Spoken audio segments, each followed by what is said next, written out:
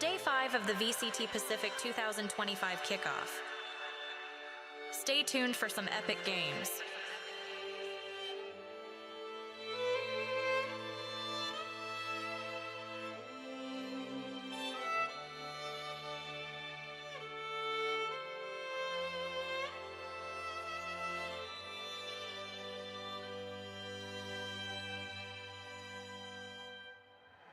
VCT Pacific, the future of VALORANT starts here.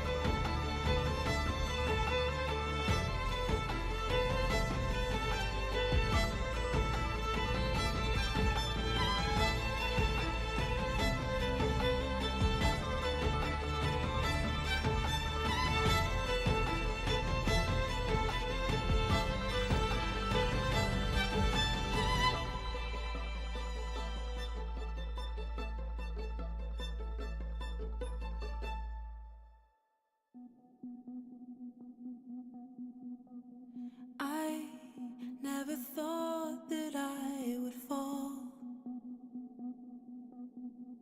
but you came along and changed it all. So let me hold you like I meant to hold you.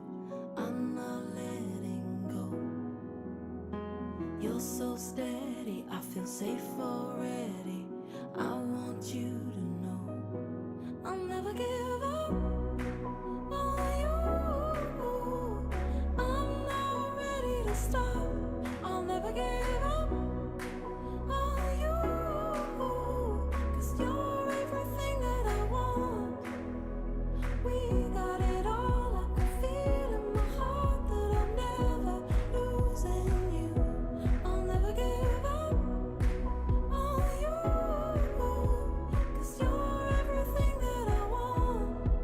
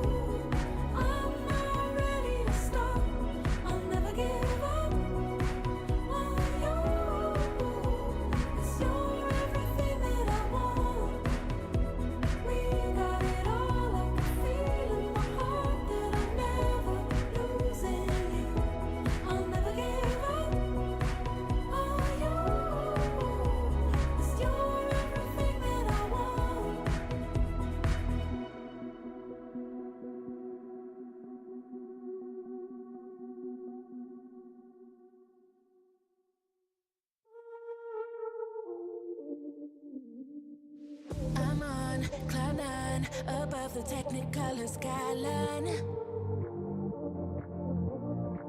Floating so high, no gravity to keep my feet tied. I ain't never felt this kind of mood before. It's the sort of thing you dream about. I can feel it doing something to my core. Don't know now if I can go without. I could get used to this feeling, like sunshine taking down my soul. I could get used to this feeling, like everything is dipped in gold. Fireflies burning bright, they whisper to the clouds above. Everything ignites. Shooting stars, what a sight, so effortlessly bright. I ain't never felt this kind of mood before. It's the sort of thing you dream about. I can feel it doing something to my core. Don't know now if I can go without. I could get used to this feeling, like sunshine taking down my soul. I could get used to this feeling, like everything is dipped in gold.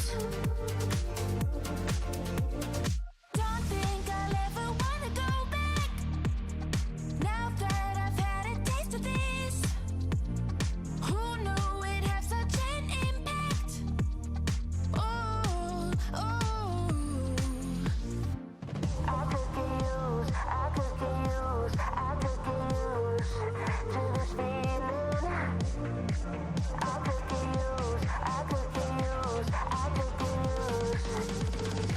I could get used to this feeling, like sunshine taking down my soul.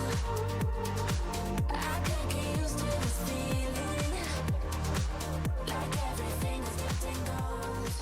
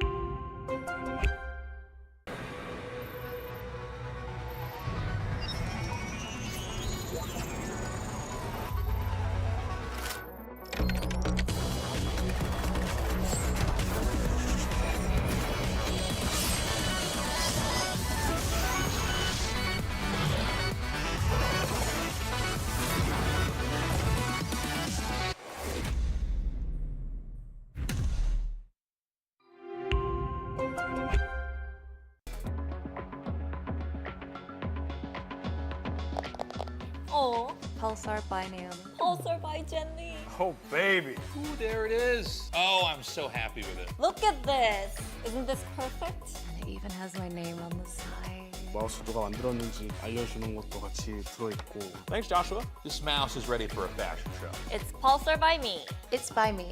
It's by me. It's by me. It's Pulsar by you.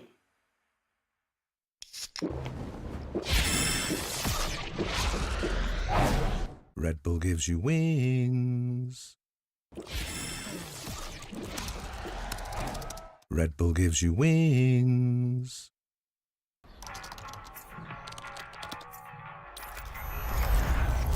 What an exciting way to kick off 2025 for VCT Pacific. All right, let's play, guys. With these amazing players. 4 seconds is streaming Pacific match right now. VCT has never looked better. What a shot! Cruz lets loose with a dart. Guys, any recon shooters? Hello? Guys, what are you doing? Is your coach always like that?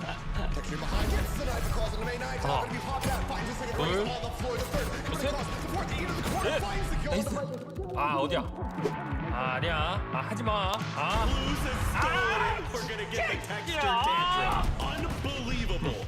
버스트가 더 빡세다 그랬던 것 같은데. What's going on in mid? 每回そっちのチームどう？おじさんいるけど、まあいい感じだよ。Let's go, guys. One more map. Let's run it back.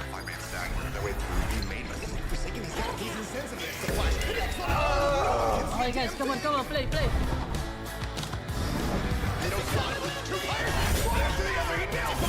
Dulu ngapain sih? Lu nggak jelas banget. Wanted to play on stage for once. Oh my god, the pressure is so intense right now. He doesn't know where he is. He's going for the shot. He manages to nail it. Nice! Let's go, guys! Okay, bro. Go break that disc. Go break that disc. And there it goes. What? Absolutely.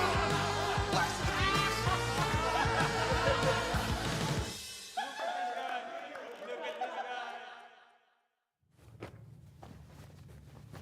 Where's my jersey? I am still getting chills just watching that video. It was so cool. But joining me now to talk about Tejo is a very special guest, Ryan Coussart, a game designer for VALORANT, working specifically on this agent. And first of all, just thanks for coming to have a chat. Cool, yeah, thanks for having me. I see a lot of teams already using it, so Yeah. it's kind of nice to be able to talk about it here. Yeah, and I'd love to dive a little bit into the whole development process. I've got a playtesting background, so I'm going to try and ask you some tougher questions, but just get it started. I'm curious, when you set out to design this agent, what was sort of like the broad goals you were trying to achieve? Yeah, so some of the broad goals are kind of like, we have a lot of ways to initiate. We have like your flashes, you have like recon, like Sova Dart, for example. One of the thoughts we had was like, holding space for just a quick bit of time, or creating that advantage with, like Molotovs and such. How can we make an agent that kind of utilizes flushing and creates those really small bits of windows to push forward? Is there a way we can make that accessible? But still like really high mastery of like, I need to read where this person is going to be playing to get the value. I need to go in when these things are going off. Otherwise, if I miss my window, I'm out. It was like a hard thing to balance for sure, but something that we thought we were excited about. Yeah, I'm curious to talk about sort of the ease of use, especially an ability like the blast, right? It's you pull it up and you can choose where to put that down. That does seem like a pretty easy thing to understand, but would you say that, pros are going to be exploiting that more than your average solo queue Joe? Yeah, I think like when, initially it's going to be really easy to pick up. It's really, like some of our smokes, strategically you're able to choose the two places or multiple places you want to affect, place it down, access that strategy, but it's about how you use it. So a lot of the pros will be able to take those small windows, those advantages, like it's like 3 seconds or less, right, of time it's holding space for. What do you do with that 3 seconds? That's where the mastery really comes in. So you're going to be able to access it early and be able to put these in the places, but are they the right places? That's like the big question. Like, what's the mind games you're going to have with your teammates, and your enemies as well. I mean. And I know you work with a lot of like very highly ranked playtesters. Yeah. And they usually can help give you a read on how an agent is going to release into like pro play, for example. So was the expectation that he would be stronger in pro compared to solo queue? So we had, there was a lot of playtests we were having with like our gameplay analysis team. They're like our goats, because like this was a tough one. Like I'm not kidding, this one was really tough. But as far as like the the metas and the pros, we have a lot of metas that we were thinking of. There's a lot of metas we saw in EMEA that were like a little bit off from what we were thinking, but I was like curious to see how they were cooking it. But yeah, like it took a lot of time, I think, to kind of get it right. We think like Sova Breach. There's a lot of the different issues that kind of pair with it, so they helped us a lot to understand like, is there anything that's going to be way too strong? Is there anything that's going to be like too weak?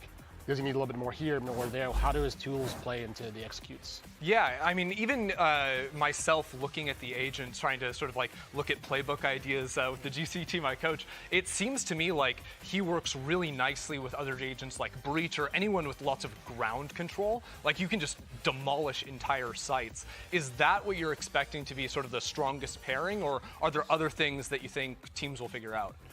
I think it's going to be up to the teams. I think like our analysts, our gameplay analyst team, like they're really good at finding like two paths. Like we think that you double down with Breach, right? You lose that recon, but what you get is this really hard like, I'm making this call and we're brute forcing our way in.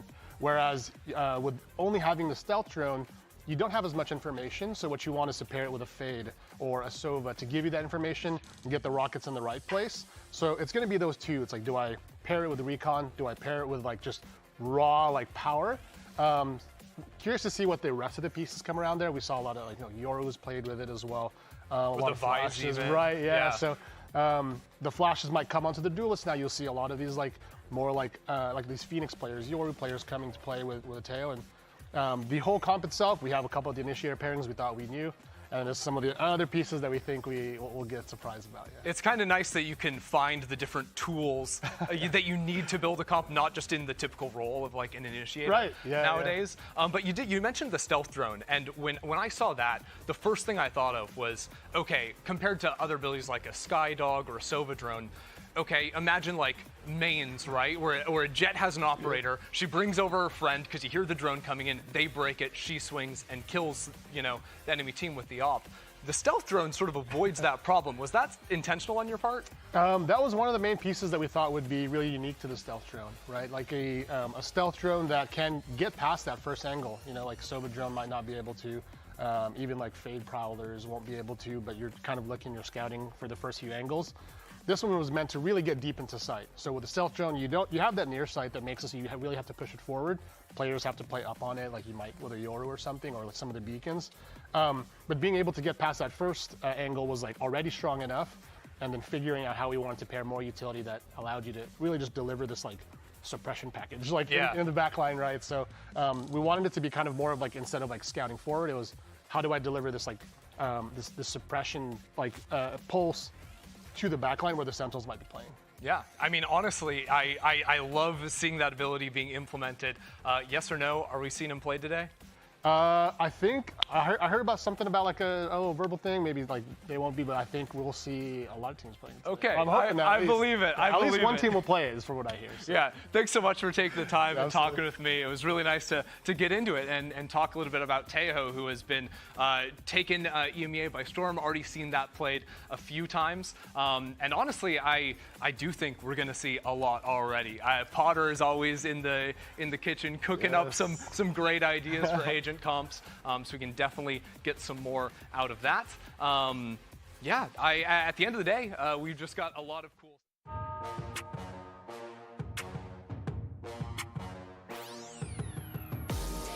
Not quite the opportunity, I say that. He pushes out a C, gets the kill onto Jemkin, but instantly Cushy holds and trades. RQ arrives alongside Cushy as well. They try to jump peek it together. It's not quite working out. Has to be there.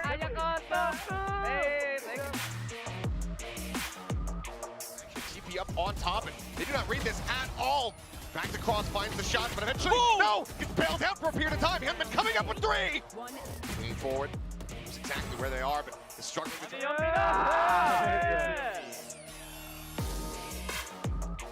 Last sight. Nope, 0 point coming out.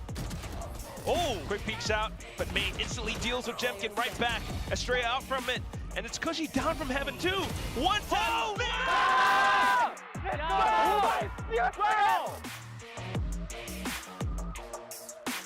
Amount of damage taken. Looking for a bit of a timing here, and he strikes. Divide with that third and final. 30 seconds left. To the fourth and final. Not going to be snappy enough. Remaining. Stacks doubles back in towards heaven, needing to win the fight, needing to get plant to his feet. Gets around the corner, just enough time. Stacks cheating closer. Here's the drift.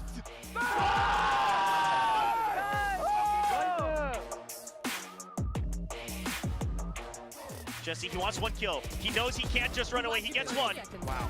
Goes for the Jesse! A triple quad! The ace! He sprays and goes them all down!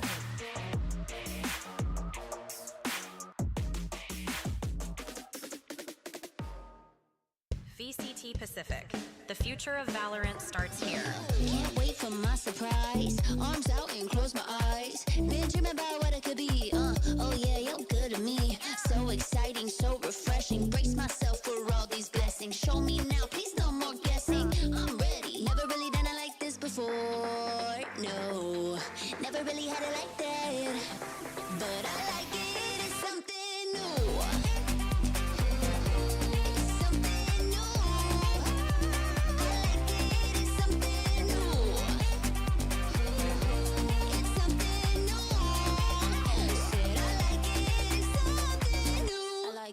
I'm down with the same old stuff. I'm ready to fall in love. I want you to show me something that I never experienced. I'm craving something fresh. Won't settle for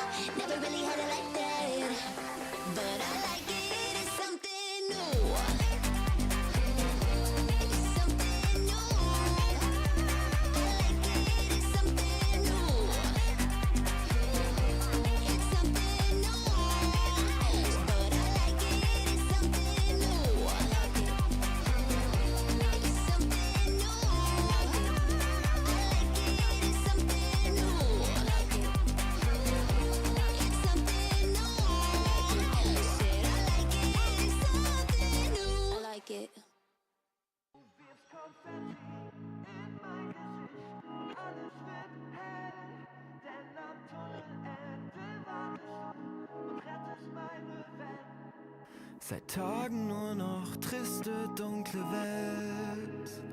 Um mich herum nur Schmerz, der mich am Boden hält. Doch von dir kommt immer wieder Gegenlicht. Denn schwarz ist auch nur eine Farbe gegen dich. Du wirfst Konfetti in mein Gesicht und alles wird hell. Denn am Tunnelende wartest du und rettest meine Welt. Du wirfst Konfetti in mein Gesicht und ich werd wieder wach. Du bist ein Leuchtturm, du führst mich durch die Nacht. Meine Sicht war wohl auf monochrom gestellt. Du hast meine Filter ausgetauscht und noch auf mich gezählt. Die Schatten weichen schnell vor dir zurück. Und dein Farbenspiel bringt mir ein neues Glück. Du wirfst Konfetti in mein Gesicht und alles wird hell. Denn am Tunnelende wartest du und rettest meine Welt. Du wirfst Konfetti in mein Gesicht und ich werd wieder wach. Du bist ein Leuchtturm, du führst mich durch die Nacht. Du wirfst Konfetti in mein Gesicht, in mein Gesicht. Von dir kommt immer wieder Gegenlicht. Du wirfst Konfetti in mein Gesicht, ja. Denn schwarz ist auch nur eine Farbe gegen dich.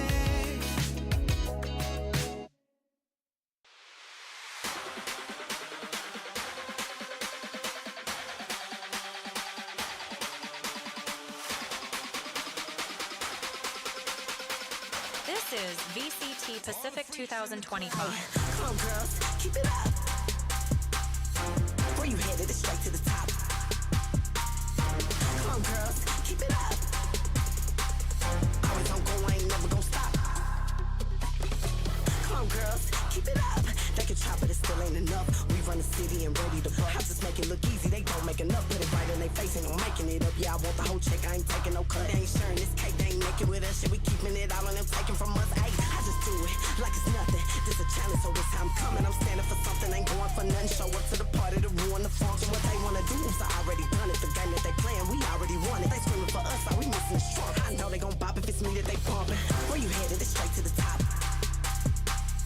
Always on go, I ain't never gon' stop. Brothers thinking they better, you not. Just like a cheater, we keeping our spot. Playing no game, got my foot on the gas, head straight to the cheddar. I'm chasing this guap.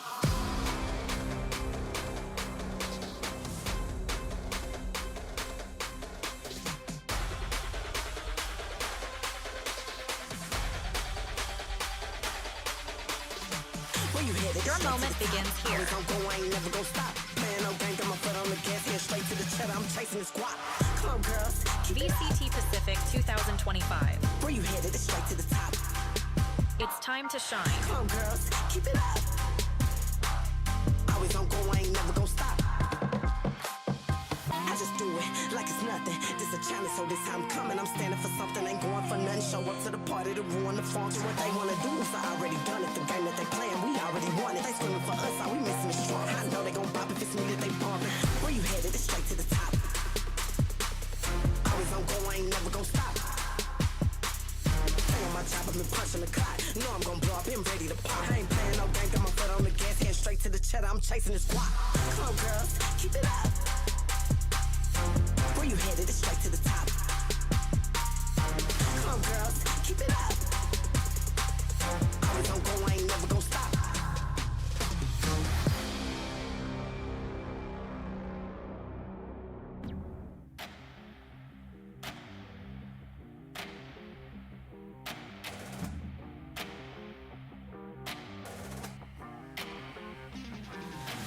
Dangerous.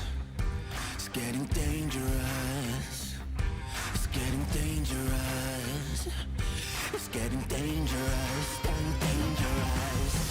There's danger in your eyes. It's tempting blessing in disguise. Oh, I'm falling for your lies. Welcome to paradise. There's danger in your eyes. It's tempting blessing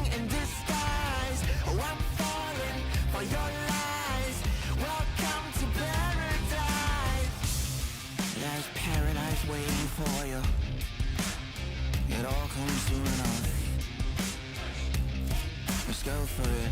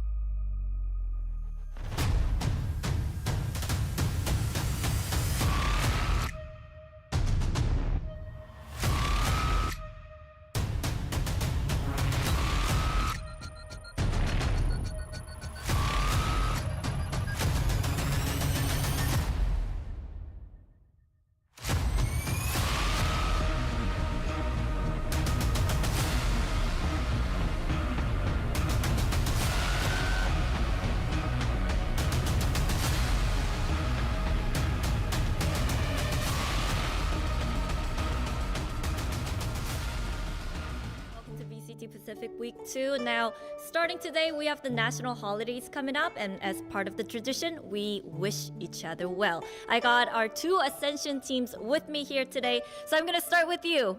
Boom Esports, anything nice you'd like to say to Nongshim? You are nothing without buff neon. Alright, Tambi's nothing without buff neon. Alright? Indomie is better than Nongshim. Okay, we got the little noodles derby going up. Alright, Francis, anything you'd like to say? 2024, you're lucky. 2025, good luck. Oh, you got lucky last year, but you're gonna need good luck. Alright, Persia? See you in best. Oh, the clutch moment. Alright, well, that's it for our little fake arrivals, and we'll see you guys soon. Happy New Year!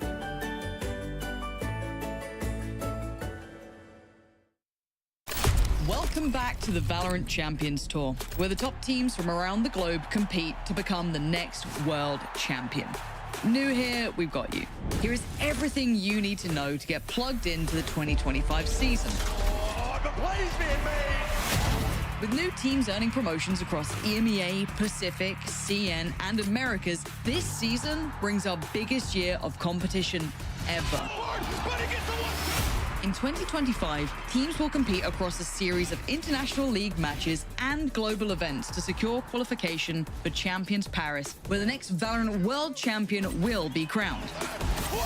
To ensure that both long-term consistency and recent performance are awarded throughout the season, teams can now qualify for champions from their league in two ways. The first, by finishing in the top 2 at the final playoffs of the season, or by being among the top 2 teams with the most championship points who haven't already qualified through playoffs.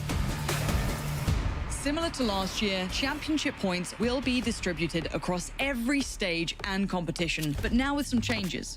Regular season matches will continue to give 1 point per regular season win, while major events like Kickoff, Playoffs, and Masters will now reward multiple teams. The IL Playoffs and Kickoff will grant points to the top 4 teams, while Masters Bangkok and Masters Toronto will recognize the top 4 teams and top 6 teams with points. Now, let's talk about the season.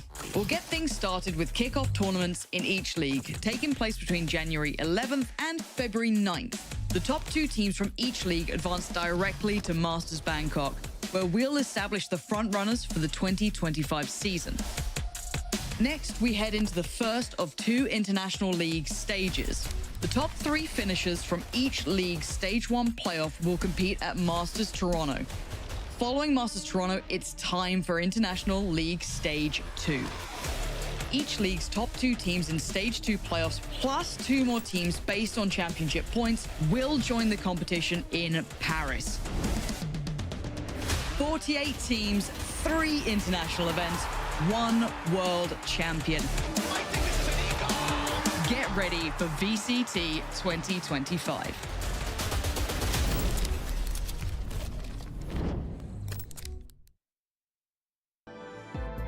Hey yo, welcome back to another day here at VCT Pacific, and Happy New Year to those of you who celebrated. Hey, we're nearing the halfway mark here at Kickoff, and that means we're also nearing the point at which they have to say goodbye to a few teams, but we're gonna say hello first to a very packed couch here on the analyst desk. Hello, welcome to Fields, joining Big Time and Pilski here on the couch. Hey, and for everybody, I have to say hebok badi. No. Wait, hold on. Give me a... Sehebok badi para sa'yo. Did I do it? Did I do it, Fraud? Yeah? Okay, I have a little hesitant kind of thumbs up, which means like I have to probably work on it. Yeah. You're judging me. Yeah. You're not judging me, though. You're It's giving really me... the- I don't know, so... It's really the confidence. You know, it's a confidence for me. I have Yeah. no idea if it was right or not, but you got to be... It's 100% I need confident. full confidence, even if you're completely Right. mispronouncing it. Yeah, thank you so much for that, boss. But you are encouraging me, so thank you so much for being here and What's taking up? time to chat with us. Hey, it is like officially your first year here in Pacific. How's it been so far? Yeah, it's been good. I mean, I'm enjoying the Korean culture. Yeah? Embracing myself in the Pacific scene. Yeah. And yeah, I'm enjoying it so far, definitely. That's awesome to hear. Well, we have some questions for you. We have a very big match to say the least, you know, today. Pilski, why don't you start us off? Yeah, sure. I mean, I kind of wanted to ask, following on from Boom in the Ascension finals, where, you know, you were obviously watching that game, having been with Revenant over at Ascension, and you guys had an okay run over there as well, like very, very close games to get eliminated. I think Boom is kind of seen as an underdog in Pacific, and even in that Ascension Grand Final kind of seen as an underdog a little bit. But for me, both in that Ascension Grand Final as well as against T1, Boom could have won both of those games and has really, really showed up. So what's your kind of perception of how things are going and Boom's kind of relative strength in this league? Because I know the public perception is they're always underrated, but they always turn up and play really, really good games. Yeah, I mean, we're definitely one of the more underrated teams, but I think from Ascension, even there, like, people kind of underrated them and thought Nongshim would just stomp them, but wasn't the case. Yeah. And then how was the T1 game for you? I mean, the T1 game, I think we should have won that 2-0, to be honest. Yes. Like, with the Poe there, we kind of like choked a little bit on the attack. The eco round really hurt me, man. I was like, oh man, I felt like that game was super winnable for you guys. Yeah. It was going so well. Yeah. But yeah, and then on the bind, we just like had the read, and the natural way we played was just naturally countering them. So we just had we had the advantage on them 2 maps, I would say. And yeah, I mean, we should have won, but we didn't, so now we got the rematch. Now we're here, right? Yeah. Now we're here. And this is nice. It's a little Ascension reunion here, especially for the 2 of you. Yeah. For those of you who don't know, myself and Fields, we worked together on Revenant. I was the assistant coach underneath it. That's what I actually wanted to ask, really. Obviously, you're assistant coach for a while, head coach, and now you're going back to assistant coach. Do you feel like assistant coaching is your strength? And if so, like, what's different, really, for the people at home? What's different between head coaches and assistant coaches? What do you bring that's different to Boom? I mean, in the head coach role in Revenant, it was more like I was bringing a lot of the structure still and just like being more of like a leader there. Where here now, it's like I still kind of play a bit of that role. Me and Harry kind of like have it kind of equal with both of us. but he takes more of the lead in the like macro sense and in like the team play side of things, and I'm doing more of like strategic and like anti-stratting and like just like general like analysis and stuff like that a bit more. You know, Morgan's asking you to place him. He's saying you have to say that he is a great assistant coach. I was. Yeah, we all know. We worked all together. Yeah. Together. So I think with the anti-strats, you just mentioned you take over that. Obviously, we both work together to anti-strat Nongshim in Ascension. So are you feeling good about your anti-strat heading into today? Obviously, Nongshim have already played 2 games, so. You know, you don't have to give us the reads you have, obviously. We're on broadcast, we don't want to do that. But are you feeling confident about your prep work for today? Yeah, I'd say we're pretty confident in the prep we've done. And using some of your old prep work as well, like some of the stuff there. It's the same. So it's similar patterns. So it's Morgan's fault if things don't go well today. That's the bailout. Excellent. Well, you know what? The Nongshim coach is actually over there on the Korean broadcast, right? And they're probably talking about the same thing. But I'm wondering how the team actually felt when the bracket was updated and they realized that they were going up against Nongshim again.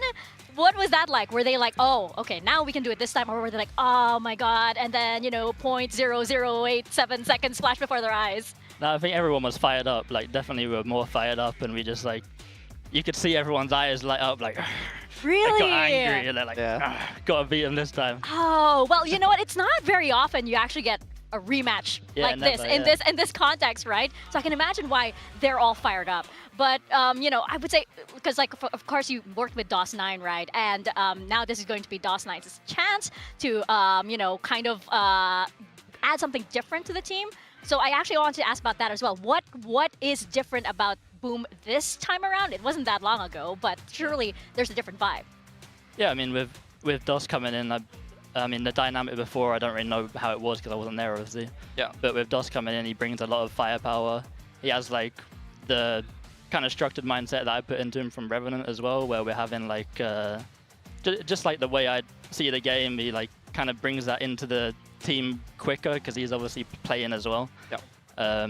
So, like, little things that I've done, and then that helps just, like, elevate on top of what they're doing anyway.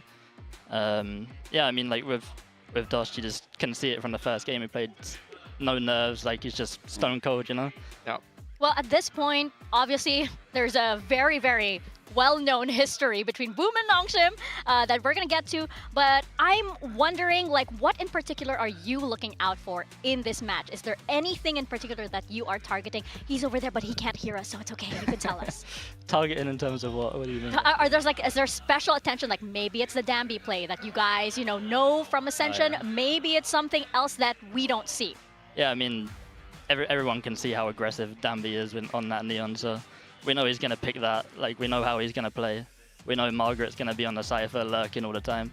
So we're just trying to like isolate them players really and just like nullify them. If we can nullify the lurk, if we can nullify the entry, then I think we're going to be like fine.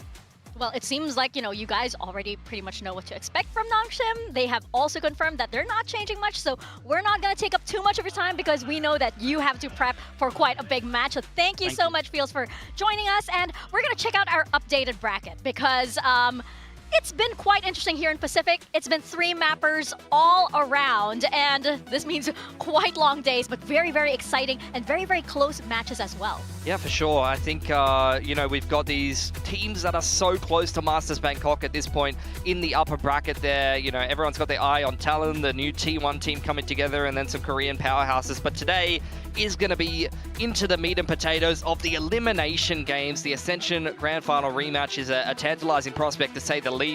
Seeing PRX in the lower bracket is already a bit of a scary sight for the teams that are down there with them, but also I feel like for a lot of PRX fans who I don't think this team has finished below the top 3 in this league ever. So going out against ZETA in the lower bracket might be their worst result as a team ever, pretty much. Yeah, absolutely. The upper bracket is like the shiny star. It's the favorite child. It's the one that gets the most attention, but the lower bracket is where the meat and potatoes is. The lower bracket is muddy, it's dirty. Yeah. This you is know from real... experience, right? I've been in the lower bracket too many times. But this is real gritty Valorant, and this is where it really matters, because you have an extra life in the upper bracket. You know, you can make those mistakes. Here, you get no mistakes. If you mess up on a map, you mess up in a series, that's it. You're on the next plane home. It's also different when your backs are against the wall, right? Yeah. You get a different kind of energy. You get different kinds of players as well. You know, things come out when you know that you're on the brink of elimination. You know it's your last chance, right? Suddenly, you know, it might be invigorating for a lot of players, especially on that stage, especially since they're competing at the highest level. And with that, we are going to get some competitors on this board at the highest level, at least according to these two coaches who are going to build their own team for today. So you guys pretty much know how it goes at this point. We're going to fill up these roles, and according to each coach, they're going to be picking from the teams that will be playing today. So it's going to be one-ish per roster stepping on that stage. With a flex, they can't pick two because, you know, we have 5 over here. But more importantly, the flex will be picked by chat. So we can see over here, we can see your comments. So, and yes, some that is very, very spicy indeed, just confirming that we can see your comments. We're gonna ask you for some help in picking the flex player later on. So let's get started. Let's start with our duelist up top. I'll let you go first after losing yesterday, having to eat some apparently bland noodles. Yeah. I mean, there is a punishment for today as well. I'm going to take Depp from ZETA. Depp was actually my pick. Yeah, I mean, I think it's a no-brainer pick because I think he's going to get his numbers regardless, and we have to kind of pick one from each team. I think Depp is the safest player to be picking from ZETA. This man's been playing in Pacific for ages. He always does well for himself, whether his team wins or loses. Unfortunately, usually loses, but he still ends up getting good numbers regardless of the opposition that he's playing against. And this is a very, very rough game for ZETA. So if you pick another ZETA player, you're going to have to rely on a rookie having a good performance, and that might be hard for you big time. Not going to lie. Yeah, absolutely. For my duelist pick, I'm going to go in with Jing. Where is he? Ooh, he's right at the bottom. there he is. Okay. There we go. We're going with Jing because I think... raise meta. Yeah, I mean, I think a lot of people are predicting PRX to have a good day today. This guy's normally topping that scoreboard. He's normally flying up the chart in terms of ACS. So I'm expecting match MVP. I'm expecting really big numbers. You know, that's the thing as well. This is, you know, it's kind of averaged according to ACS, right? So maybe you want to play the meta game and be like, you know what, Boom Nongshim might go 3 maps and PRX ZETA might go 2-0. Oh, maybe you have more maps over here, right? True. Let's move on. Next up, we have our Initiator. Initiator is definitely a little bit more of a tough one for me, but I think we're going to take Ivy. Ah. I think, yeah, again, another kind of predicted favorite. We saw Ivy play really, really well against DRX, and I definitely feel like if they win today, which, you know, you are predicting them to, then Ivy will be within a good chance of making that work. So throw him up on the board for me. See, Ivy does play initiators, so we'll let you have that one, but he's a bit more of the flex He's player. more I think Francis is more of the initiator. But Coach Big Time would put him on Initiator. Right, okay. I think he plays plenty of initiators. I think that counts. And yeah, Sage is an initiator on Split, so I'm going to pick Devi for PRX. Make it work, sure. That's already 2 PRX. Oh, sorry, only 1 PRX player for me so far. But I think, yeah, they will have a good game. And Devi was really, really outstanding in the game against T1. He was full Unk status, just swinging absolutely everything. Apparently, Devi is Unk when he's, how old, like mid-20s or something like that. That's what happens when you play on a team of a bunch of youngsters. You get past the age of 25, you haven't grown up playing Fortnite, and you're an Unk now. Yeah, it's a Uncle David. You got the first pick on the next one. I think Senti is pretty straightforward for me, because I've watched this man play Senti against Nongshim over and over and over again, and he is always cracked. Berserks is going to be my Senti pick.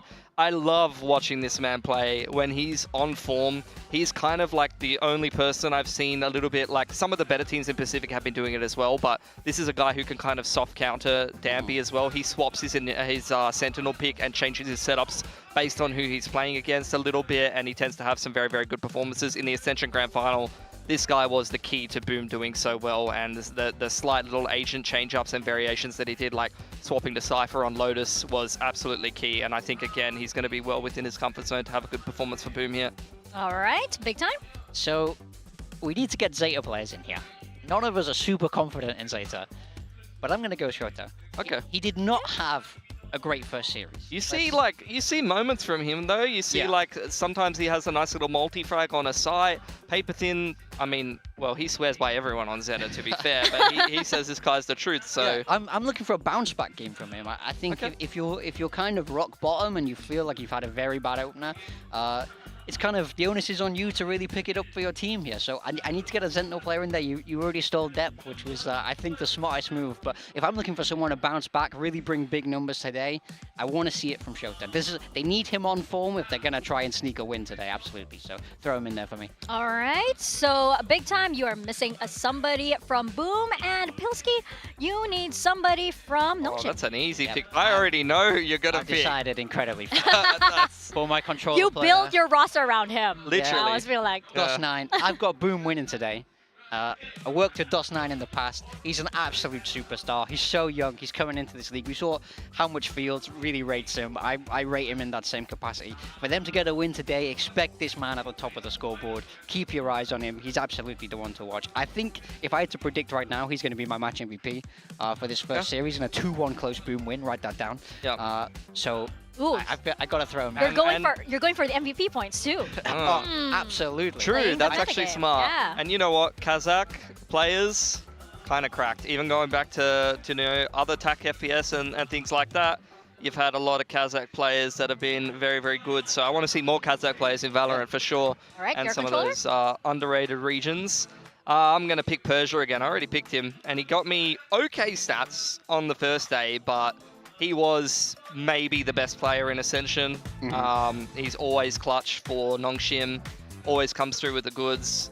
Everyone rates Persia, even the tier 1 team say he's a very, very good player. So I think he's going to be a very, very safe pick in the controller role. And also, I have one player from every team. You have one player from every team. Yep. And that means that chat can pick anybody. There's no team restrictions in the flex. Anybody except a duelist. Chat can help us out here. Let's start with big time teams first. Okay. Right. Let's Help me out, chat. I'm not going to lie, Morgan, you're going to get smoked today. Flex pick Aspas. Yep. I would. Aspas? Sure. Where's he? Hold on, let me have a look. Oh, wait. Okay. Is this Aspas? Can we confirm? Is this Aspas or is this not Aspas? Perhaps there was another universe. There was an alternate reality where we were on this desk, and Aspas was one of these choices. Definitely might be. So I'm definitely going to have to go. I mean, there's a very, very obvious answer here. Venki is saying flex equals Forsaken. Any other person equals the wrong answer. And I think he might be right in this scenario. So let me dig out Forsaken. He is the true flex player, by the way, even though production got this wrong last week and we weren't allowed to pick him. But we are allowed to pick him for this week, so I got to get Forsaken in my team. The man's a legend, so throw him up for me, and now I'm feeling good about my team. Yeah, that is a good pick. That's probably what I would have gone for as well. I think Forsaken kind of farms ZETA every time he plays them as well. All right, now for Pilski. Everyone's team. saying Forsaken. Guys, I can't pick Forsaken anymore. Technically, Please. you can. I'm not going to. Technically, you can, but I'm not going to. they have a gentleman's agreement. It's no fun if we pick the same players. Yeah, it's no fun on the desk, but you'll see later, like the casters actually, you know, share the players and stuff. But hey, ooh, I see another Aspas. You want to put him in there? Yeah. You know what? Everyone's saying Forsaken, but we do have GG Aereo said Shiro. I'll take Shiro. Nice you choice. Know what? I'll take Shiro as my flex. Underrated choice. He had some pop off in Ascension as well. Some really, really good rounds, and I think. I don't know. It's very up and down. That's the trouble with picking some of the Boom players sometimes, is that they can have really, really good maps, but then they can also have some lackluster maps. However, actually against T1 on the KO, he was looking really nice. Yeah, he was. And I think that he could have a really, really good game against Nongshim today. So I will go with the Shiro choice, a little bit underrated and someone that might not get talked about enough. Fantastic. And Ewok loves this player, so... He does. I feel like these are a very, very powerful choices. Thank you so much, chat, for helping us out. This also goes... He has an alias, you know? He's Boom Achilles. Why? Yeah. Did you not watch our trailer? Yeah. Oh, that's right. The trailer. I'm hurt. That one went right over my head. I am so hurt, but not as hurt as I'm going to be reliving this fateful day, Pilski. We were there. We were all there, I believe. That fateful day on September 29, 2024, when Boom went up against Nongshim in the grand finals of Ascension. What luck that we're seeing it now once again. Yeah, it was a fantastic game. Maybe one of the best games I've ever had the pleasure of watching, and I'm really, really looking forward to them rematching. I don't think a game can be as epic as that. I've been casting for almost 10 years, and I haven't seen a game that good before. I'm checking out the pics of the casters over there. We see a double Margaret. We see a double DOS9 too. Yeah. Does that mean it's DOS 18 now? Then that case? I think DOS9 is the go-to controller pick for today. I mean, I can see why I rate him so highly. So I think I'm not surprised other people do. Yeah, you're the odd one out now. Yeah. Imagine that. That's okay. Imagine that. I'm used to being different. Ah. Yeah, I'm built different. It says a lot about you Okay. and your history. Yeah, But thank you. hey, you guys have a say in this as well. You guys can vote for who you think will win or who you think is a better coach for today. We do have a poll ongoing, which will be up there for a limited time only. I believe up until the end of map 1 of the first match. So do get those votes in. See who has a better team over here. You have actually a very, very diverse selection compared to the casters, which kind of were like aligning on a lot of players. These guys decided to make it spicy, just like yesterday's Consequence. I don't think we're getting spicy today though. We're going for another flavor today at the end of this. Gotta hit all the different parts of the palette, right? Yeah, why not? And explore a little bit. But again, going back into Boom and Nongshim. It is wonderful that we're seeing this again, but now though, you kind of want to change, or you kind of want to talk about what's changed so far, right? Now we know that, hey, Boom might bring out the Vice or the Taeho pretty much, right? But the style for Nongshim is still pretty much the same, nerf Neon or not. Yeah, so they've shown the propensity to adopt some of the newer maps. We've already seen them play both Pearl and Fracture in their opening series. So they're trying to adapt their patented style onto some of the newer maps coming into the pool. And as for Nongshim, I don't think we've seen them at their peak form. We'll talk about them in a minute though. Boom, on the other hand, it feels like they've gotten better with the DOS9 edition. We just had Fields here. He's in that assistant coach role, and then their former analyst, maybe assistant coach, is now their head coach with Meow going out of the team. I feel like Boom has gotten better since Ascension, and they already stepped up to a very high level in that grand final. I thought that grand final was kind of the peak of their power, but I feel like now stepping up into Pacific, this team seems like it's even better than it was before, and they definitely could have beaten T1 the other day. Yeah, absolutely. I don't think a lot of people had them going as close against T1 as they did. And I mean, I think they showed a lot of great positive signs in that game, which you really hope that they can carry forward into the day, because if they can, then this is going to be another banger. But hey, nobody had Boom, going up against Nongshim in the grand finals also. Yeah. They're just that team that somehow can eke their way out into, finishes like this, right? But again, going up against Nongshim, they managed to hold their own pretty well against, a team like PRX, for example. I'm wondering which team actually, since Boom has gone up against T1, which team will up the ante more in this match?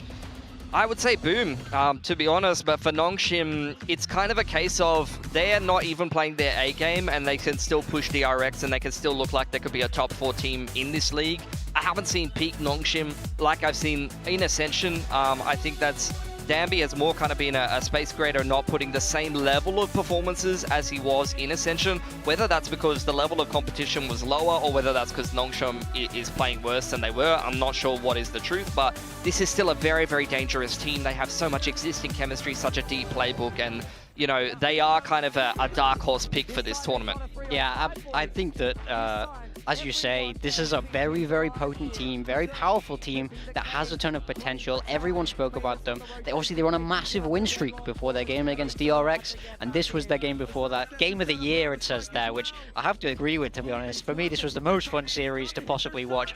Map 5, overtime, going all the way. I don't think you couldn't write a better script than this Ascension final. Oh my god, in this moment. We're reliving it now, and every map here was just so close, and it's a testament to Boom too, because they were coming in as the underdogs, not just in this match in particular, but also in Ascension. Yeah, they looked very, very streaky. They looked very up and down. Their opening game, they were very good against Naus, I think it was. Yeah, Persia clutching it out. I mean, everyone focuses on that moment because it was the end of the map there on Bind, but there were moments even before that where Boom had a man advantage on map point, could have won the series like 4-on-3 or 5-on-3, something like that, and they didn't win an afterplan on A. There were plenty of situations where Boom could have won this series. As you can see from the opening 2 maps though, Nongshim had their number right from the beginning. I think Nongshim might have even been ahead on Lotus. Haven, I think, is where Boom really started to make it look like they could win this series, but for the first 3 maps, it definitely looked like Nongshim were going to win this grand final quite easily. And the fact that Boom were able to stay resilient and keep kind of plugging away and made that grand final winnable was absolutely ludicrous. And yeah, I don't know if it's going to be the same story today. I don't think a game can be that entertaining, but, you know, Boom is looking very, very hot after that game of T1, and I think Nongshim might have cooled out a bit of it. Yeah, I do think there's another talking point to this, that Essential Grand Final was taking place in Jakarta. Yes. In Indonesia. Boom had a huge home crowd. You know, everybody who was there talks about how insane the crowd was that day. Yeah. They loved it. So it's like, now we're in Nongshim's back garden, you know, we're back in Seoul. So how is that going to affect these teams? We just got to wait and see. Yeah, how crazy is it that, you know, both of these teams actually get to challenge each other on such important matches in both of their home courts? I mean, teams rarely get a chance like that, right? It's actually a really interesting story for both of these teams. And, you know, I feel like if anybody has Nongshim's number at this point, it should be Boom, shouldn't it? They definitely have the experience playing against them, but the record speaks for itself. Like, I think that Ascension Grand Final was a massive overperformance from Boom, although the game against T1 is maybe changing my mind about that a little bit. For me, this is a pretty safe series for Nongshim. The Pearl pick is interesting from Boom. They're going to back themselves, but Nongshim did beat PRX pretty hard on that map. And then the bind pick from Nongshim after Boom's great game against T1, it feels like both teams are kind of backing themselves in what they believe is their strengths, despite the opening games in Pacific being very positive for their opponents. Yeah, this is not a scared veto from either team. Boom are taking it to Pearl. It was 11-13 to T1 on Pearl, so I think they want to run that back. They want to feel like, hey, we could have won that game. We can win this game, so we're going to take it to you. And it's exactly the same with Bind. You know, maybe they're trying to trigger the flashbacks by picking Bind. I mean, they did say, Boom did say, right, can we ban Bind and can we ban Persia? You know, why not ban a player, right? Yeah. I'm taking a look over at the Korean broadcast, you know, predictions, and it's all red. Well, okay, both teams are red, but it's like all red in favor of Nongshim Red Force. I'm not gonna you're not gonna do that because you gotta stand by DOS9, right? I mean, absolutely. I think now is the time for them to perform. No? Yeah. Like, you know, they looked so close against T1. I myself rate T1 highly. The fact they were able to push them to 3 maps, and honestly, they could have won that series, gives me real big signs of life. So I have to support them today. Got to get behind Fields, got to get behind DOS9. Part of it is just trying to inject some whimsy, you know? Sometimes you got to go for the little guys. Yeah. You got to support the underdog. Right? You know? It's like, you know, why not flip the story a little bit? But you're sticking to Nongshim. Oh yeah, of course. I don't think Nongshim is even playing to their ceiling so far in this tournament. The individual players on Boom are very inconsistent, so it could be a difficult game for them regardless. Hey, but we're going to have PRX and ZETA, but before that, we're going to relive the grand finals of Ascension Pacific with Nongshim and Boom, so let's send it to the stage.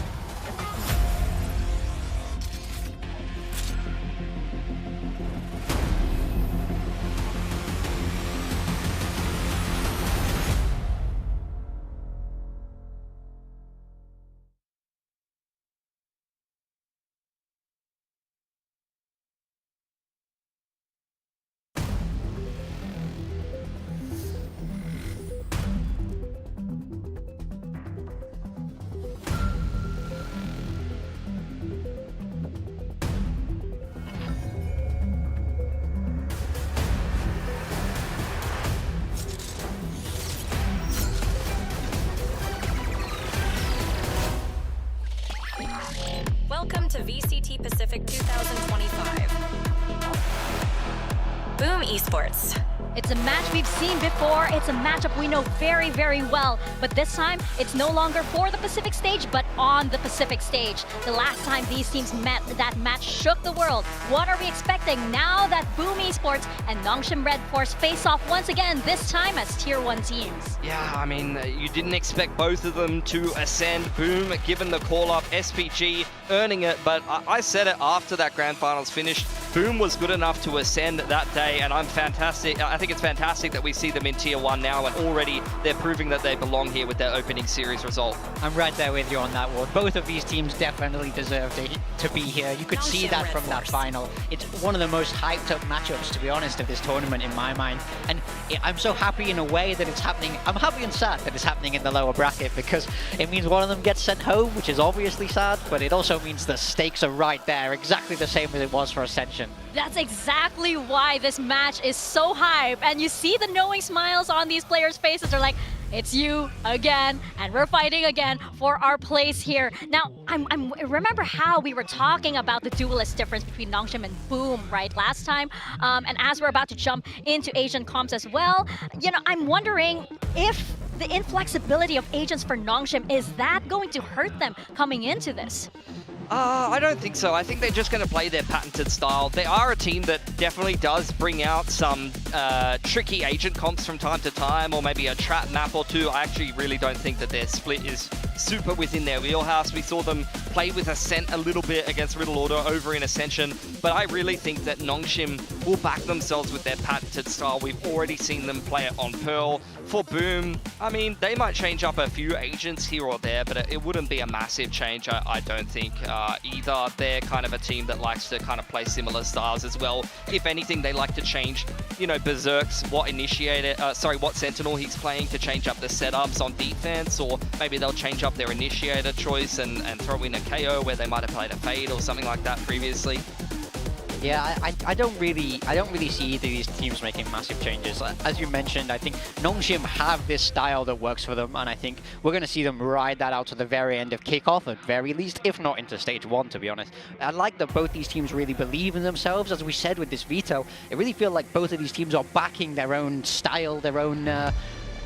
I don't know how to word it, but you know what I mean. Yeah, 100%. And to pick up on Mika's point, I mean, the whole narrative before the Ascension Grand Final is Famous could not really play Neon very well, but he did Neon diff Danby in that Haven game, and once again, it's the first thing I thought of when I was looking at this Pearl pick, the fact that they both play Neon. Again, it's going to be Famous versus Danby on the Neon. Both of these teams playing the double Sentis with a difference of initiator. Sova versus the KO there with the double init over on Boom. So a little bit of a slower style for the Nongshim boys, which have already seen them play, and Boom playing that flexible double init. Yeah, as you mentioned before about Berserk's being able to swap this Sentinel quite comfortably, I was kind of expecting a Cypher to come out because they know that they're going to be against this Neon. So I want to see how they use this Killjoy to answer Danby's Neon, because obviously you don't have quite as much catch power as that Cypher does. So I'm definitely excited for this matchup.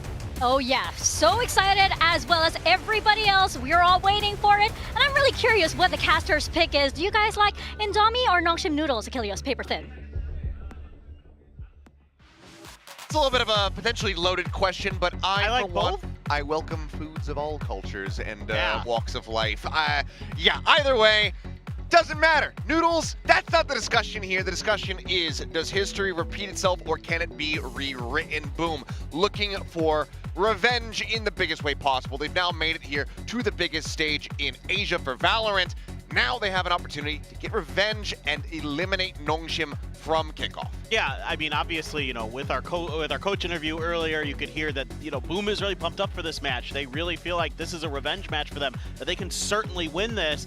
But I mean, I have some big questions about this. You know, coming into the map pool, obviously buying a map that has a lot of baggage with it for Boom. It's going to be the second map. The first map, Pearl, is a map that Nongshim absolutely dismantled DRX on. So you're really going to need to show some really good anti-stratting. For the side of Nongshim, you haven't had many times where you've needed to have great turnaround on your prep, on your strategy. Are they going to be able to come into this match, into this Pearl, with their own unique flavor here today to really showcase that even with short turnaround times, that they still have what it takes to beat a good opponent in Boom? Let us see. First on the attack here, Boom. 3 Ghosts and a Sheriff behind, looking like mostly classics here for the side of Nongshim, starting off on that defense. 3 players stack at A, a couple stars set up, but no one really to get caught. As a lion's share Boom scattered more towards this western side of the map. Just a little bit of check for info there. Also a grab at the orb for Francis, trying to get the Hunter's Fury online as quick as possible. But for the most part here, Boom is just kind of taking their time, watching for those aggressive hits that Nongshim will run at you from time to time. Generally, it's kind of on their anti-ecos that you're going to see a lot of really high-tempo stuff. A little bit of pressure here on Persia, but doesn't like what he sees. Gets a little contact, pops the smoke. They're looking for a little bit more of an exploration towards mid to really try to confirm exactly what Boom is doing right now. But not much being given over here by Boom, actually.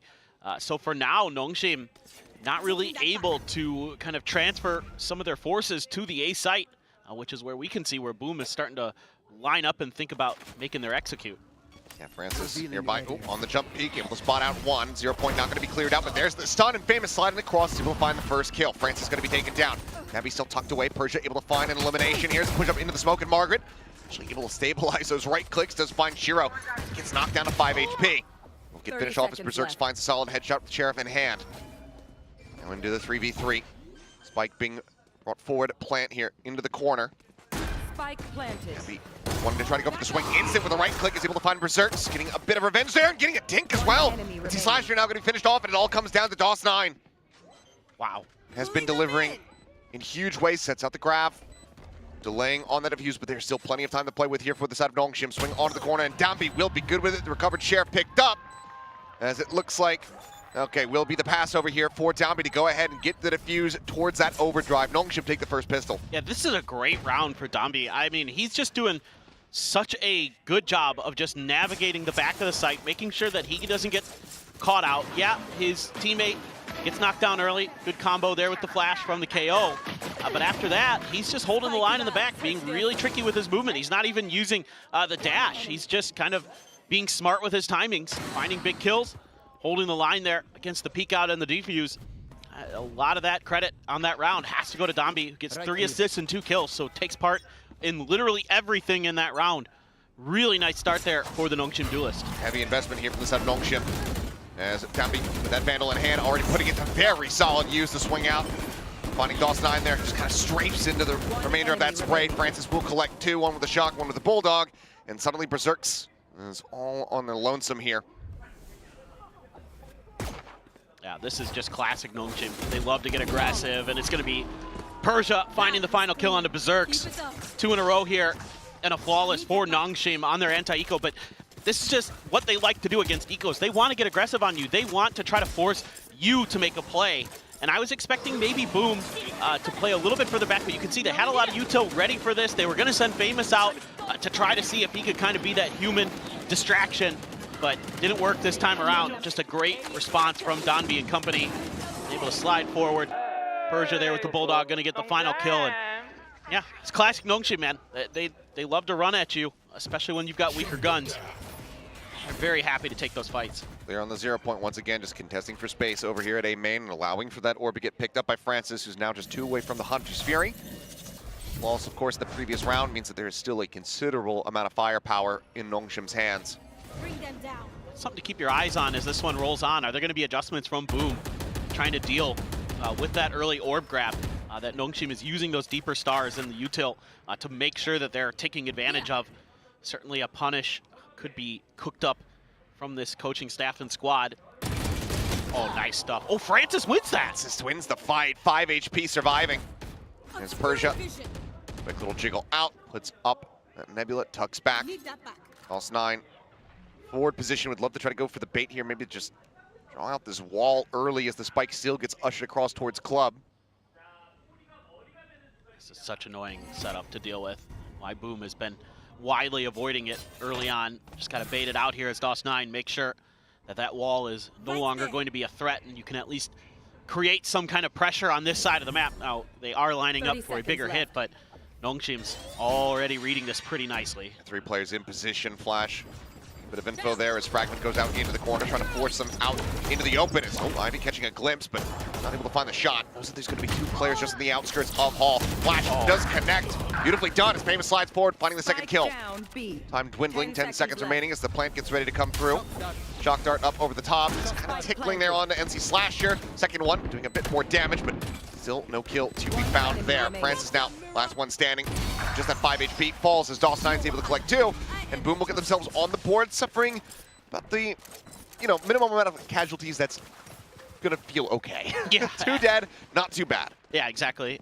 I think this is just really good coordination here from Boom. Shiro's landing some really nice flashes. 4 assists on the board. A bit of a unfortunate situation for Berserks there, I suppose, but just a really nice outplay from Francis. However, Famous with the great setup from Shiro, able to clear out the Hall. And that really opens up the space that Boom needs to take over, get the plant down, and nicely handle the post-plant situation. So good kind of usage of the timing there as well in terms of, popping that wall, and there's still some time on the clock. They could have make another rotate or something like that. Instead, they just say, okay, we're going to make the set play here, work our way past the screen. Ivy reveals his position with some wayward Guardian shots. We're able to take full advantage of that. Speaking of Guardian, Shiro only able to afford that right now. Triple stack at Link, though, here from the side of Nongshim. Flash heard, anticipated, and replied to. Francis will find the kill. Hunter's Fury immediately going to be drawn out, just anticipating further pressure to come through. Follow-up shot goes across, and DOS9 almost getting tagged by that. Barely does elude capture as Relay Bolt going to be sent out. There's the wall as well raised. Dumpy just utilizing that fast lane to make a quick exit. As long as you can deal with DOS9 here, this should be pretty handleable, but he's going to get the kill onto Donby. I was going to say, no cover from behind, so Donby does end up getting caught. No one noting forward there over at B Long. So kill comes in for free. Ivy, however, spotting one, looks for the readjust, can't make it happen. Famous does manage to go ahead and strike him down. 3v3, but Francis able to just find DOS9, finds Famous. And Francis is on a tear. He is destroying right now. Confidence flowing there. Getting him heated up with that little push and pull outside of Link where he got the first kill. And now spike down, Berserks does have some room to work with. But he's gonna have to drift all the way back, pick that up, or just go for the save. Yeah, nothing he can do. I just looked at the clock. Yeah, there's no hope at this point. None at all, so Nongshim, 3 players surviving. We'll move up 3-1 now. Solid lead here in their favor. Economy a little scattered here from the side of Boom. 2 players able to buy. Berserks maybe can go for a light drop for somebody here. This just feels like a really nice read from Francis. I mean, not only does he get the kills, but they've got the forces in place to deal with that Link push. I mean, I think the only thing unaccounted for there was DOS9, and if that's dealt with, that's a much more difficult round there for Boom. Still, a bit of a sigh of relief, and the classic Famous early op on attacker's side loves to grab the op and is really, really strong with it for Boom. Something that was a big part of why they're able to get to where they are. That Famous can really do some damage with that attacker's sided op. And his job is going to be watching long A. But this time around, just a bit of a mid-clear for Nongshim and a fallback into more of a default type setup. We're going to send Donby over towards B as there hasn't been any attention over towards A, although I think Persia's pinging it out. Starting to feel like I haven't seen too much over here. Maybe there's something that's going to be drifting this way, but again, mid seems to be a bit of a thought. Is Art going to be potentially challenged here? Do have the turret there to check, but Nongshim's going to have to be really proactive here with their movement. Nanoswarm still at the ready, both there and that double door entry over towards the B link. DOS9, slow creep forward. Francis in danger of getting caught. There's back across, and the shots. Stray does connect there. Effectively onto the shin, but Francis still relatively healthy. The spike now being brought around towards this site. Danby licking his lips, Judge in hand, ready to go. As Recon will fly. Quick turn, quick clear for the star setup, but can they flush out the Neon here? 0 point connects onto 2. Fragment over towards the side. Danby still in position. Ivy holding closer, but behind the screen, swings out, finds one, does end up getting caught, but now Francis strikes. Fast lane going to be set to slide across. The Judge cuts NC Slasher in half. The drop down is Margaret. point blank against Berserk is able to find that kill, and that operator is going to find no purchase as Dambi struggling to find the tracking, but eventually gets it done. Nongshim shut down the follow-up buy here from Boom, and they send him back to the respawn room absolutely broke. Yeah, nice adjustment here from Nongshim on this B-site defense compared to what we saw the one round that Boom was able to break through. They're playing good anti-flash positions. They're a little bit further back. The wall's a little bit deeper to give them that info a little bit sooner, kind of force Boom to set up a little bit further back, dodging that fragment really nicely as Ivy. That gives them the opportunity to get that first big kill, allow for Francis to get the trade, and you can play with the shotgun this time, so even if they do come in with some flashes, you have a really good opportunity to respond. Of course, the overdrive as well, making it oh so difficult for Famous. Operator going to be in Francis's hands as he is pushed up forward. Again, making sure that they're controlling that orb. Oh. Well, there's a spot out onto the slide forward. Eventually able to find that headshot is Margaret and gets the follow-up for a pinch coming around the side. Gets the reload off, finds himself a third, will get put down. Weapon going to be scooped up. Vandal now here in the hands of NC Slasher. DOS9, however, unable to try to recover one. The 2v3 to try to play this out as Francis is getting out wide over here at long. An opportunity for the peak with the Nebula blocking. Obfuscating here for the moment, now dissipating. This Cosmic Divide, though, not in a good spot. Two members coming from Long B. Do they read that? Seems like they have a decent idea of it. The recon, in fact, going to be invested. Now they confirm it. Clear on the dart. DOS9 forcing the open. As Dambi sliding forward. Just an absolute madman with the movement. Solid attempt here at a Thrifty from Boom, but can't quite get it done. They get the spike plant money, but they cannot hold the lines. Nongshim now up by 4. Yeah, honestly, just a little bit fortunate for Boom in some ways. Some of those sprays in mid at connector and at the doors were a little bit off. You know, obviously that's tough for Margaret. The reset there took him a few adjustments to finally find the kill. Able to swing over for the third. And again, that Cosmic Divide kind of anticipating that they wouldn't have been so far wrapped around, but that early A control that we've been seeing, that A main control from the side of Nongshim is starting to cause difficulty in some of these situations in these post plants. And that Cosmic Divide is a perfect example of that. Because you're able to rotate so fast, because you have that information as Nongshim, you could take risks a little bit sooner than you normally would, especially with all that pressure that you had in mid. And it took a while for that to really formulate, to really buy the space that Boom needed to get to their plant spot. So for the side of Nongshim, that's been kind of part of the game here, something I've been really focusing on, because in a round like that, it actually turns out to be super important. Whereas for Boom now, I guarantee that's something that those coaches have got to be talking about, is how are you going to create some pressure at A main, at least force Nongshim to respect the fact that A hits are possible. Because it's been a lot of B hits lately, and Nongshim's been able to just kind of throw bodies at the problem. Yeah. It's going with the holy moly strat of old. But has not been finding too much value here. A multitude of ultimates to work with coming into this round. Nongshim not too far away from 3 of their own. As Ivy, Margaret, and Francis all just 1 away. Going mid. Looks like it's not going to be a contest for A control. It's once again going to be a push up here towards B. Prowler going to be sent out. Time being tucked over onto the corner, and this goes completely unscouted. Let's slide across. Not sure what's going on with that screen there. We'll get that taken care of. Just a glitch in the Matrix.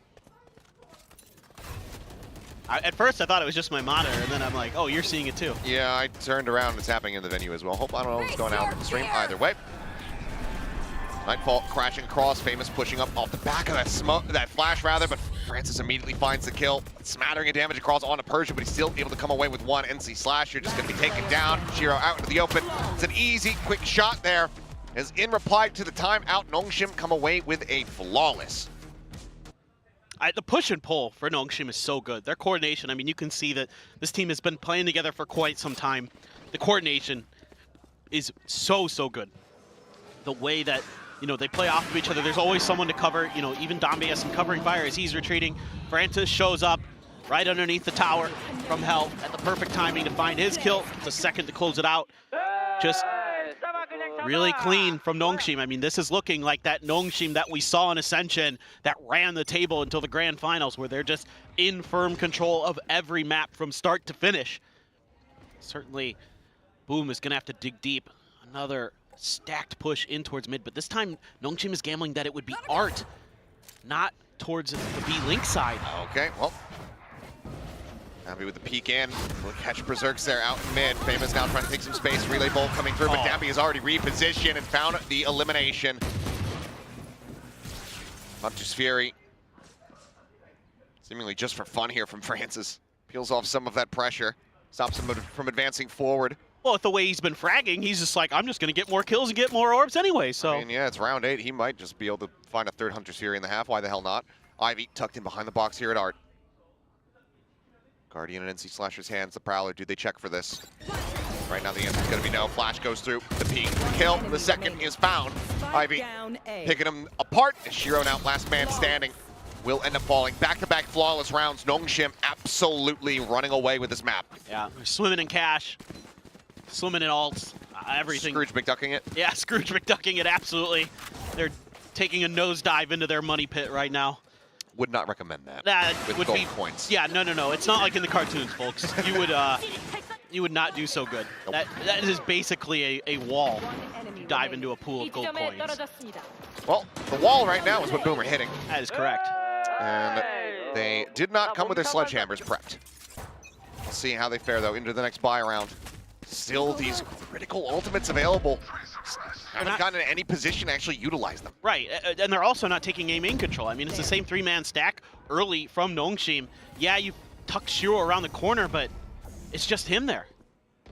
I mean, if they keep pushing, yeah, he's hitting behind the box. He's got the alarm bot. Solid on the first. Can he find the second? The answer is going to be no, but Berserks is ever covering fire and puts Persia down to 10. Solid damage exchange between the two, but the regen shield is there for the Killjoy. Berserks a little bit more to work with in the meantime. Famous just baiting out that wall. Now starts wrapping back around, joining with the rest of the team. It's not a bad idea from Boom. It is punished, the push out from Nongshim, but not enough to really turn the round one way or another in their favor. Persia and Berserks both very low HP, so Persia on this A site, potentially under some pressure, trying to tuck himself away, try to find that off angle, see if he can get an entry kill, and then rely on, Margaret to swoop on in to bail him out. It has to be a better than even exchange here for Boom to really feel comfortable about getting into a good post plant. That's so annoying for Persia. Even if they just open with the lockdown, could just be exchanged here to try to flush them out already. Yeah, Margaret trying to up the tempo here as Famous tries to go in on the chase. Is able to find the headshot, and that means that lockdown can get cleared. Persia spraying, unable to find the connections there. Berserk's able to stay alive for the moment. That spray, it did hit, it did connect, but regen shield is there to save him. Lockdown now in play, Persia with a tap. The slow creeping from Ivy, just trying to keep their attention. Paid forward into the site, and it works a treat. Now into the 2v2. Ivy with the ult available. Gonna go for the investment here. Persia, what is that fade away? He had no health, sure. But that is still a disgusting adjustment and a disgusting round to lose if you're Boom. Well, I mean, you can see the adjustments from Boom, but the individual level of play, extremely high. I mean, this is so nice. To clear out that lockdown to take Margaret down. Great play. Oh my God. It didn't even feel like he fired the gun. It just felt like he just looked at him. Yeah, just fell over in fear. The heart attack gun. Persia's working for the CIA. Oh, good Lord. Well, Pop flashes. We get a clash over here at A main. Overdrive now going to be Pop. Famous just trying to zip and zap through the walls here, through the smokes, but nothing really going to be found. Slides onto the corner, and Dambi takes his head off. In the meantime, Margaret's able to find one out towards Art. Out of bullets. Slasher coming away with one. I mean, they just... I don't know. It just feels so imbalanced at the moment. Nongshim have every response at the ready, continuously just shutting them down at every twist and turn. They understand their opponents, and this is, again, something that Boom needed to do, but they overextended. They took a main control, and instead of backpedaling and retreating because you got that overdrive, because you want to push the pace, it is against a weaker buy, and Nongshim just has the right response, right? You just fall right back and just wait them out, set up those crossfire angles towards the choke point, and just knock them down. And again, that's, you know, you have that Neon, you have that speed, but so does Nongshim. And Donby was so good at just making sure everybody gets out of there. And you know, along with him and Persia and Francis, they've been doing a phenomenal job of just complete domination of that angle. Now this time around, Nongshim may be giving a bit of an opportunity here. They're giving up so much space on the map right now. They're playing so far back. This could be like a cosmic divide angle or something, but they're really giving a lot of respect over to Boom in this round, and they want to show him something way different than what we've seen so far. We'll just cut in through Art. Persia nearby enough, looking to try to protect here. Slide in the corner, Famous does well to come away with one. Persia alive means that there's still going to be a cosmic divide potentially here for the round, but the double push up in towards Secret. Towards some of the kill onto Francis. Dawson at the same time able to find Margaret. The push coming through. Persia now in the 1v1. Divide v divide, potentially, as there's the jiggle peek out. Counter gravel. It's Persia off the defuse here for the moment. Retaps it, and there's the spray. DOS9 will be able to deliver it. The lone surviving member as we get ready to go into the last round of the half. Boom, desperately looking to try to get themselves to a 3-9 scoreline. And it's really some good flashes again from Shiro that allow them to take the space towards Secret that they really needed to break this round open and give themselves a good chance. And Astra v Astra in a post plant, very tough for Persia in that scenario. DOS9 plays very, very nicely there. Gravwell understands that there's really only one spot based on that smoke that the player can be defusing from. Easy blast through. Donby gonna grab an op in this round, has the overdrive in the back pocket. Still cosmic divides for both Astras. Early smoke, Haunt gonna be able to be dodged by Donby. They were expecting him to be in that corner like he was previously when he had the op. Yeah, Prowler once again unscouting him, but the jiggle peek should have gotten note here. Trying to give himself a better angle. Oh god. And still gotta be able to find the readjust. Sends out a relay bolt. Still gonna be stuck here behind the pillar. Pass lane set up, but eventually will be found. Shiro with a headshot. Gets rid of that pesky op as we go neon for neon. Donby just overstayed his welcome a little bit too long. Got a little overconfident with that first kill. Didn't have any backup from Persia yet over on B. Which was just a little bit late to arrive there. Maybe they weren't quite ready or communicating that it was a heavier stack towards the B side at that time. But now just gonna fall back. A lot of that Vice util and the KJ util over on A. So that is a absolute nasty setup to try to get through for Boom. If they make a go for it. Fake here on the Nightfall. Last round of the half, big attempt here at the fake out. Francis, however, still not quite budging. Slowly starting to shift back, but continues to play in this position. No noise coming through. You have the peek up in front of the wall. The spike now on the floor. The vines pop the wall out. But DOS9 does well to come away with the kill, but they're still going to be held up here. Slowed down on the approach with 19 seconds now remaining. Rotations coming through. The tap, the smoke dissipating. Margaret out into the open, dead. Berserk's able to find the kill. Cosmic Divide now going to be coming through from Persia. 2v3. So there's a spot up, but DOS9 does well to come away with that kill, but Persia still alive. The position of one, swings out, but Berserk finds the headshot, and it will be 3-9 at the half. It's just a... Finally, Boom's able to work the map a little bit better, get into those positions, but it takes DOS9 just coming up with some big kills to break open this space on A. Honestly, the setups here, I'd say other than Donby sticking around a little bit too long, gets caught by the Nova Pulse as well. But, I mean, you have a great defensive setup, but DOS9 able to get up on that wall, and Francis is ready for it, just misses the shots. And then Berserk wins a couple big battles as the Killjoy. Still, that defensive half, extremely successful for Nongshim. And that's very, very scary. On a bigger map like this, nine rounds on Defender's side is really, really nice. So, Boom's Defender's side, let's see what they can dial in. Again, some good moments here and there, but for the most part, Nongshim was just really reading them nicely. Had some great setups, some great trades. Now you're going to need to dig deep. A hell of a deficit to try to work yourself out of. Nongshim able to find that first pistol. Boom. Really need to kick things into gear.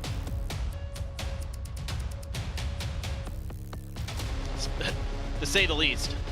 I mean, it's... That's nice. That was very nice. Ooh, they're like laminated and everything. I mean, this is just free marketing ideas for Nongshim. Yeah, right? Those are like professional quality. Nongshim, hire her. Yeah, if you're gonna start producing, I hope they get a cut. Those are excellent. 10% liver sale. There you go. I mean, it just feels like with the tempo and everything that Nongshim has been bringing to the table so far, this is going to be so challenging. A little bit of a spray from DOS9, but he's all alone effectively right now. And Nongshim has Ivy watching mid. A lot of players from Boom here. Here's that Prowler. Oh, Famous. Not necessarily knowing that Ivy was right there, and that could come back to bite them. Francis already to find one though. It's DOS9 and Shiro both going to be taken down. The swing onto the corner. Is immediately NC Slasher having to reply back. He's going to find 3. Gives them a hope, a shout, but Francis will bring the round to a conclusion, much like he started at Nongshim. 2-0 on pistols here on Pearl. That's just tremendous patience from Ivy, and this is why a lot of people have been very high on this player. Obviously, Dombi's going to get talked about because of the Neon. Persia is just one of those god-tier controllers that has been so good for the last couple of years, but Ivy here is just one of the unsung heroes for Nongshim, and the patience was beautiful. That Prowler gave him a little bit of extra time to wait that out and then find that kill on the Berserks, who was trying to come through that B-Link area, clear the turret. Just a ghost for Margaret. Margaret on the peak. Oh, yep, that's more than you might have bargained for here or anticipated. The quad stack out of Art, not going to be rewarded with any damage dealt. Space now going to be given up, and it seems like Boom anticipating that this is going to be a shift over towards B, but in fact, Spike is just outside of A. They cut back across, getting a bit of information. 0 point connects on the 2. Boom in pole position, exactly where they need to be to try to counteract this plan. Lucky in the hands of Famous could certainly do some damage, especially as Francis is playing so damn close. That's what you got to be really aware of in these moments, is kind of the angles from A-Link, from mid-connector to A-Link, right out of Flowers there. Those are where some of the damage can be done, and I think this is pretty wise here from Nongshim to spread out, try to get those longer range guns, to find some more value. Let Margaret go out there with the Ghost. He can die, that's totally fine. Get that info. Maybe see if you can find that flank angle as well. Angles being watched, Margaret maybe finding a timing, slinking back through, the repeat, the turret set up, and Margaret eventually able to find the kill. The turret now going to be nullified, swing onto the corner, NC Slasher able to put him down. 1 for 1, but the time is already gone. Boom have already made up their minds. They'll be happy to come away with a bit of a consolation kill there. Ultimately will go down to the Spike. Nongshim now up to 11. Yep. Not much to say there, other than, you know, Boom's kind of game plan there was, if they push through mid and, you know, they're there, we'll fight. If not, fall back, play to die to the Spike. It's essentially what they do. So now, let's see what we're going to get coming into this bonus for Nongshim. Going to be sitting very nice in terms of weaponry. I'm just curious what they're going to be buying, if anything. Shorty for Tombi and behind that Bulldog. A few rifles. A Marshall for Persia, who's going to be on long B duty. Trying to see if he can buy a little bit of attention. Peek from Famous. Saw a little bit. Oh, there's the drop. Tombi able to find the kill. Swaps around the weapon. Vandal now in hand. Somehow, nobody on Nongshim ends up getting hit by those shots. And they got a quick peek into A, didn't see anything, didn't meet any resistance. So they decide that felt maybe a little too much like a trap. They wanted to go re-explore other parts of the map. Some utility kind of baited out there, but you've had Persia over here for quite some time, holding behind the screen at ramp, and he hasn't met much resistance. I mean, sure, there's been smokes popped, but that's all there has been to speak of. Berserk's all on his own. That's going to be a clear of the Nano. Shots out, damn, he does take a minor tag there as Berserk cuts back across the opposite side of Link. Presence known there as Margaret will eat a little bit of damage from playing out into the open. Looking for effectively the full disconnect post plan here, just leaving Dombi forward. Tucked away, swings out, spots out 2. for a quick little read peek, trying to make up his mind, but eventually settles on Berserks. Finds Toss9 for his troubles and suddenly is just about on for an ace, but NC Slasher brings that to a conclusion. However, Nongshim are looking to bring this map to a conclusion. Shiro, the last one standing, tries to steady it, cannot make it happen. Francis shuts him down, and Nongshim get up to map point. I just love the way Dombi plays. He's so selfless. Yes, he gets some kills there, right? But it isn't, what he's doing in that situation isn't about getting kills. It's all about buying time for the Ivy flank. He's not overcommitting to any angle unless he's got the drop on somebody like he has on Berserks. Berserks ain't looking at him, so he's like, oh, this is an easy one. I can get this kill. And then it's just bouncing back and forth, taking quick shots, moving to the other side, finding the players that he's got the advantageous fight against. That's the only reason he commits to any of those, and it's all about buying time. It's all about setting up for the rest of the team. He's the only one on site there initially. The other 3 players have backed off. Setting up for the rest of the team, but he's also just been absolutely fragging, doesn't get taken down there. Famous, good to come away with the kill, still sat here behind Pillar, looking for an opportunity to try to get out, but continues to refight. Finds another for his trouble, brings it into a 3v3. Even exchange there, but these kills were so far back. Not feeling confident enough to make this hit just yet. Plenty of time here for Boom to react. So you have to use the drone to make sure that this is all clear, checking all those smokes. So you know a little bit. You gotta fall way back and wait for another Ivy lurk. Still have that turret to clear though. Did clear it. So this is gonna be pretty tough for Boom. A couple Guardians and a Stinger. Oh. Great ping. Nightfall sent out, shock darts at the ready. Everybody clustered up here, just trying to block, but still pulled off the defuse, not held to half. Francis just looking to try to delay, swings out a little bit wider. Hunter's Fury now immediately going to be invested. Oh. The spike is still just stuck there, and it's all an NC Slasher, all on his lonesome, and he cannot make it happen. Ivy will find the final 2, and 13-3, Nongshim show up to play. They do not want to rewrite history. They want to double down on it. And that is a solid, decisive opening statement to close out on Pearl. Just fantastic stuff. Right off the rip, Francis with tons of impact on the Sova. Dombi, so good on the Neon. And this time, it's not just us praising his movement, things like that. It's the fragging as well to back it up. Nongshim, you know, maybe a little bit rattled after that DRX loss. Had been their first one in a while. Well, certainly didn't look like it here on Pearl. They were just destroying. Dominant. From the outset, both pistols go their way. Only surrendering 3 rounds across. Very, very dominant here from the side of Nongshim and for Boom. Granted, this Pearl, you know, it's looked very good for Nongshim. Yeah. So maybe this comes in being somewhat anticipated, but that is still going to be, you know, a hell of a whiplash of a map.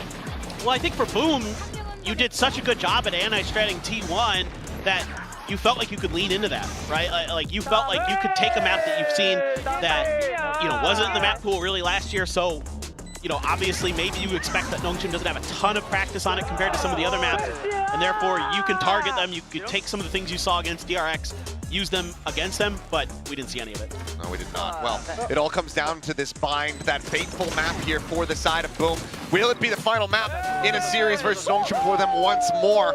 Will they be able to find victory there and extend this all the way to a 3rd and final on Lotus? That is what we're going to have to wait and see. But for now, we'll pass things over to the analyst desk to break down the action. First map goes over to Nongshim, and I can defend myself. Big time, I don't know how you're gonna defend yourself for voting for Boom. It's just a slow start. Okay. Well, we've got plenty of time. Oh yeah. Yeah, it's like They got seated ahead in the bracket, right? No.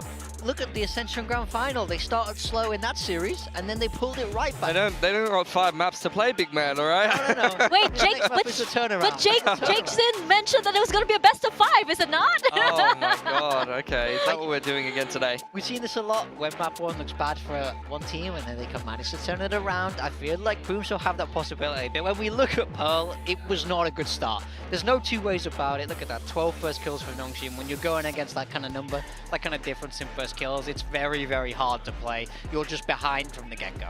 This is what happens when the plan A works for Nongshim. They roll you, you know. If Danby doesn't get dealt with on the entry, you know, we heard it in the coach interview, they really want to be isolating him. Didn't even have to worry about the lurk because plan A was working pretty much every time for Nongshim. Really didn't get slowed down at all.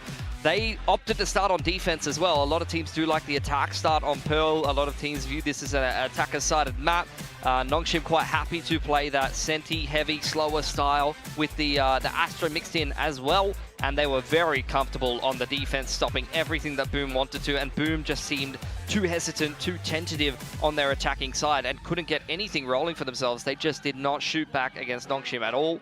And they're going to have to play a hell of a lot better on Bind. And this is where you kind of question the Pearl pick a little bit as well, given the fact that Nongshim was even beating DRX on Pearl in the series that they lost, and Boom still opted to back themselves, I guess. Yeah, no, it looks fantastic for Nongshim, and you know, it kind of felt like Boom did have a game plan ongoing, but every time they were like, okay, we're gonna go, and Nongshim just is in their face already. Nongshim is just always one step or a few seconds ahead of them. Yeah, I mean, I think for me, the story of this game, I think this game was won and lost in that first half there, where I didn't feel like Boom were consistently able to get into the sides. They looked never comfy. I would say, well, look at this. This was a huge tail of the match for me. They're trying to get into this B site and they're just getting shut down. The util, look at how much util they throw in this execute. And the Nongshim players are able to just avoid this. Look, he's not even forced out by this molly here. He's just stood there, picking them off as they come into the site. This is like small execution errors, little bits of nerves. But if you can't win it in the B site on Pearl, you're always going to have a very difficult time. Yeah, the utility was not always well placed. It felt like Danby was able to get a lot of value out of opping a lot of the time. I haven't even seen Danby op in ages. Here's another full-on B execute. Nightfall invested. You get the flash up over the top of the smoke. That doesn't catch any of these players, really. Maybe it might have caught Danby backhauls, but playing from the pillar side, flooding back on in, Nongshim had no issues at all defending these B executes, and it didn't feel like anything, bar maybe DOS9 making some plays and clutching a few rounds was working for Boom on Pearl. Yeah, it was just shaky, I would say. If I had to put it down in one word, it would be shaky. The good thing is, as we head towards Bind, I would say, you know, Boom looked good on Bind against T1, a game where no one really expected them to grab that back. So I think if there's, even though it's not their pick, I think that they'll be feeling okay about Bind being in this veto, so they definitely have to turn this round now. Well, you know what? They look good against this Nongshim core too. Once upon a time, it wasn't that bad, right? Yeah. But I wonder, as you know, we were watching back those replays, I wonder if there's almost this like aura of fear that's causing their hesitation, right? Because you can see how they throw in the util, but then you see that kind of, should we not? Yep. And you see how suddenly Boom is desynced. Yeah, they're completely out of sync on their attacking side. The thing is as well, though, like, I feel like you watch the last few maps of the Ascension Grand Final and the way that it ended, you can trick yourself into thinking that this is a close matchup. Historically, it hasn't been, especially those first two maps. Go back to the upper bracket series between Nongshim and Boom. They absolutely dominated them, and they dominated pretty much everyone in Ascension outside of those couple of maps on the Grand Final where Boom was doing some magic. A lot of people said it was magical because they made it look something that wasn't meant to happen. They made it happen. It was kind of unbelievable at the time, and this now on Pearl is a return to the regularly scheduled programming that I think is how this matchup usually goes at the end of the day. Yeah, if I can do my best Morgan impression, what are you doing? You know, that's what we're doing. What are you doing? I'm shouting in the green room. I'm trying to ruin my predictions. But yeah, you know, looking at this map, again, as you mentioned, it's a very historic map. It's a fateful map indeed. You know, there's got to be something else at work here on, you know, the minds of Boom. They know what this means, and they know that this is their last chance once again. How are we back into this, Pilski? Yeah, Boom, I mean, you can see their composition there. It's a comp that they swapped into in the off-season recently. It went very well for them against T1. They had a great read. It felt like they were very well prepped for that game against T1, and they had a great game on it. I know it says 0 gains for Nongshim here in the Map 2 data, guys, but Nongshim kind of even innovated the bind style that everyone copied. They are kind of the inventors of that, or at least popularized the Cypher Deadlock comp that a lot of teams play with the Neon and the single init. Bind might be their most comfortable map out of the pool historically, and this core has been together for a very, very long time. So if I'm scared of Nongshim in a game that they can knock me out of the tournament on any map, it's definitely going to be this one, despite the fact that there's no data there. Yeah, we talk about the prep as well for Boom. Against T1, it looked very good. It didn't seem to come to light in that Pearl match much, but their ante against T1 on Bind especially was very, very nice. So, and they're going to know exactly what Nongshim are going to pick. I mean, unless Nongshim decide to really change their comp, but I don't see it happening. I don't think they need to. I don't think they have that fear factor. Although, to be fair, sometimes they do. I think in the lower bracket, I don't think they're going to be playing any games, is what I'm going to say. And I think at the end of the day, as well, they're playing different enough. Like, when was the last time you remember Danby opping? And then all of a sudden in that game, he's opping and it's working so well. He's not getting hit by any flashes. He's getting so many chances at taking openers. Even just seeing that shows you that Nongshim is playing different enough to throw Boom off a little bit. Yeah, I gotta say, I'm not feeling too good, especially since, you know, for Boom, you gotta question the pressure now because it's all on them. Nongshim, as we just saw, you know, they just don't have to change anything. They're actually really, really calm. I don't think they even broke into a sweat in that map. No, they didn't have to. I mean, what was it, like less than a half an hour map, it felt like. They were very, very quick in and out. I think, look, at the end of the day, it's just going to have to come down to that intangible magic factor. Like, you got to do some, you know, voodoo witch doctor kind of stuff and say, wow, Boom has got to conjure something at the end of the day and, you know, be able to come up with something amazing again, or they're going to be out of the tournament. Yeah.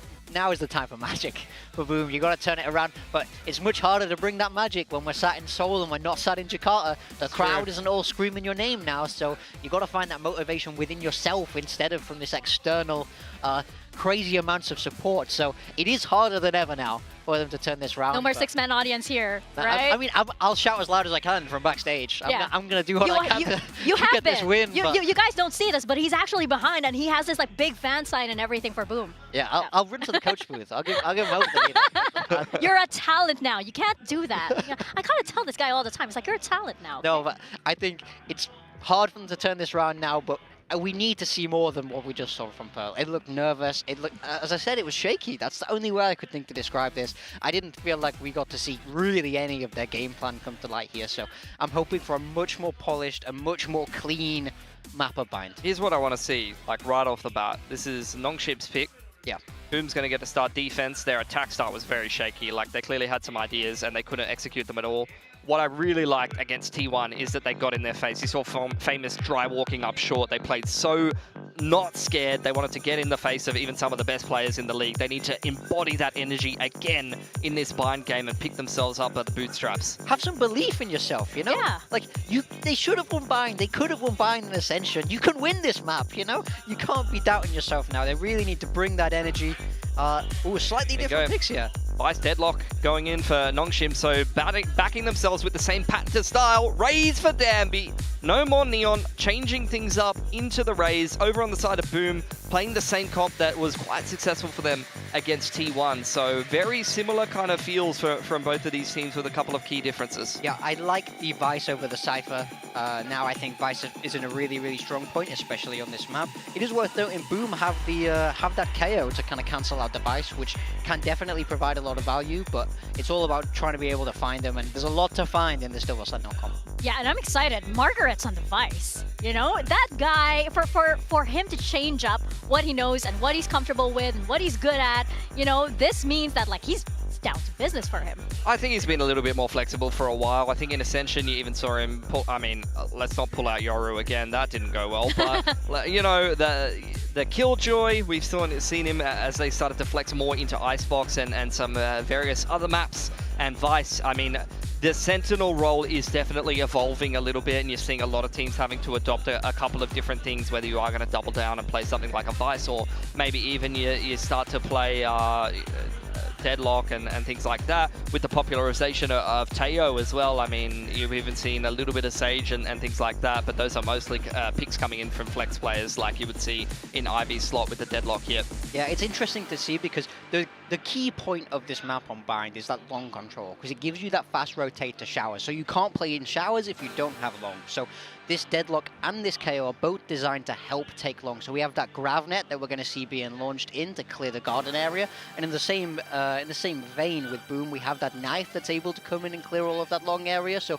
they're taking slightly different approaches to this. I think with the KO, you also have a lot of flashes to help you speed up to gather that space, but it's all about that grav net on Nongshim as well. You got to really keep your eye on that. It might be my favorite and probably the strongest bit of util in the game in my mind. It's absolutely massive. The raise is going to be a huge change for Nongshim as well. The thing that really defines their team is Dambi's neon movement, his ability to circle jump, to check angles, to scout information, just being able to run in. It's also quite strong against the Vice, right? Being able to strafe jump with the neon, bait out the wall and be able to get out pretty much for free is a very valuable tool. So changing over to the raise, which might be a little bit better against Cypher or something like that, breaking trips, will be a bit of a stylistic difference. Yeah, to add on to that, I think one thing that the raise change does give them is it gives them lots of really easy util pairings. Think about Gravnet Nade, we have the Seize Nade also.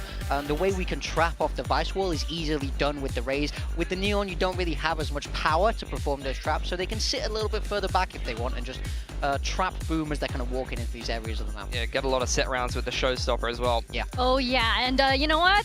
Oh sure, Dambi's on that race, so it's gonna be interesting to see, but I'm also looking at Persia back on that Brimstone. That's gotta be a recurring nightmare for Boom, and Boom are saying, hey, we are right back in it once again. Also that combination that we see from the Fade, the Brim, and the Showstopper as well, you know, those are combinations that we see also all over the world, especially in EMEA. I'm excited to see it.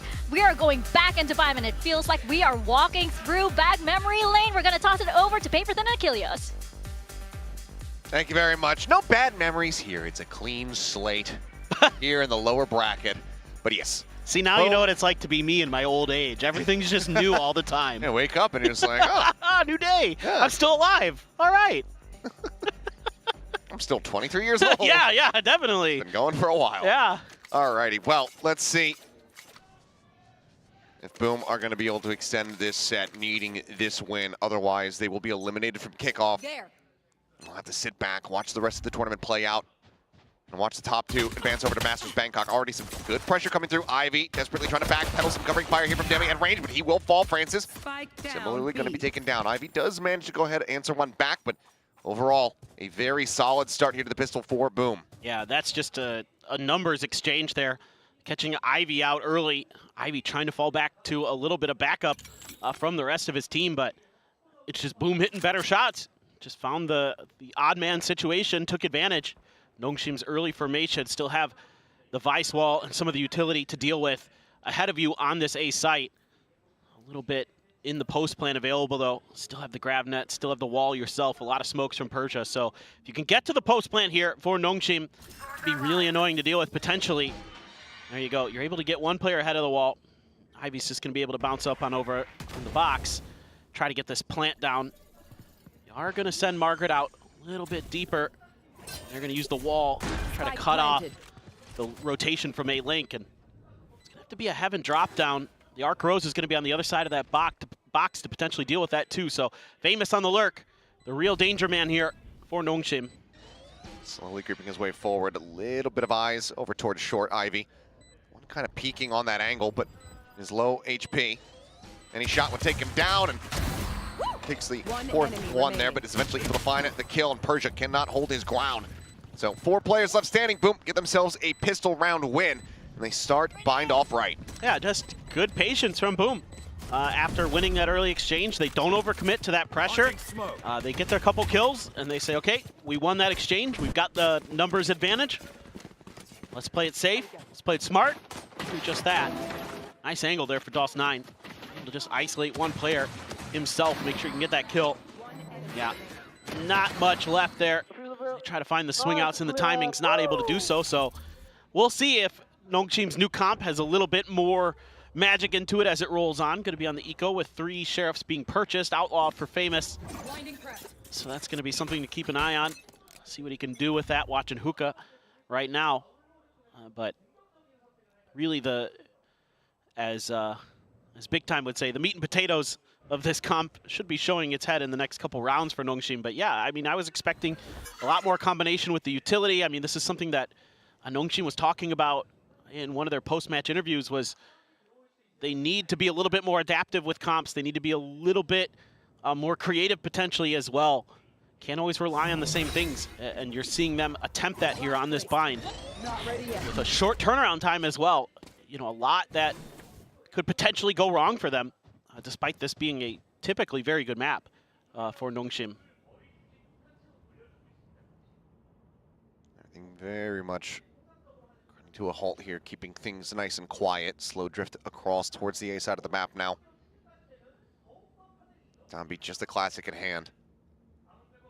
There's double blast back, but no shorty. That arc rose is so annoying. Set, ready to pop. Orange as well here on the drop. 30 Nongshim seconds running left. the clock, 30 seconds. All smokes now invested.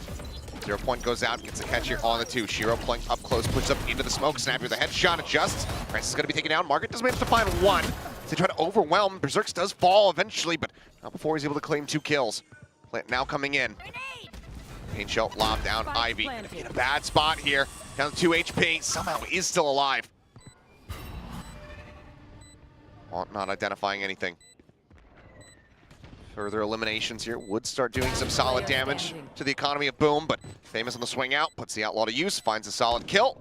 As now Dombey, headshot across, finding 1, Paint Shell built back up, tries to lob it in, but the defuse will already have come through. So 2 players left standing, Boom, suffering some losses here. We'll feel that going into the next round, but they still get the 2-0 start. I like the patience from Nongshim.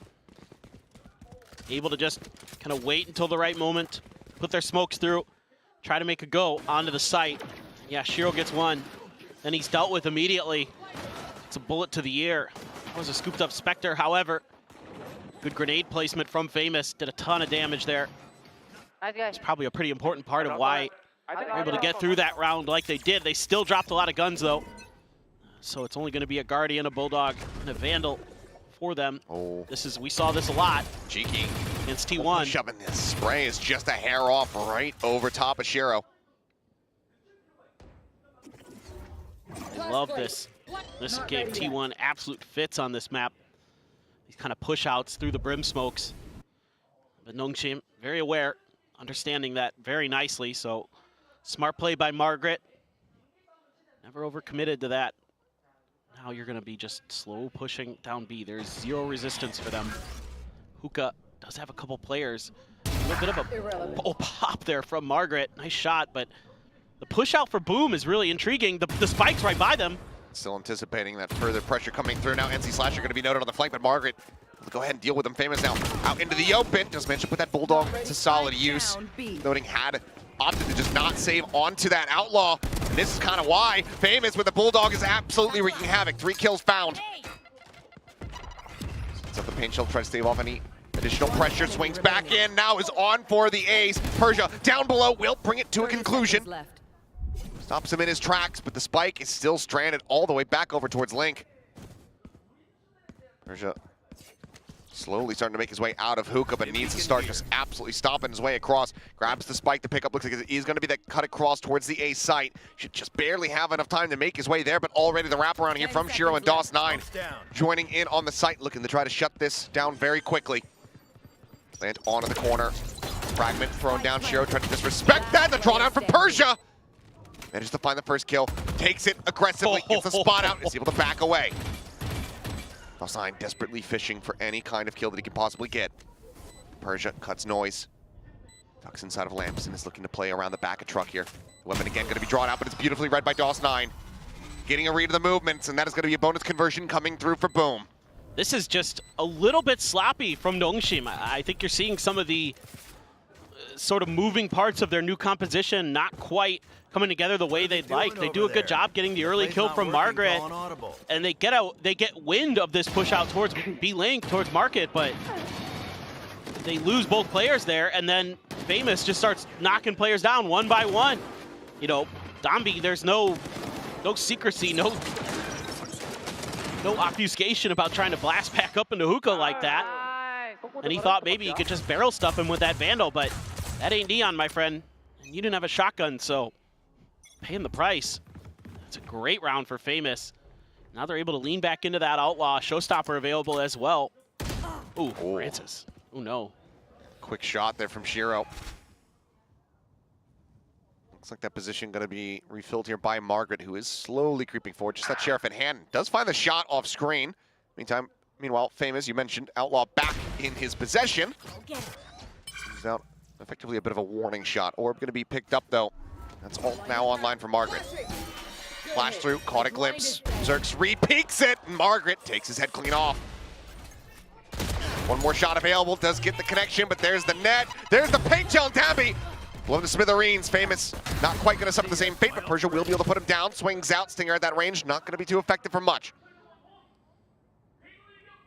Let's see Slasher position noted. The rotation coming through. DOS9 wrapping around. The smoke dropped. Obfuscating Hookah. They expect this push forward.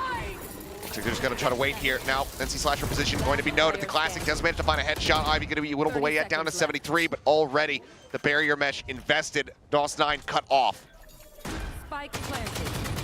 There's not a lot he can do, but has plenty of money to go for it. Still, though, barrier mesh. Segments in his face, only clears the first. 2 charges away. Could find a kill and then die. Would get that orbital online, but look at the call is going to be made to just go ahead and save the weapon, not give anything else over here to the side of Nongshim. They'll know that Ivy is one away from having that annihilation. So ultimately, Nongshim in thrifty fashion are going to be able to get themselves on the board here in round 4. Oh, they're still hunting a little bit. Persia's just... And Persia's like, well, you know, might as well. Don't necessarily want to have the Outlaw, perhaps. Look for a little bit more, and DOS9 will be able to go ahead and collect that kill now, just one away from the ultimate. That's just a great round from Nongshim, and I just love the patience that they show when they know they need to wait for a player. You know, nobody's trying to contest the angles towards the B site. It's a complete pause while they wait to make sure that they've got that ultimate there. They've got everything they need to make this execute as clean as possible. Good grab neck, even though the paint shells went maybe a little bit deep for Dombi. Still able to clean up the kill anyway. Now you've got the orbital strike, and like you said, one away from a couple big ultimates. Showstopper for Dombi, annihilation for Ivy. One away from the orbital strike for DOS9, so no challenge of the orbs though. So that's gonna be a free one over to NC Slasher, it looks like. Yeah, now he's got the Nightfall available too, so this is gonna have to be pretty clean for Nongshim potentially, because there's a lot of good retake ults available for Boom, assuming that Famous doesn't die over in showers. Jump up over the top, Tommy trying to get the pit transit clear out on that 0 point. Pop flash sent. Now Tommy out stranded, ends up getting taken down. Showstopper going to be lobbed in. Ivy eliminated. Persia still playing forward, gets the spot out, but now before Famous finds Margaret, but Persia has taken the round into his own hands. 3 kills for him. Eventually going for an ace. Francis, however, likely going to be that first contact over towards short. Tucks back in towards Lamps. A quick peek, trying to see if there's anything out on the site. Would have liked to have seen Persia re-clear showers. He's got that orbital. Oh, there's the peek. The headshot, however, not going to be coming through. Persia's position noted. Looks to try to re-wrap. The Nightfall going to be going across. Persia swings the corner, finds DOS9. Ace very much at the ready. The Prowler coming through. The swing out. He's fully blinded up, and Persia will collect it. An ace for the veteran is Nongshim. Get themselves a second round win. God, he's just so clean. Couple of kills on the players coming out of shower, so good. A great flash for himself for Shiro. The trade is instantly there from Persia, and he just starts knocking players down, breaking open space. They have to commit the Nightfall to one player or another to go for Francis. Nothing they can do after Persia is so good to cover that angle. You can make a highlight reel. I'm pretty sure that after every single clutch play, Persia has the same expression, which is just he looks up at his teammates and he just goes like, "You saw that?"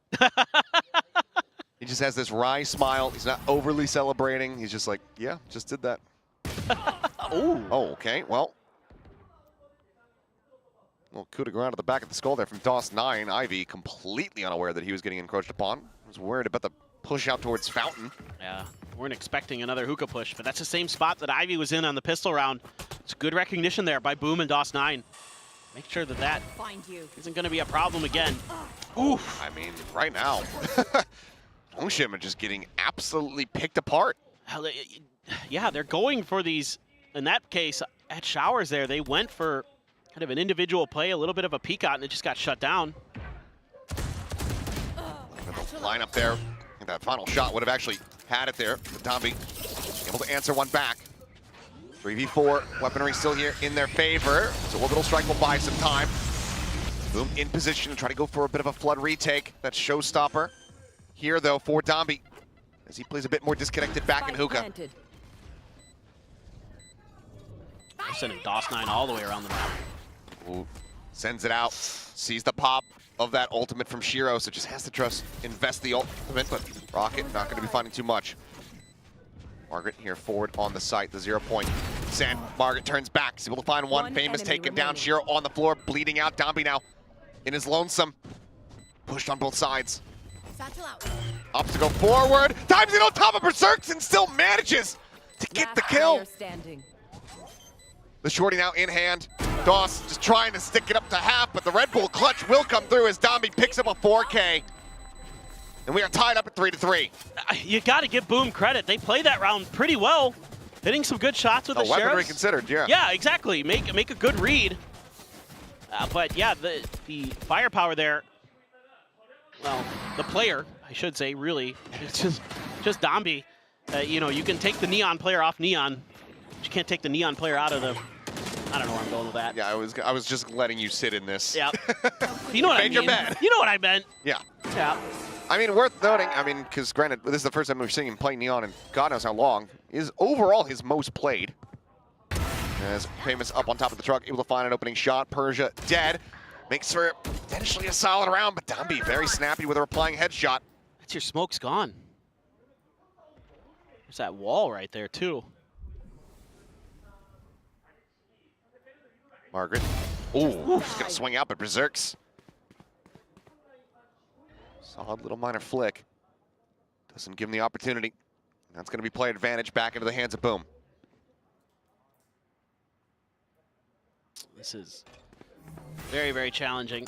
Gonna pop the wall there for Dambi. I mean, really trying to drum up some interest on this side of the map. Almost gets a rotation out of Shiro, but he does tuck back in towards B. He's 3 away from another showstopper.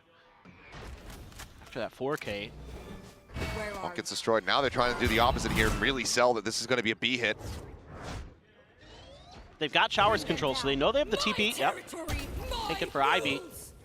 Got the Annihilation. Berserks, couple shots there.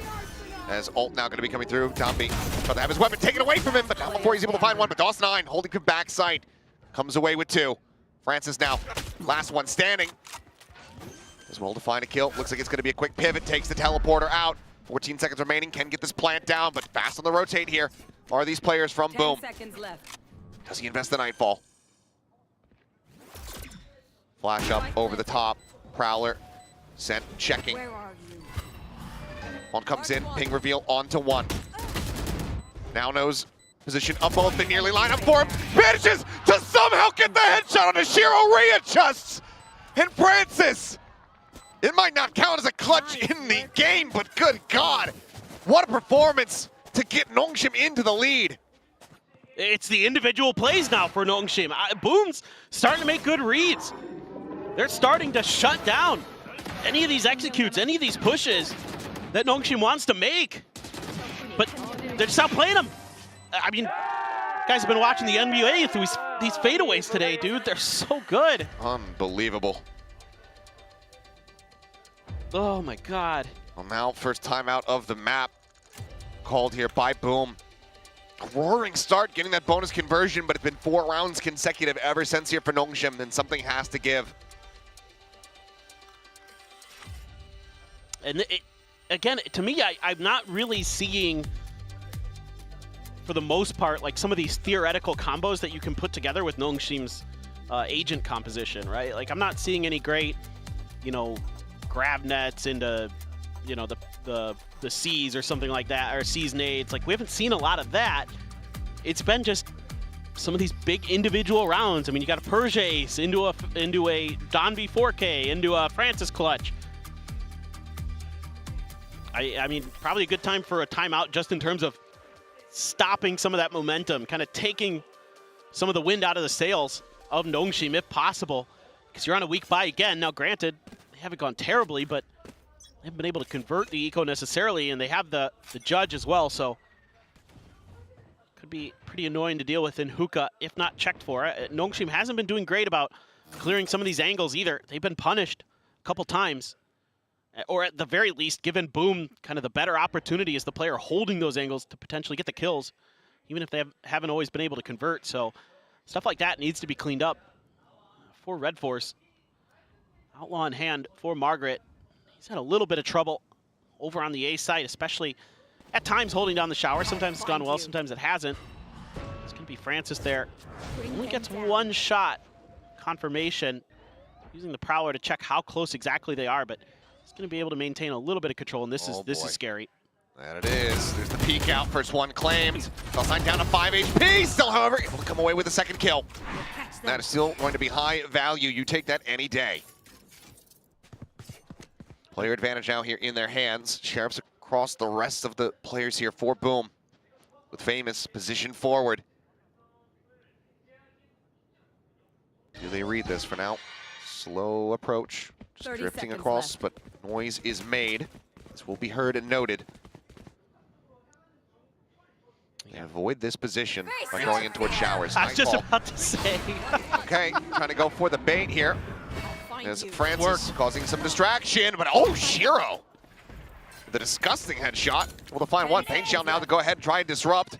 Spike brought across, push out of the smoke. Margaret taken down, flashback around the corner, and Famous does deliver a thrifty to tie us up at 4-4. Boom, with a fantastic answer back off the back of the timeout. Again, though, it's not checking the corners that's killing Nongshim. Honestly, you don't have a ton of ability to do so either if you don't have the fade there. Francis is all the way on the other side of the map, so you don't have those prowlers to clear those corners. And Boom can lean into things like a judge to really punish the way that Nongshim has to play with this composition on this attacker side. A couple big ults on both sides, both the Brim and the Razes are going to have theirs available. Zerk's there. Just going to get out of dodge. It's a little bit extra control taken for Nongshim, but so far, even with that control, they haven't been able to really build much further forward off of that sometimes. It's frankly come down to good shooting. It's kind of broken things open. Speaking of good shooting, DOS9 is having a really nice map. Famous as well. Really impressive start here on Bind. Launching smoke. Trying to best Zombie on the Neon, not going his way on that first map, but can certainly square up. It comes down to this Raze battle. Famous with his next showstopper in hand. Margaret going to be taken down. Fantastic timing found from Shiro. He's also seemingly heated up quite a bit compared to Pearl. He's hit some great pop flashes that have set himself up. Ollie going to be sent. Showstopper just catch a glimpse there on the DOS9, but cannot find that elimination. Rocket, oh, Downby, quick with the readjustment. Blast packs away. He's able to dodge it out, and Famous ends up falling. Francis collecting the kill. Orbital invested. NC/, now striking in from behind, able to find one. Shiro pushing forward here into the site. Comes up with another, and I believe that the barrier mesh, this position ends up on top of Tube. Ivy just sat here behind the box. Right now, the Nongshim players barely surrounded as Ivy trying to fight his way back out of the corner. Berserks rotating across. The plant comes in, 8 seconds to spare. Ivy on his lonesome.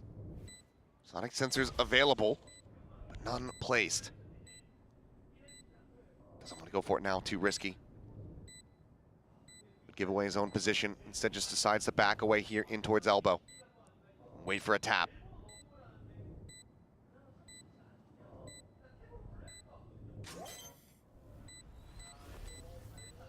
He's gonna hold it. Oh. No. Decides to pull off of it. Ivy with the peek in. Knows that he's now just tapping away. He's gonna look to try to play this out a little bit more patiently, but no, Berserks pushes the corner, doesn't give him the opportunity to back off, and Boom will regain the lead. I mean, this is really smart stuff from Boom. You get that early kill at short, and you're able to press that advantage so quickly to surround Nongshim on the B site.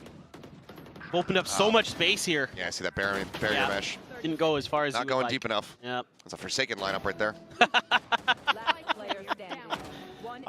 Poor Jason. Gotta do him dirty like that. Sitting backstage listening to this. He's probably shaking his head. Going, yeah, he's we all remember the harbor on this map. Yep. Some of those Coves didn't go where you'd like. Pretty pacey hit. It is an eco for side of Nongshim. Close range guns, and Boom is respecting it, maintaining their control over the other half. Tommy with the Bucky here around the corner. A ton of ults though for Nongshim, man. They could actually potentially do this. Let's see if they're going to be able to overwhelm. So far though, steady slow ups here on the approach for the plant, and Francis drops, so Spike now on the floor. Solid opening shot. Getting ready to come through, smokes dissipating pretty much across the board. Flash greeting Famous in the face as the 0 point goes across. Suppress onto 3, Persia still in a deep disconnected position. We'll have the lineup for the Molly. As Nightfall goes across, however, ult going to be answered out here, trying to take their weaponry away. As Famous tries pushing forward, a couple right clicks going to be sent out, but not much going to be found off the back of that. Blast Pack now going to be bouncing forward. The Molly landing, they get it up to half. Famous able to find 3, the Blast Pack claiming Dumpy. Eventually he gets taken down. Annihilation going to be sent, gets the catch onto 1, the orbital strike still at the ready, now going to be flying through as Ivy somehow not flushed out. The kill is there, and Ivy taking over the round, but the time is just not there. He does his damage, cannot get the ace, but he certainly gets the round win. Well, it was scrappy, but the layered ultimates that Nongshim had available nullified their gun disadvantage. You can use that Steel Garden, and even though it doesn't go so good in some ways here, Famous plays this so nicely, using that Blast Pack to push them back so he can throw the paint shells in, and NC Slasher just whiffs. That's all that was. Ivy was not ready for that push out necessarily. There was at least 5 or 6 bullets that came out of that Phantom. Well, another just absolutely wild round. Flashback. Just another day in Pacific. Your player push up over towards Showers. As, oh, the jump out, Ivy. Oh, okay. Snappy in the previous round. Little off there. Does not find that punish. That could end up being a little bit more costly here for them, considering how many thrifties we've had coming through. Dombey able to find 1, however, as Berserk does get taken down. Shiro well to find 1 before falling. It's just great info that Ivy finds, though, even though he doesn't get the kill. Just gives them the confidence to make that aggressive push through Sours, knowing they're going to have the numbers advantage, making this really challenging for Boom. DOS9 now dead. Swing out, Francis. Solid on the punish. A couple kills suffered overall, though. Not too bad here for Nongshim. Ahead of the last round of the half. Let's see Slasher if he can find some more eliminations here, some more damage. Would be solid going into that 12th round. For the peak, a couple of these players are just so damn low, but just cannot find the shots. We'll just have to go ahead. Drop here to the spike as Nongshim gain the lead by just 1 round. Last round in the half. One of the things I do love about Francis and Nongshim is they do not hesitate sometimes. Like, they have these great reads and they know exactly when to accelerate. And this is one of those rounds. You know, you see this against Ecos with them a lot, where there's a lot more confidence flowing through them. They're happy to just take those fights. Let their natural mechanics win things over. Operator for Famous, not gonna be on top of the truck, gonna be trying to hold down Showers. Shiro's ult, the only one really to speak of so far. Famous could get close though, could play for this orb, then he only needs 1 kill. Couple players stacked up. Do they align? Can he find a collat? Maybe even a triple here. Oh, okay, no. Gets forced off the angle, forced to check behind, and then Margaret just takes his head clean off. Famous, it felt like the deck was stacked in his favor. That's brutal. Because of the situation, because if he gets 1 kill, gets him 1 away from the showstopper, could have been such an important piece in this round. Plus the operator, of course. Devastating. See if they can recover. Also the push out, however, quick shots, 2 taps. Persia Dombey on the floor. Spike. Spike is noted. The wraparound coming through. Ivy nearby here on the approach. The rest of the team making their way forward. Margaret maybe to try to play distract. NC Slasher pushing his way out of the smoke. Finds the kill. Ivy knows that they're both here in this position, finds them first. The frantic spray, the swap to the short, he jumps forward and finds the elimination. And suddenly we're into a 2v2. But Francis, noting each other. 30 seconds left. Bit of a standoff as they both just grind to a halt.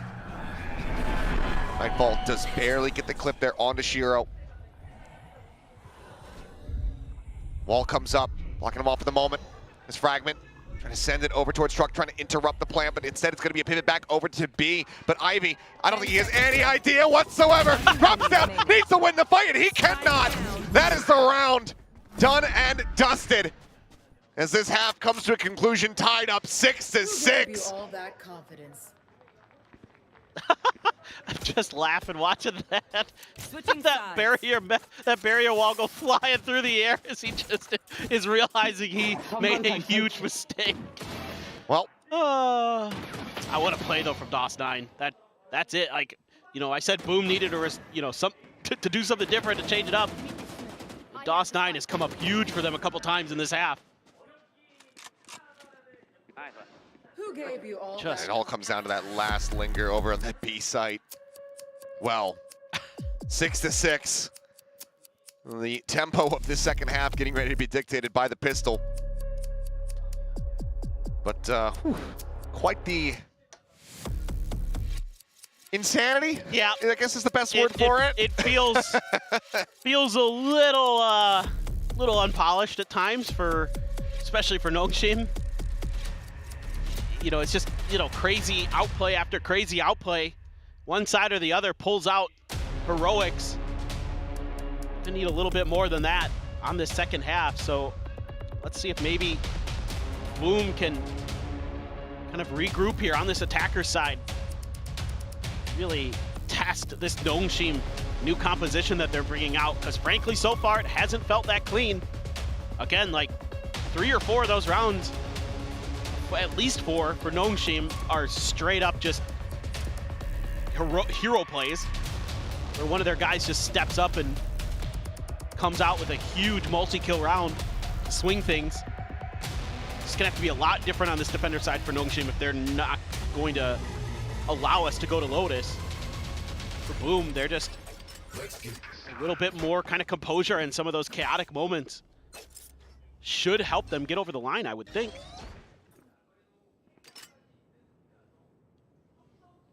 Wall's over in Showers, so not gonna have to worry about that here.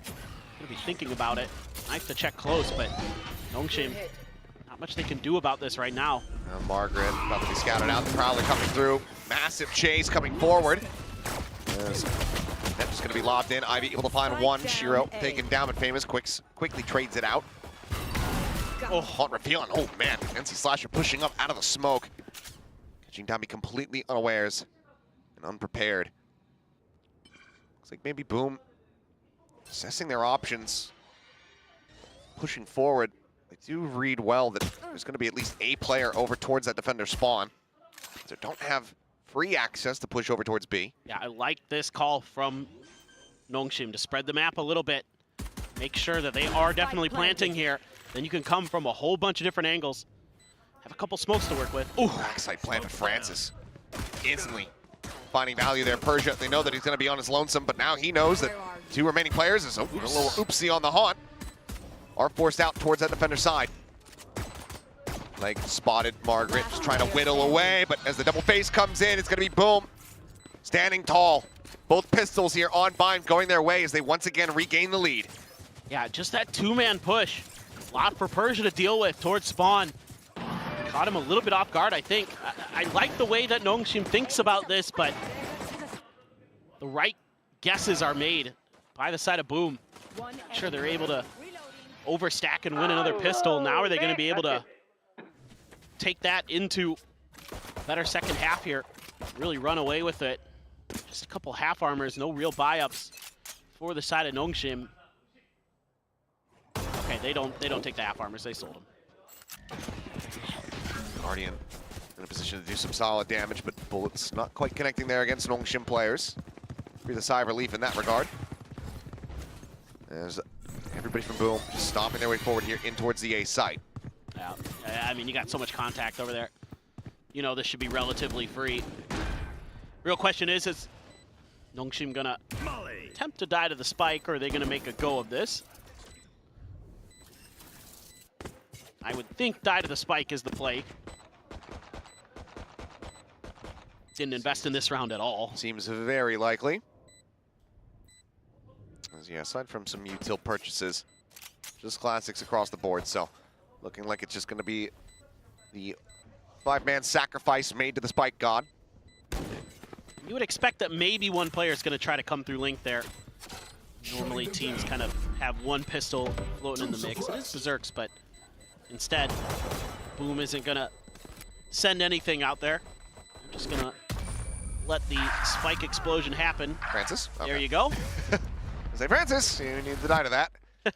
It's in a little bit late, but still within the time limits. So now 2-round lead here for the side of Boom. Can they get another bonus conversion like we saw in that first half? If they do, all likelihood can start running away with the closing of this map and take us over to Lotus. Take a zoom in here on the players. Need to move my One more timeout available here. The coaching staff of Boom not needing to intercede quite just yet. A smattering of weapons for Boom in this round to try to convert this bonus. Clear the haunt, trying to hide that there's an angle being held. But Nongshim not going to challenge it. Dambi, though, getting so aggressive. That's going to get him ahead of that fragment, though. Maybe that might throw off Boom just enough. But they're taking their time. They know how aggressive Nongshim will get against weaker buys. And this time they're really doubling down on that. And that's kind of sent them out. Oh, DOS9! Clean with it once more. 2 quick kills. And now that bonus conversion looking almost certain. Francis, however, maybe unanticipated. But it seems like Boom, very cognizant, very aware of what space they have surrendered, given up for free. As they just slowly drift back, not wanting to push forward into that link, and this is very wise. No chances taken. It's tremendous. I mean, you aren't able to upgrade the guns, but not really that big of a deal right now, as long as you don't get hit in the back. Francis, he's going to have contact here against Berserks. He does, and Berserks wins it out. Down to 55, and yet last 2 players here from the side of Nongshim. They have to go for a save. Spike planted. 5 players going to be left alive here. Could go hunting a little bit, given that they have the Bulldogs, that Spectre in hand. But Boom, going to move up now, 9-6. Just great reads again from Boom, and DOS9 is absolutely insane right now. He is just destroying on this Brimstone. Holding that angle, expecting that push out, not missing the Guardian shots. I mean, Mika was talking about it, you know, in the end of the discussion of that first map, bind, kind of that PTSD here. DOS9 wasn't there for that. That's true. So he doesn't have that. He doesn't have those recollections, those memories of being 0.15 seconds away from closing out a best of 5. He's merely adopted the PTSD. He was not born in it. I cannot do a good good Bane. Yeah. Me neither. Disgusting. Oof. Just disgusting. Yeah. But, I mean, at some point as Nongshim, I was going to say, we need a timeout because you're getting read like a book and you're not really playing into the strengths of this composition. And I get that they like to get aggressive against ecos, but that's not like your typical eco there, right? Like there's quite a bit of weaponry in the hands of Boom still, the Bulldogs and the Guardians. So I think you need to be a little bit more aware of what this composition is really meant to do, because we haven't seen it yet from Nongshim. Haven't really been putting the pieces together in terms of comboing some of that utility, utilizing that space control that it really gives you. And instead, they're just kind of continuously challenging Boom in some of these open air situations. And I mean, sure, you're probably feeling confident after Pearl that you can do that, but Boom has proved that they're good enough to go toe-to-toe with anybody. So you gotta kind of rethink your strategies here and play more into some of the things that you've probably been practicing and thinking about in terms of your protocols. Let's see if you can get those concepts and ideas to land. 2 rifles are what is carried over. Domby's got a frenzy. A couple sheriffs for Margaret and Francis. No ults available just yet. Still pretty far away. Both teams from any of that. It's just going to come down to rifle play and util. Triple lineup here, anticipating some pressure. Anticipating aggression from Nongshim, given the weaker weaponry, but they are playing back, playing patiently. Also have stacked the wrong side of the map. Players on A is Prowler chasing forward. Francis for a quick little re-peek there, but does manage to walk away unscathed. So 2 to the players on Boom. Now they're going to try to take control of long. Margaret takes a scrape of damage. Trying to get some info. A lot of util available for the side of Nongshim at the front of this site. Like this a little bit better so far. Using their util to buy time and space. Trying to bait out a bit of this Vice setup here. Francis. Where are you? On up and over the top. And okay, re-peeks to find Famous, gets the headshot, finds a follow-up. Shiro dead as well. Player advantage now here in their hands. The wall comes up and Margaret on the peak. Knows that NC Slasher's completely stranded. Guns him down the spike now. Out on the site.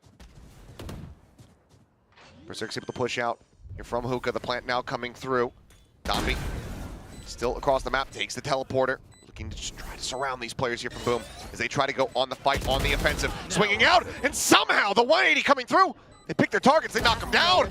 DOS9 noting Margaret, flushes him out of elbow. Now it's just Domby, and he only has a frenzy still in hand. Spots them both out, swaps over to the Sheriff. 2 bullets remaining. Sometime, yes, to try to play with here, but how do you remotely try to get yourself out of this situation? Jordy drawn out, cannot get that track. DOS9 with 3 will take Boom up to double digits.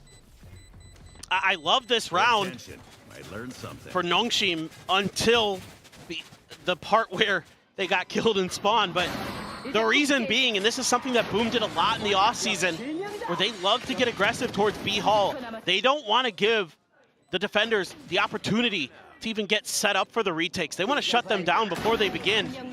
And Nongshim wasn't quite mentally prepared for it. They paid the price. They had no info on what was really going on site. And that was a great recognition from Boom, understanding their situation, catching Nongshim completely off guard in what looked like it might be an eco win for Red Force, but they're able to bring it right back, and DOS9 continues to just be a monster here on Bind.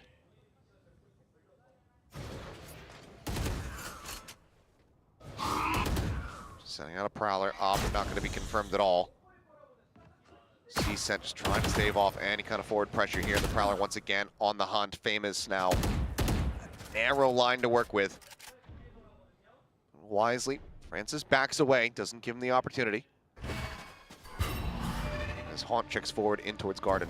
Bring them down. Prowler now does have to get cleared, so Operator noted.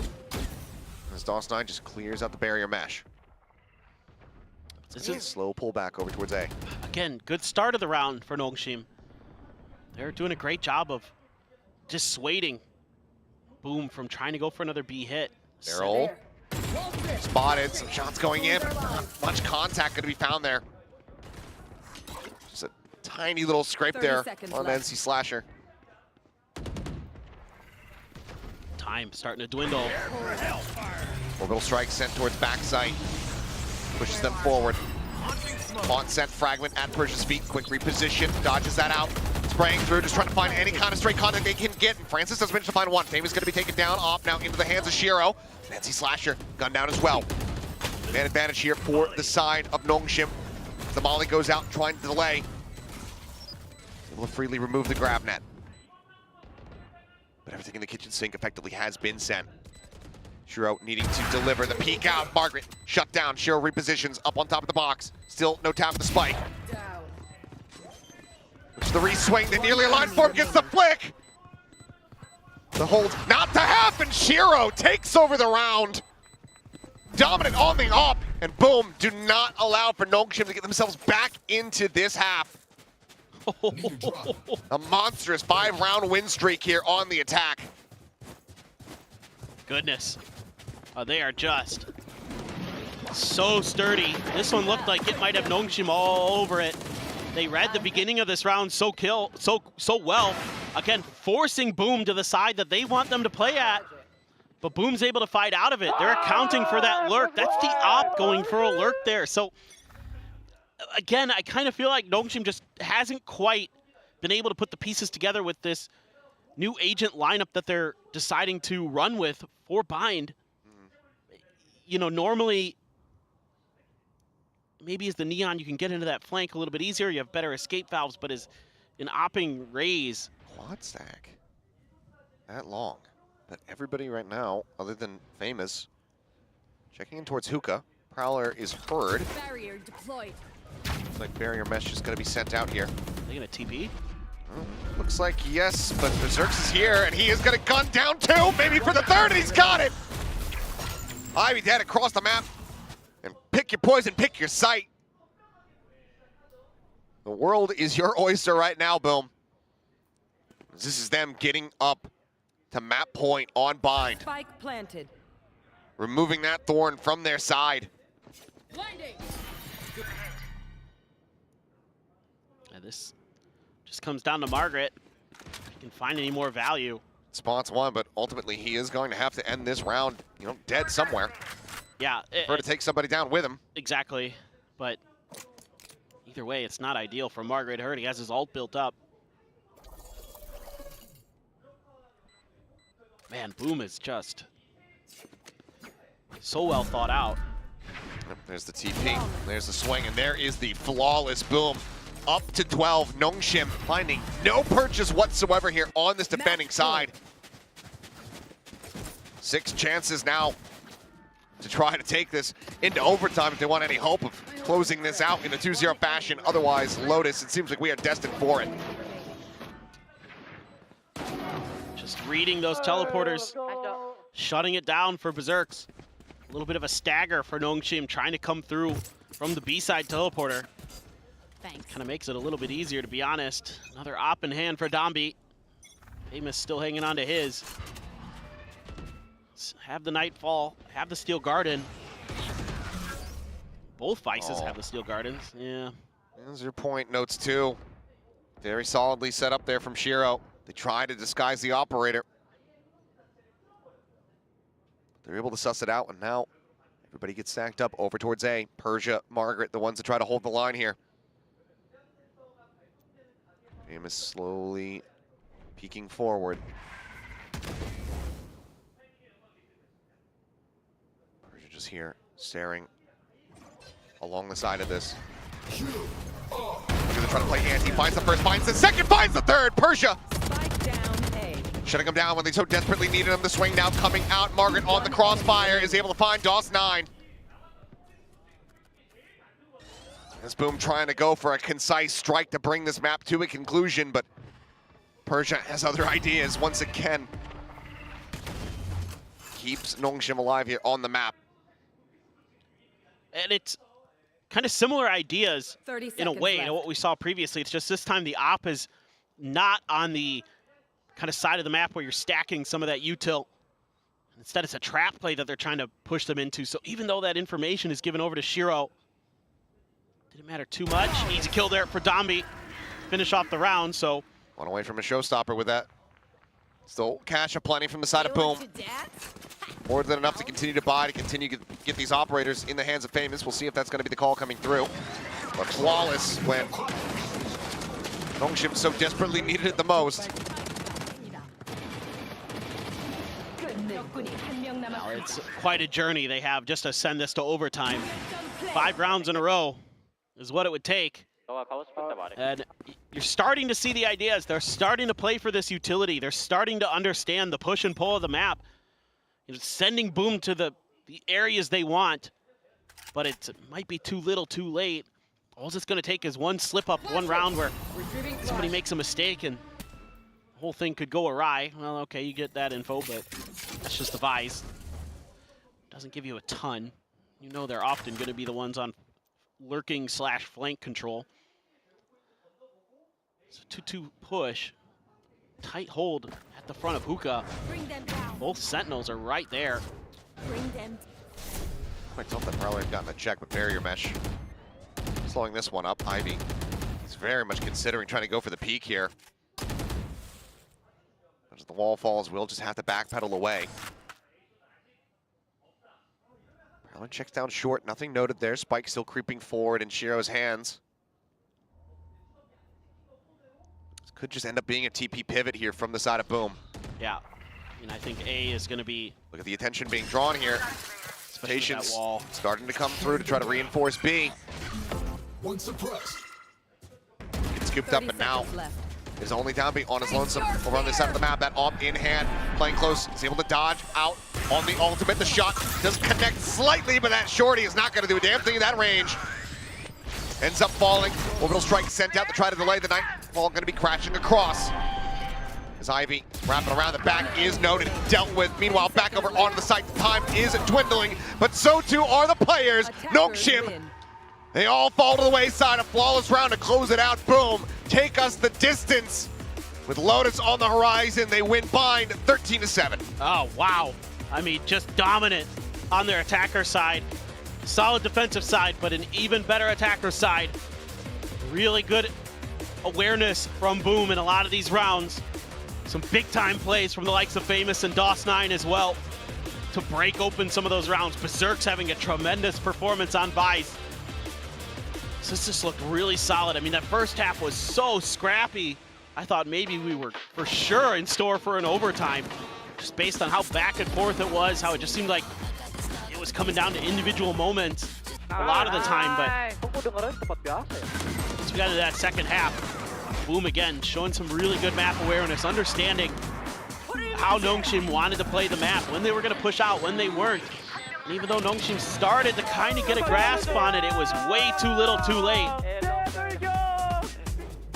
And then Boom was already starting to run away with things anyway, and then they even won a few of those rounds. So for Nongshim, I think, you tried something a little bit different. You're trying to get things a little bit more prepared here for Domby in particular. It's probably going to be a future. We can't play Neon and everything, so trying to get him some experience with different, agents as well. It's a good idea. Well, it's a very different look, but as far as Bind is concerned, Boom have exercised their demons.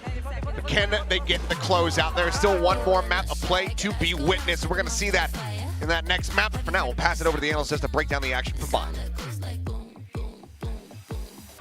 Exercise demons on this map, but is it complete? Not quite yet, because we are going to distance. We are going to a map number 3, as is customary lately in Pacific. But hey, I mean, Jake Shin did mention, hey, this could be a best of 5, right? Yeah, I mean, luckily we're not going to have to sit through all of that. Pilsky got nervous. It almost killed me last time. He started sweating. Yeah, and it wasn't the noodles from yesterday. But honestly, I think Boom, that if anything, that was actually a fire game of Bind. The first half was very hit or miss, but compared and contrasted completely to what we saw on their Pearl attacking side, where they looked absolutely lost. Here on Bind, their attacking side was fantastic. The way they were running that information denial style, really running the clock down, it felt like Nongshim never really knew exactly what they were doing. They caught Dambu with his pants down there, solo inside of bathrooms on that deep info line with the operator in that last round. And I think for Nongshim, it's the first time that Dambu's played Raze in 6 or 7 months, and it did not look fantastic, not only from the individual performance aspect, but also like their ability to aggress on defense and be fluid like you normally expect Nongshim to be. It just wasn't the case. They felt very static, and they felt like they were constantly behind the 8-ball, and Boom was kind of calling circles around them in that second half. Yeah, it seemed like a watered-down Nongshim. That's the best way I could describe it. That's not good. They added too much water to the noodles, way mate. too much water. Yeah. That was the problem. Full credit to Boom. I thought they looked so much better on this map. A great turnaround from Pearl on that first round. And did we expect this any less than to go the distance? I mean, if you want fast 2-0s, you got to go to a different region. We're not getting that this kickoff. Yeah, this isn't Americas. Come on now. This is the entertaining region. Of course, it's the best region. It's the best region in the world, because you get matches like this, exactly, right? But there were certain rounds where we thought that it wasn't going to go this way. Yeah. I mean, you were like, what are you doing? No, That's what you were doing. The first half, they worried me in the first half. It was close, it was back and forth. It was a little bit more scrappy. A few execution errors from both sides. But then as we got to the second half, I felt like Boom really flipped that switch. It seemed like they were playing together like a team. They seemed very confident there. Yeah, and you can see here Famous was a big part of why Boom was able to get this momentum back, was able to close out this map.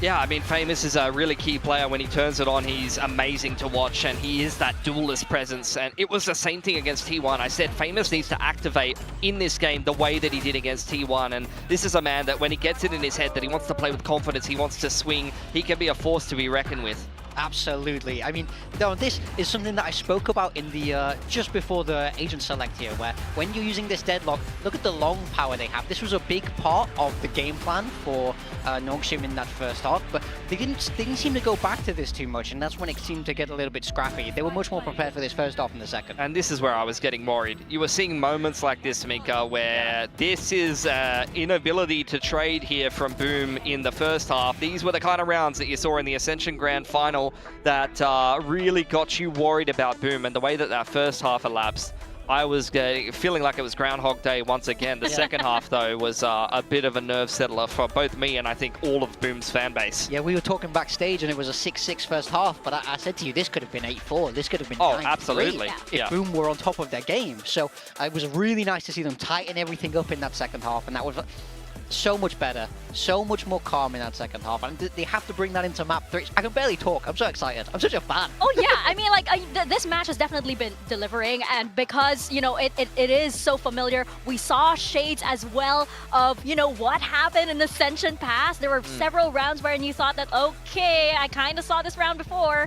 Yeah, has anyone seen, I mean, a few people have seen this round with the Persia clutch on the orbital, running the clock all the way down to win the grand final. I did not think that Boom could recover from this happening to them a second time, let alone on a thrifty round. Like, this is just fantastic stall, and also, I have to say, a bit of a misread from Boom. They took way too long to get back into the site here. You could see they were cognizant of the Molotov, but this is just a beautiful annihilation from Ivy, and then Persia, he's got the Molly lineup on top of the orbital, which stalls it out for long enough for, unfortunately, a defuse denial, and this was what I thought would break Boom's mental, but credit to them for sticking through that. Yeah, it's got to sting. Losing that round in almost exactly the same way you lost the Ascension final. Huge credit to them to turn it around. It didn't look like that affected them at all, which is really, really nice for their mental. It really shows that they want revenge in this game. They're not content to let it go the way it did last time they played each other. I mean, we had Fields on earlier, and he mentioned how when they saw that rematch happening, when they saw the bracket being updated,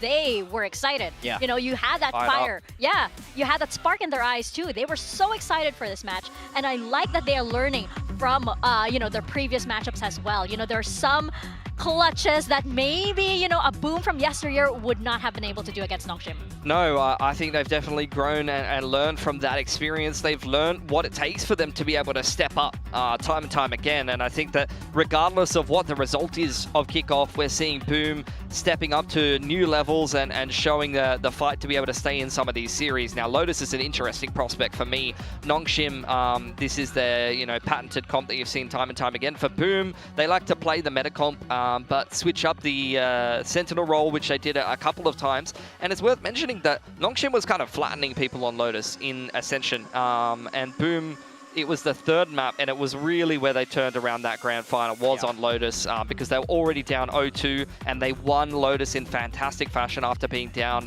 in the first half, I believe it was, and they won that one in OT. So actually, the last game on Lotus between these two teams is a game that Boom picked up, and it was off of Berserk's fantastic performance on the Cypher. I think he dropped 30 in that game, swapping from the Killjoy onto the Cypher.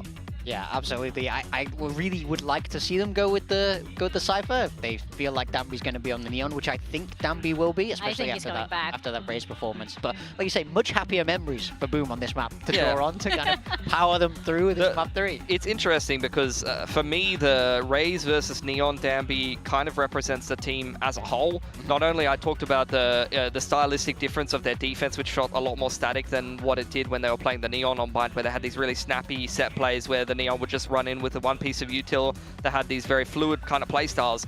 I think it's the same thing where Nongshim, in the meta of the Neon, was the strongest that we've ever seen them. Now it's been nerfed down a little bit. They've gone back to the Raze where, you know, the last time Danby played Raze was VCL KR Stage 2 Finals, I think it was, in the Grand Final, which is 6 or 7 months ago now. And the thing is, I feel like they struggled more in that tournament than they did in Ascension. Like, when Danby was playing Raze, I didn't feel like they were as strong as they were throughout Ascension. So I'm wondering if he takes a step back, are they going to be able to play the same style as they did with the Neon, and are they going to be able to play to that same level? Yeah, I wouldn't doubt Danby on the Neon. I mean, it's just a player and an agent that makes perfect sense, right? And I feel like, you know, Danby going back on the Neon is going to fit like a glove once again.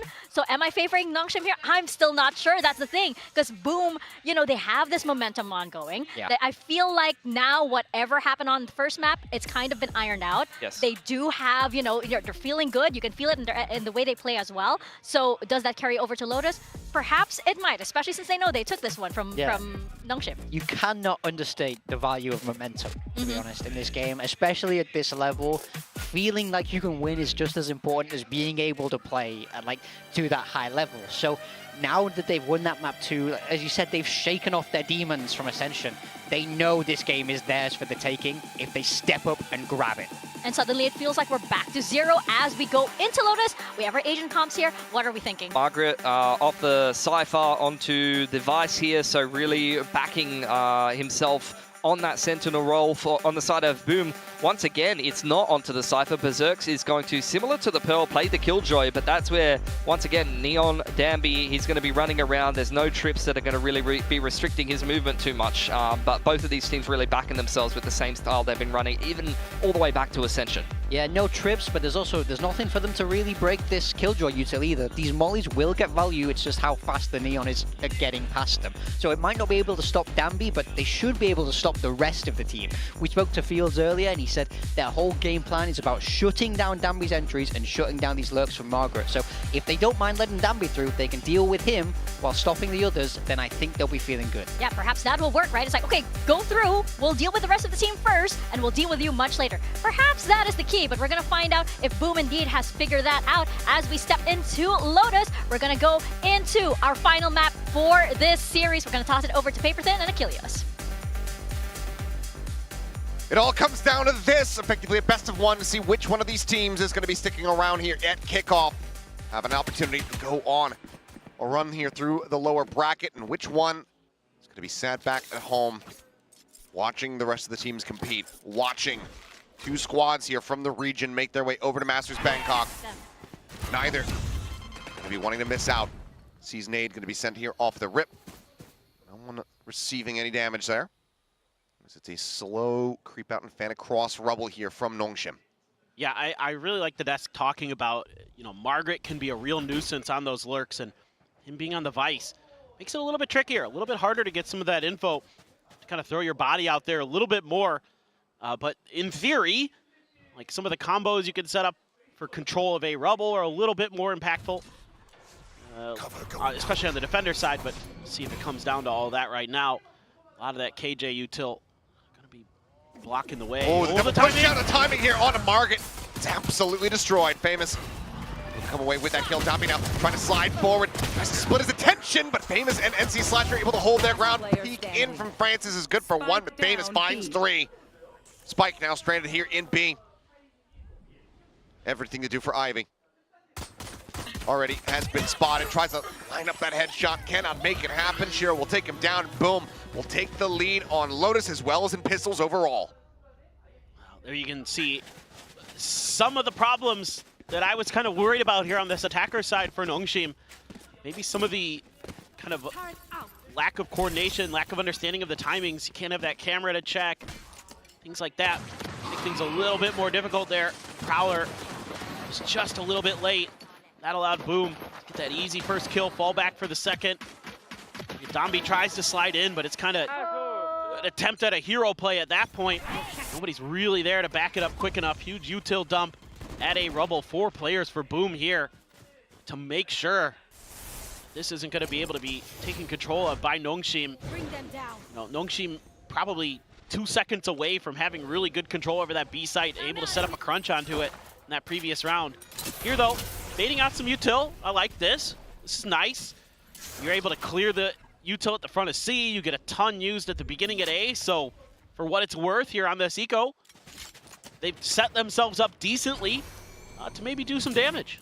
Gonna try, but they are drifting over here towards C. Had they lingered back across towards A, given what we can tell, having the all-seeing eye here on the minimap, would have been a very solid read, but still will now push up forward as Famous is able to find one. That Bulldog once again doing some damage. Comes up with 2. Francis eventually able to put him down. Snake bite to delay. Tap the door once more. Poison orb gone. Downbeat. Quick peek out to avoid the lion's share of these shots. Now trying to push forward, but Berserk's up on top of the box. Has the high ground, has the kill. The swing out from NC Slasher is swift and clean. Ivy on the floor, just the 1 casualty so far. No economic damage dealt here. As Francis find a couple more eliminations. Swinging out, does go ahead, put down DOS9. It's a Sheriff Wielder. Is it reading that position and takes NC Slasher's head off? 10 seconds left. Getting the weapon, not going to be possible here as the double push gets ready to come through Baby Door. Reload can come through. Francis is gonna have to deliver a couple more nasty shots like that if he wants to somehow clutch out this round. Be the ace. It's already stacked against him, but it could just be a double face into tree. Up close and personal, cannot align that first shot. Shiro will just go ahead, get the kill, wrap around to scoop up the Bulldog. Carry forward as much firepower as they can. As the defuse, looking like it's gonna be handed over to Berserks. 2-0 start, but a solid effort from Nongshim. Yeah, absolutely. And even though this actually ends up being more about, again, hero individual plays, I like the early idea to clear out some of that util, but there's still extra layers behind what Boom is doing that's really, really good here. The high-low setups, there was a snake bite earlier before that to make sure that they were in a good position, that Donby can't just run in there with that shotgun. They're going to be anticipating something like that coming through. I mean, just, that was so good. Francis has hit some disgusting shots. Going back to Pearl even. It's been really on top of it for the most part for Nongshim. I feel like the one spot where, I'll hold that maybe, is Margaret. Just tucking along the wall. One spot where you expect to maybe have a hard time playing against players named Margaret Francis is maybe if you're on like a seniors bowling league. But they're putting up solid figures here today. Those guys are destroying in bingo. For now, A site emptied out. Berserks here at drop. Gains audio from the Nightfall. Now does Boom retake from here. Berserks tagged up at Francis similarly, down to 2 HP. Push under the corner, Tappy with the Judge in hand, able to find one, sends up the relay bolt to try to further delay. He's gonna be eating some damage, has to get himself off of that bite and is able to do so. He tucks back in, but he's just so damn low. He goes right back into it. He thought it was gonna be expired, but Shiro, maybe scratching his head, was able to find the kill. However, Francis on the peak, just enough of a window. Clean up the kill, Famous and Shiro both go down, and Nongshim will be able to get themselves a round win. Well, that's just Domby being Domby there. The Judge in hand, that extra value from that plant spike. That little extra cash as well, really nice. Shuffle the economy around a little bit because things were getting pretty weak for Nongshim, even with a Judge being bought down to. They're able to come through with a really nice hold onto the site. A little bit of sloppiness at the end, but Margaret was taking his sweet time to get around to the back flank. So without some of that extra Cypher control, still able that round to find some extra space. Something that Boom is not going to be aware of. Oh, Ivy. About to be greeted with a hell of a lot of pressure. Prowler gets the bite. Nice that vision, but wrap back around here. Domby looking to try to peel off some pressure. Showstopper hopped in, not going to be fun for the kill there. Ivy able to find one. As Famous gets taken down, but DOS9 quickly trades it. 1-for-1 in the end. And now the pivot back over towards C. Full kit still set up here from Berserks. But it looks like it's just going to be, no. A quick little send on that C's. And a pivot back across towards A. DOS9 up on top. Drops down away from tree. Shadows traveling. Trying to send up the smoke, but Nongshim, I don't think they're looking to play patiently around this one. They're looking to push up past it, and Persia is able to find the kill. DOS9 now on the floor, the A site wide open for the taking. I think part of the game plan here for Boom to try to deal with this Neon play, going back again to some of the things the desk was setting up for this, is to try to get ahead of it. Try to put some pressure onto these flanks, particularly onto Margaret on this Vice. Oh boy. Peek out, slides into the wall, but does manage to escape. Pressure going to be taken down. Shiro and NC Slasher both flushed out over towards Baby Door. And that sends Berserk's packing now. Just trying to hold on to the weapon. 2 casualties once again here for the side of Nongshim, but it's going to be 2 rounds, 1 overall as they tie things up. But again, Nongshim absorbing pressure really, really nicely. Ivy played that as well as he could, and Donby so good to react there with that Neon, using that relay bolt to buy a little bit of extra space. And has that Judge in hand still. And that sends Boom packing. That gives Nongshim the opportunity to reload for another re-clear of A. Try to take a fight there, and they catch DOS9 trying to get out. That broke things wide open. They're able to get through with that round win. Very nicely handled. That showstopper just couldn't quite get around that corner enough. Tough angle for Famous to take. Nice shot by the IGL Shiro, but Nongshim responds in kind with a 2K of their own between 2 players. Tommy going to be still maintaining a Judge. It's going to be a weaker buy, so this might just be a fast hit here for Nongshim. You've got all 5 players. This might just be a go off the rip. Team that doesn't typically consider slowing things down versus anticipated ecos on the opposite side. This took too long, so I'd like to see them work the map a little bit more now. You didn't find any of that contact at Rubble like you wanted. I know you've got a Judge, I know you've got Domby, but this is giving Boom so much opportunity to react. Famous here, ooh, gets the headshot. Shiro still sat over by stairs, tucked away on the corner. Oh, but missing each other. No, just side by side alongside the wall here, it would seem, as Domby swinging around the back. Just miss a quick little glimpse there on a Famous, but Ivy's able to find it. DOS9 cleans up Margaret, but Domby is just completely unnoted here as he just continues to slide forward here, cutting people in half. And once again, Berserks on his lonesome. Nothing more to be done. Nongshim going to be gaining the lead here. 3 rounds consecutive. It's even with a good read, even with the right players in place, there's not much Boom can do. It's so hard, even when you know it's coming, even when you've played against it many times, even when it's been the biggest focal point of some of your prep for this series, it's really hard to shut down Domby. And it is. Berserk's trying to do it right here. A couple extra players here alongside. They both line up as well to come away with those 2 kills. Stop the economy from Nongshim from getting completely out of control, but cannot turn the tide of the round. Still 2 players left standing. Those kills get Berserk's a little bit closer to that lockdown, but still just doesn't have it online because for the last several rounds, he hasn't really gotten the opportunity to participate. Yeah, great paranoia, by the way, from Persia in the middle of all that to set Domby up. Absolutely insane stuff. A little bit of fade util from Francis as well. That was starting to feel good. Things are right back to comfort zone for them, just playing off of Domby. Going for quite a big push out towards B. Bypass a lot of that util. Great relay bolt. Frantic there from Shiro is okay. DOS9 able to go ahead and stave him off. Domby not allowed to close the gap. Paranoia connects onto a couple players. Sees does get dodged.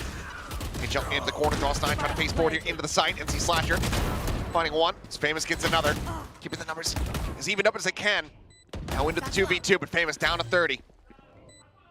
Spike planted, the tuck across here. Francis is himself settled over at upper tap on that defuse.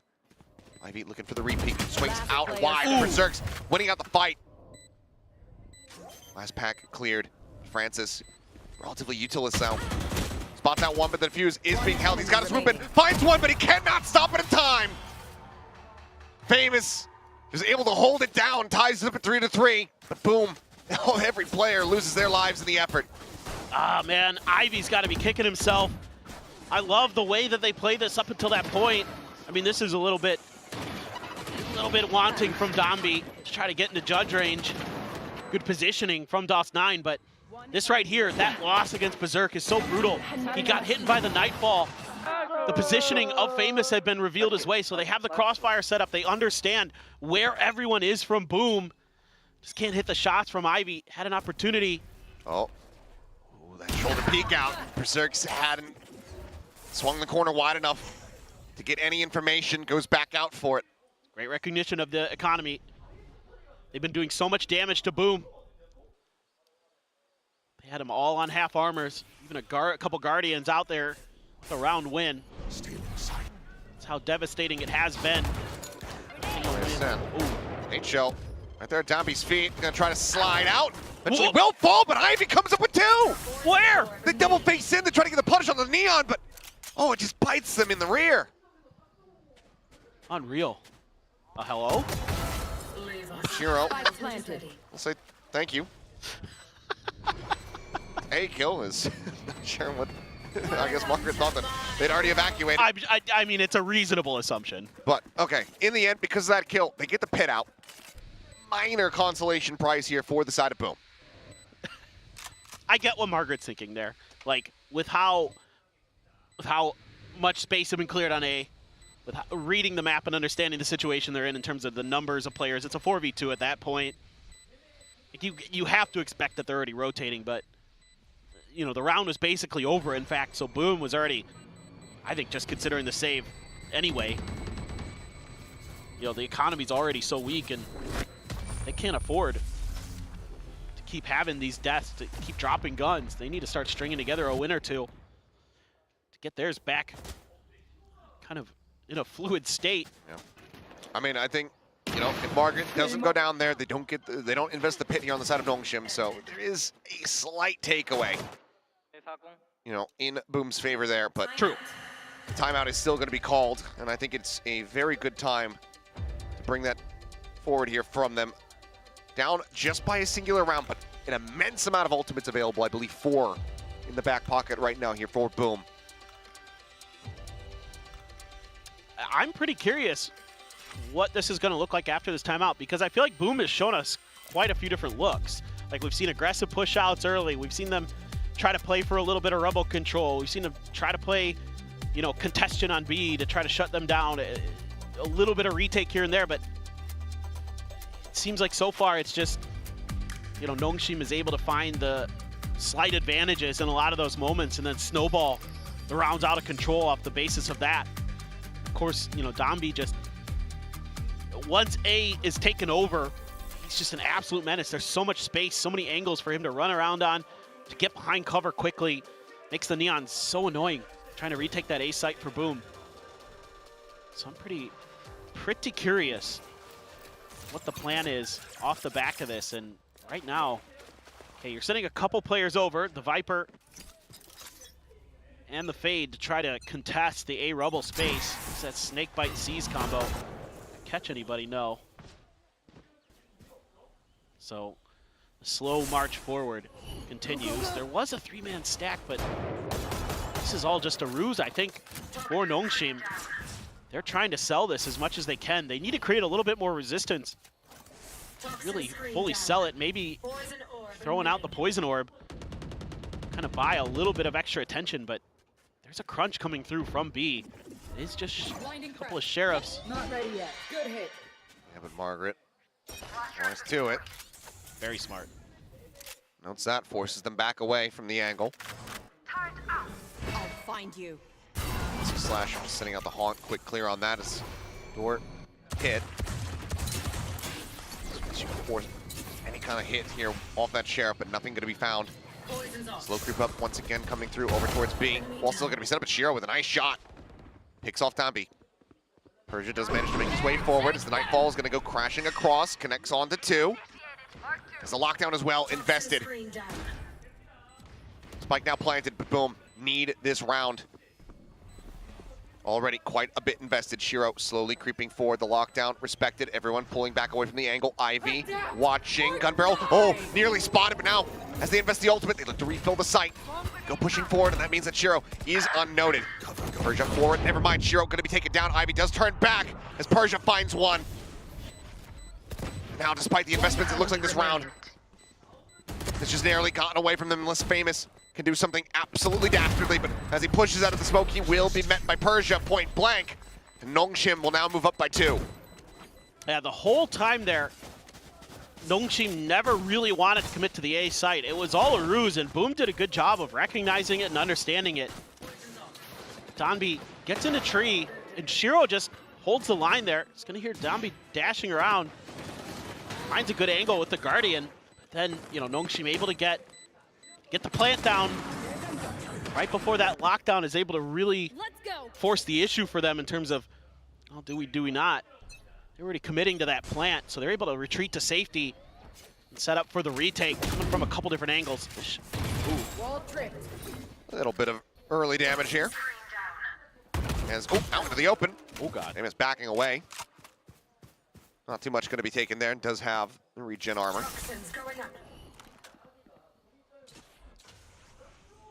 One away from having a showstopper. They don't want to give this tree control up. This was free last time for Donby.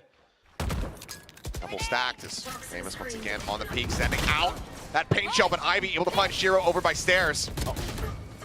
Push out from the door there. Ivy gonna fall, but Donby comes away with 2. The overdrive popped, delivering eliminations once more as the spike gets planted on the B site, and once again, it's just Berserk's left alive. This half starting to spiral here, starting to get away from Boom. The credits are in the bin. Go, go, go. Literally 0 for Berserks. Not much for anybody else. Not sure to see if they can sniff him out. They're looking.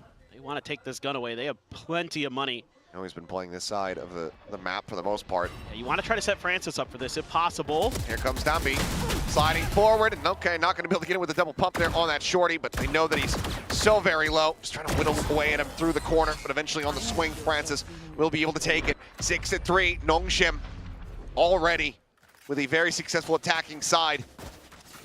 Like you said, Bunny, not very plentiful. As, oh my God. Just crazy. You can see DOS9 trying to create an extra angle, gets dealt with quickly. Nongshim just reacting so well to things.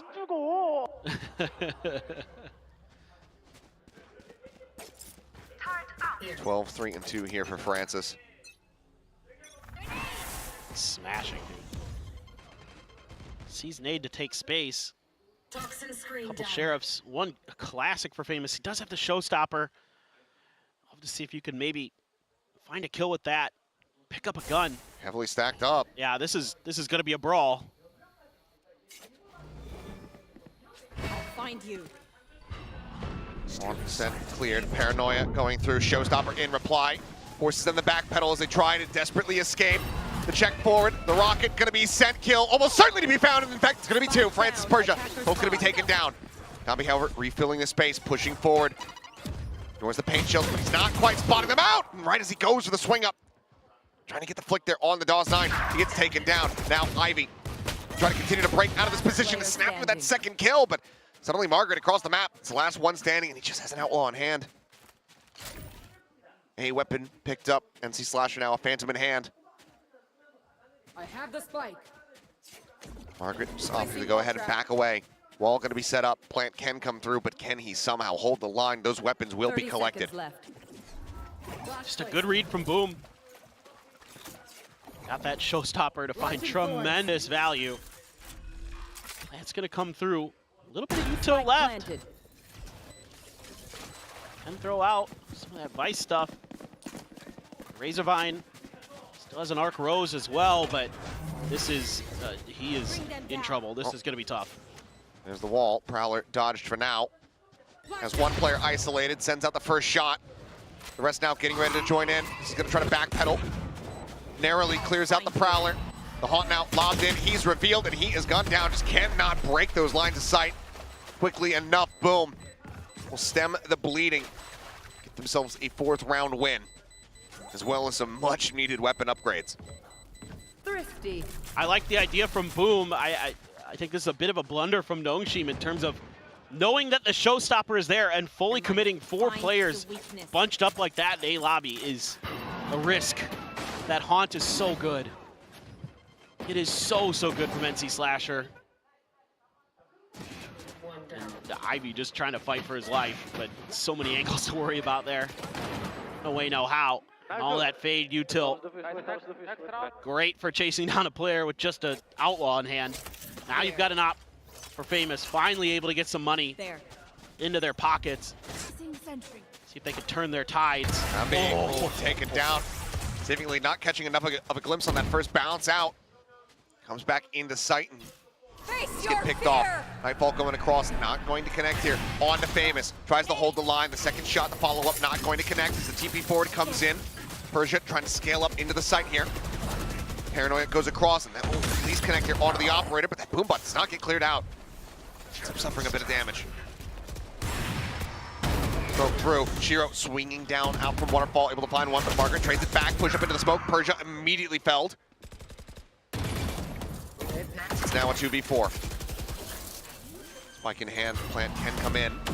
As the Haunt gets taken out here. Margaret gonna push forward, but the Paranoia comes across, and NC Slasher swings the angle. Francis now all on his lonesome. Looks like he's had enough of this C site. Goes on a bit of a walkabout, has some time to play with.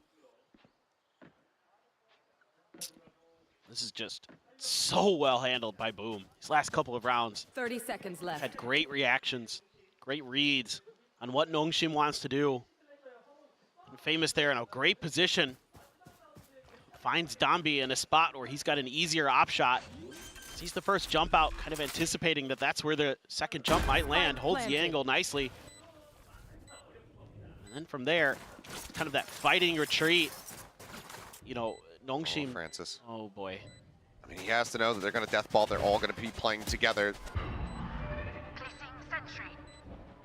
It's a four-man approach over towards Rope. The spike not at all planted for Francis as he swings back out from stairs. Smoke gets sent. He has a Haunt. There's a spot up on the one, but cannot find the punish. Gets the headshot on the one. A bit of damage across onto the diffuser, but Berserk's on the swing out. Will keep them in this. 5 rounds now obtained for the side of Boom, looking to bring us another 6-6 half. Well, the last time these two teams squared off on this map, it was an overtime win for Boom in the Ascension Grand Finals. Looks like we might be heading in a similar direction right now. These reads are so good for Boom. And you have to press forward there. You're trying to catch that operator off guard, but Berserks is so ready for it. He's so aware of it. Shuts down Perza's push. And now a timeout has to be played for the side of Nongshim, as this is definitely 2 rounds in a row that have kind of wrecked any momentum that they were building up, and all of a sudden, I feel like maybe Boom might be able to take a 6-6 out of this half, and that's pretty solid for sure. Feeling a lot less confident, especially given that the last 3 pistols have gone the way of Boom. That's very true too. It's tough right now for Nongshim. They're starting to get read a little bit. The tendencies are starting to get downloaded. Like some of the Dambi stuff has no longer been effective. Boom's been able to finally adjust and nullify the Neon. And now let's see what kind of ideas that Nongshim wants to bring into this last round. I think I'd like to see a little bit more spreading of the map, but when I look at the map, I read fast B hit. Well, it took all the way until the 12th round, but there is an Odin now in play as well. In the hands here of NC Slasher, and guess where he's positioned? Right here on the B side, Persia, the TP forward. My God. Going for a scout, does go ahead. It's the cancel. Odin will have been heard. And it's gonna be around that corner, not quite getting tagged up, so far, damage not gonna be suffered on either side. Tap at the door, Berserks with that op at the ready. Let's see if he spots anything out, but no. Just plays it patiently here, does downbeat, waits for it to fully shut. Rotates across, but double op setup here. It's Famous up on top of the box. He's not been playing this position, might go unread. Looking for the multi-man face out, they're able to do it. It's Famous. Comes away with one. Francis is going to be taken down, now swaps over onto the Judge, and this might be fully unanticipated. The pit now going to be coming through as well as Dambi tries to flush things out and open things up on that B side a little bit more. He's not going to be finding much, but then he gets taken down, and Shiro collects 2. Famous the only casualty thus far. playing into this pit, looking nigh impossible for the side of Nongshim. The setup here was so good for Boom. That pit to force them into the Nightfall to cut off the rotation into B. You seed over that Rubble control in a little bit intentionally. That gives them their own pit. Oh. Spike planted. Gonna be invested immediately here. Persia plays over towards upper, TP. Cross towards that connector door. Might be playing up close, just in the corner here alongside Berserks, and if he pushes in on that angle, you will barrel stuff him. Back is turned here for the moment, pushes out, and Ivy taken down. Persia able to find two, however. Playing here within the smoke. Odin shot coming his way into 36 HP. He just cannot get it done. 6-6. We are tied up at the half. Boom, fighting back. This is just such a great round for Boom off of the timeout. They put up a bit of a fight, and obviously the multi-layers with the guns there. The operators, two of them. They have the Judge to fall back to for Famous, but it's more about the way they use those ultimates. The Viper's pit to stop the A hit. You know they're going to go through B because you've given them that extra space. The Nightfall to cut that off.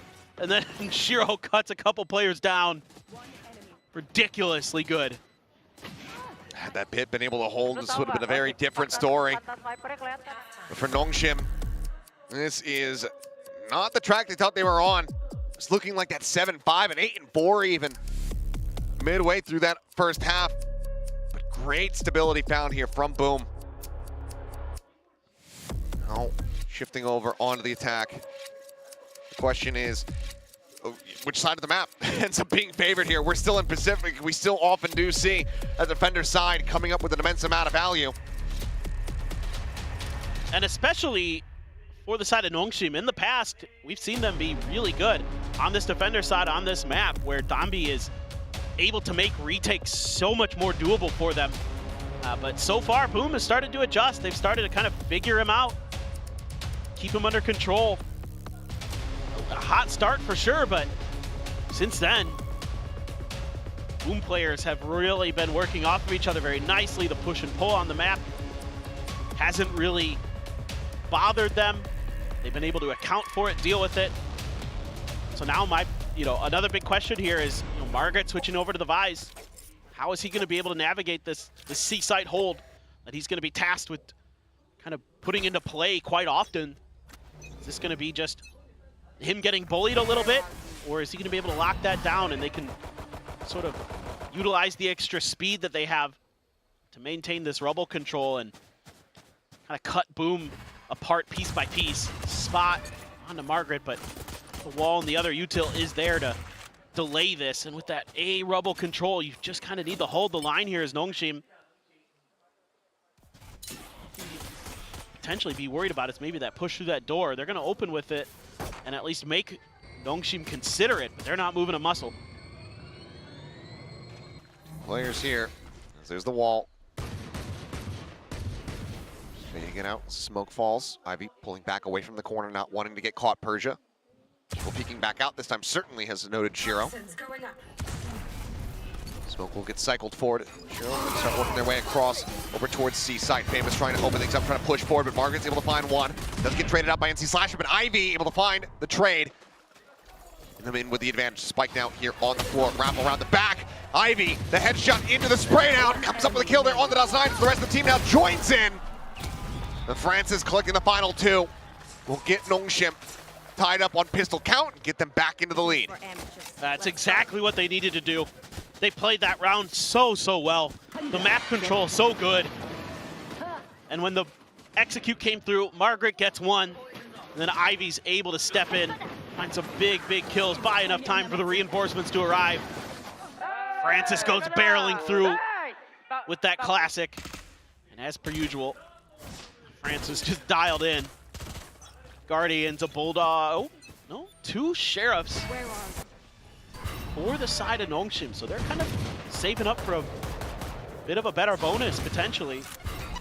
Oh, Persia. Angel's going to be sent down, but Dami able to find the opening kill here. Does get taken down by Berserk, but Persia up on top of Rubble. Still going to be good for one. Berserk finds two. Francis putting that Sheriff to good use. Doesn't put him down, but now suddenly as the dust settles, it's a 1v2 NC Slasher. Will eventually get picked, but Weapons quite far away. Not sure if they're going to be able to juggle anything back. Bulldog going to be thrown over. Does get scooped, but in the end, it's just going to be that Spectre. Guardian ends up being lost. This just gets hella scrappy. Persia trying to play off the back of his own paranoia there, but can't connect that last Guardian shot onto his second target. Ends up costing him his life.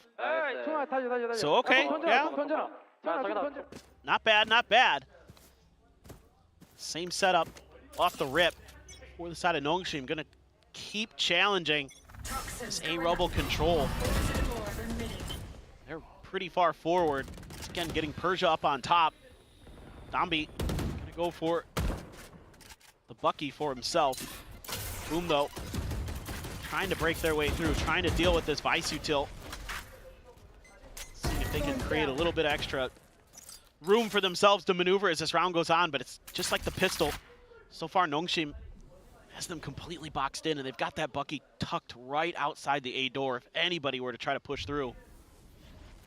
Wall hasn't been popped yet either. Prowler sent cleared the judge and challenging them, saying, yeah, come on. Try to beat this wall out. Or tapped, cut back across now in towards B. Just Francis here. So he's at the ready. Dambi holding close, but Shiro flushing him out. Instant headshot found. As Francis getting ping revealed here by the Haunt. Famous similarly suffering that same fate, but not being punished quite just yet. Famous so very close on that peak to being able to find the punish, but it's going to be Margaret swooping in with the judge in hand. Now situated here on the corner. And realistically for Boom, yeah, it's going to have to be a pivot back over, but that wall still set. And now a cut back in towards B. You tell things starting to get scrambled here for the squad. Margaret once again being brought forward here. The judge opening up, able to find one, but Shiro Berserks answering back in kind as Berserks goes crazy. 10 seconds left. Suddenly Ivy, last one standing. Spike planted. 7 seconds to spare as the spike gets planted. Everything here on this player's back. Alarm bot set up. Shiro on the deep flank, rotating around through stairs towards upper. 14 HP remaining on him, but if he gets a jump, the health likely not to matter. High-low setup. The alarm bot cleared. Tap on the spike as Shiro comes pushing out. Successful. Ivy makes it a little bit more costly here for Boom. Looking to try to get the hold to half. Does so. It nearly line up for him, but Dawson9 will be able to hold it down to find the kill. Brings the gap now just down to 1 round. It's pretty good damage done, though, by Nongshim. Just forcing so many adaptations out of Boom. That's a great read from Shiro on that position. And they try to pull back. Have to go back to B. Thought maybe that judge might get a little more damage, but Berserks is having none of it. What a phenomenal entry from him to kick the door in for the side of Boom. That was huge. That round could have gone very different if he doesn't hit those shots. 14 and 8 right now on the map for him as well. A phenomenal run of it. Dambi taking a little bit of damage on that peek out, but nothing too serious. Again, map control established for Nongshim. Boom has to figure out a way. See if they can break through towards C a little bit earlier. Oh, Francis in trouble. He was swinging to try to get the kill here. Takes the fight though. Gets double-faced into the B side. Dambi not going to be fast enough to try to find a punish. Ping's now coming down, realizing that one of these players may have slipped the net. Haunt cleared behind, but Shiro not quite paying attention to it. Ends up getting gunned down. Dambi striking. It's a solid punish here to keep the numbers even up at 4-4. Wall raised. Famous set here. Swings back over towards water, and Margaret has the angle. Gets the headshot, gets that punish in the meantime. Persia around the back, striking. Berserks out of the equation. With 2 players left standing. Money widely absent here from the pockets of Boom. They go for a save. He just proved to be incredibly difficult. Neither side really wants to press too much further forward. Money's tight for Nongshim and Boom. Just got to be a little bit careful in this scenario. May just be kind of a hold for everybody else on this, but these are the problems that Boom is going to be facing with the map control that's able to be taken. Left. And I thought they had this maybe read, dissected how to break through this, and that's that Nongshim is relying on Francis as a fade to try to hold down B by himself. and they broke that open, and I'm not exactly sure what went on with Shiro there. Didn't hear the gunshots behind him. Wasn't just footsteps. There's a lot of noise made there. I'd have just been tunneled in. Call it a C9 moment. Sure. Same map and all. Either way, timeout is going to be called here. 2 rounds separating. Boom. Wanting to right the ship right here, right now. Yeah, that Haunt had to be cleared. I don't know. Anyway, but the map control is what allows Persia in the long run come through, find that flank, basically knock Boom out of that round. Good hold by Margaret on the entry. The wall was a problem again. Just got to bait that wall out sooner as Boom. Got to make sure that that util is as cleaned out as possible, and that Nongshim has to respect the map a little bit more so they can't make these aggressive pushes sooner. So they can't react as quickly. Give yourself the ability to get into those post-plant scenarios a little bit sooner. Put some extra pressure on Nongshim. Let's see how they want to readjust after this timeout. This attacker side needs to start gaining a little bit more value. You're on a bit of an eco. You're a little close to some ults. You're 1 away from the KJ ult, couple away from the Viper's pit. But it looks like given the pull back here, Nongshim, they're not going to be fighting for orb control outside of C. Then again, Berserk's not really going for it. He's just storming his way forward into the B site and will be taken down. So ult going to be gained in death, but will not be able to be utilized here in the round. That's wall down. And so that's going to allow Boom a little bit of thought that they could try to push towards C. Famous trying to take some space and gets the catch here. Ivy caught, util in hand, sends out the bite to try to slow up the rest of the advance here, but ends up falling. The weapon now going to be passed over. 3 rifles here for the players as Famous trying to push forward, trying to utilize it, but it's just decayed so very low. He ends up falling. The flush out comes through. It's only Ivy as the casualty. As Nongshim will get themselves up to double digits. And it's off now stretching. It's off the timeout that Nongshim comes up with a bit of a different look. The early part of the round looks pretty similar, but it's the setups between B and C that are just different enough with that wall there that you kind of are okay with Boom trying to take that C pressure because you know you have the Nightfall, you know you can get great value out of it. It's a good adjustment from the side of Nongshim. I think they're using that same wall potentially off the rip. Can't quite see. There's a toxic screen in the way. Ping reveal there on the DOS9. Kambi wanted to try to collect, but that shorty is not quite going to get it done. Takes him down to 33 HP, but Persia swinging the corner. That'll absolutely have a little bit more impact to it, but cannot find the second. As the dust settles, 3 players gone here on the side of Nongshim. The flank noted. It seems like Boom maybe just favoring their numbers advantage. So they start pushing back over towards Margaret, who's since evacuated back into the C site.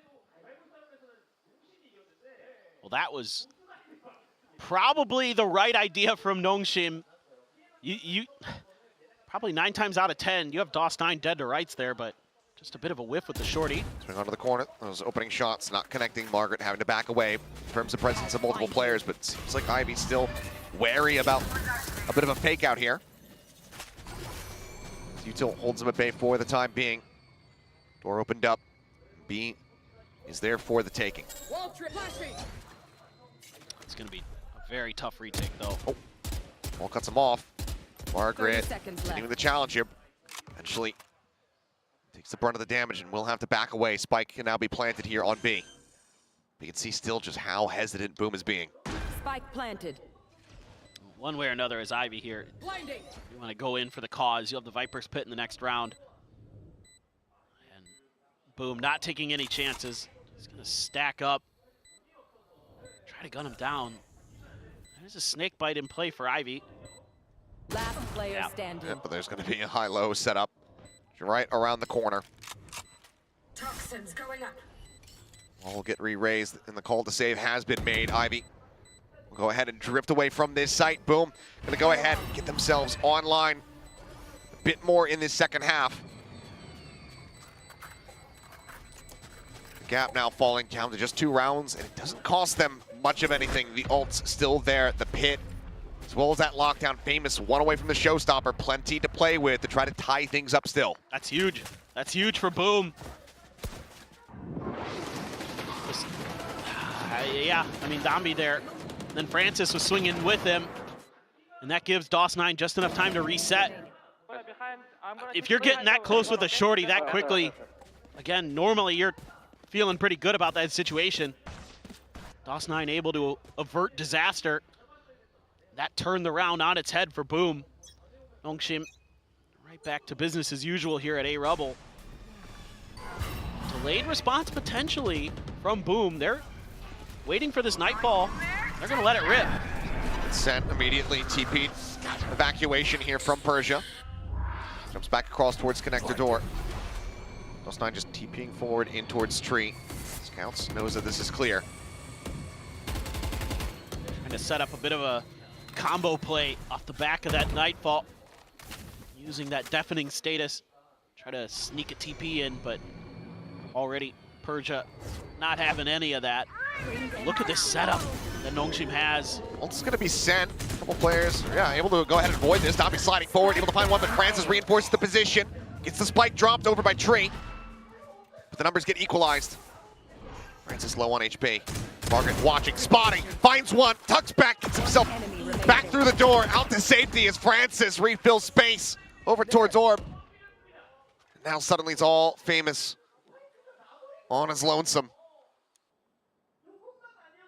Nongshim, once again, looking to bring this lead up to 3 rounds. Francis on the corner, not going to be able to find that kill. Famous does well to get it, and that's a showstopper now online. If you find one more, perhaps. But there's only 15 seconds remaining, and the spike is still a world away, and he's not ready for this reposition from Margaret. Goes around the world, all the way through stairs. Finds that kill, a bit of a nail-biter here, but Nongshim get the win all the same. They just commit off the back of a set play from Boom that doesn't really connect with much. Just kind of keep pressing forward, and all 5 of Nongshim is here already. And they push and pull with the best. So good at playing off each other's angles. Margaret's so smart there to get that first kill and use that toxic screen to get the heck out. Reposition, set up his teammates. Keep Boom guessing. They've got ults. They've got potential. Dambi's out here. Going absolutely crazy. Dodges pass, but they're all blinded up. Still managing to find 2. Shiro Famous answering back. Some kills of their own, but the rest of the team collapses. They crunch. They destroy. And in the blink of an eye, the round is over. Boom. Knocked on their asses. And now down to their last leg. Nongshim, in explosive fashion, take it up to series point. Oh my God.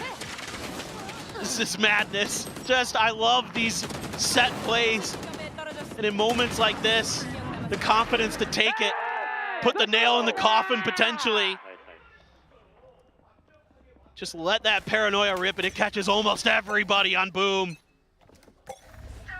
Unbelievable, dude. Dambi now looking to bring this to a conclusion. Judge in hand, swing onto the corner. Famous going to be taken down. The relay bolt sent. Paranoia will stave off Dambi as they tuck back. A bit of damage suffered here.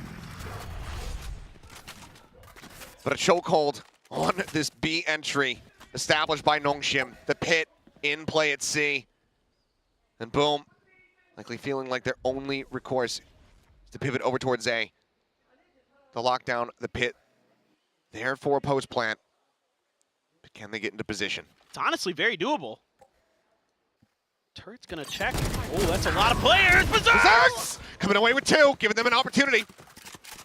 Weapon's gonna be swapped out. Dambi says, nope, I still want that judge. Takes it back up. A-side plant now coming through. The pit immediately invested from Shiro. Can they flush them out? They don't have the lockdown. They can't buy some space with that. But the pit does make this so very difficult already. Dambi, Margaret tagged up. Fighting through this. Seemingly nigh impossible. As everyone is situated here in tree, stacked up. You don't really have util to clear this either. Oh my God. See Slasher tagged down to 21. Push forward coming through. It's just a shooting gallery. Zambi's able to find 1 more kill. But they cannot find the other 2. Slasher with 4 survives. Boom. They hold on by a thread. I mean, This is just kind of a gamble, a hard read attempted from the side of Nongshim. You know, they've been kind of, you know, they hard read on A, this time they go for B, just trying to guess where Boom's gonna be going. And now, kind of back to the default. Contest A Rubble with 3 players, 1 on each other site. Try to make a go of it with that, but I think Boom just gonna make a strong push forward towards B. Maybe just default setup, lockdown in towards the site. Yep. You should run. That is going to be the play. Just wait this out, take site control. Taking their time, Ivy. Gonna wait for the last few seconds, dumps the bite to try to stave off the push here. Famous bounce over the top of that. HL's in towards the connector. Shiro noting 1 over at C. Dambi looking to try to take some space forward here, but it's going to be a pivot cross. But Dambi just closes the gap and shuts him down. Dawson Famous both going to be knocked out of the park. As the head gets spotted, Margaret wraps around towards water. NC Slasher able to put him down, but Ivy now arriving. Comes up with 1. NC Slasher continuing to fight back, but eventually is felled. It's all at Berserks, and he cannot make it happen. 13-9, down to the wire, down to that final map of the series once more. But it is Nongshim standing tall, keeping themselves afloat here at Kickoff. And after a repeat of the Ascension Grand Finals, it is still Nongshim coming out on top. A little bit of sigh of relief there for the players on Nongshim. Certainly Boom gave them all they could handle on those second 2 maps. Yes, Pearl, a blowout for the side of Nongshim, but Bind looks so good for Boom. And then Nongshim back to Lotus, back to the Neon, back to Cruise Control. Yet another win, but Boom eliminated from Kickoff. But still, you have to be impressed with this team. The way they pushed T1 in their opening match, the way they pushed Nongshim today, right? They bounced back after a brutal map 1. Gotta like what you're seeing out of this young squad. Absolutely. And, you know, the road here at Kickoff, it comes to a conclusion, but there is still so much more to look forward to from this squad. They have plenty of time, you know, much to their chagrin, to sit back and continue to practice, to study the rest of these teams, to get ready for that, you know, different map pool that's going to be coming through from stage 1 after Masters Bangkok. It's all going to come down to, you know, utilizing that time to its maximum, and I have no doubt that they're going to be able to do that perfectly. But for Nongshim, still alive in that lower bracket, advancing forward. But for now, we'll pass it down to Jen, standing by with the interview.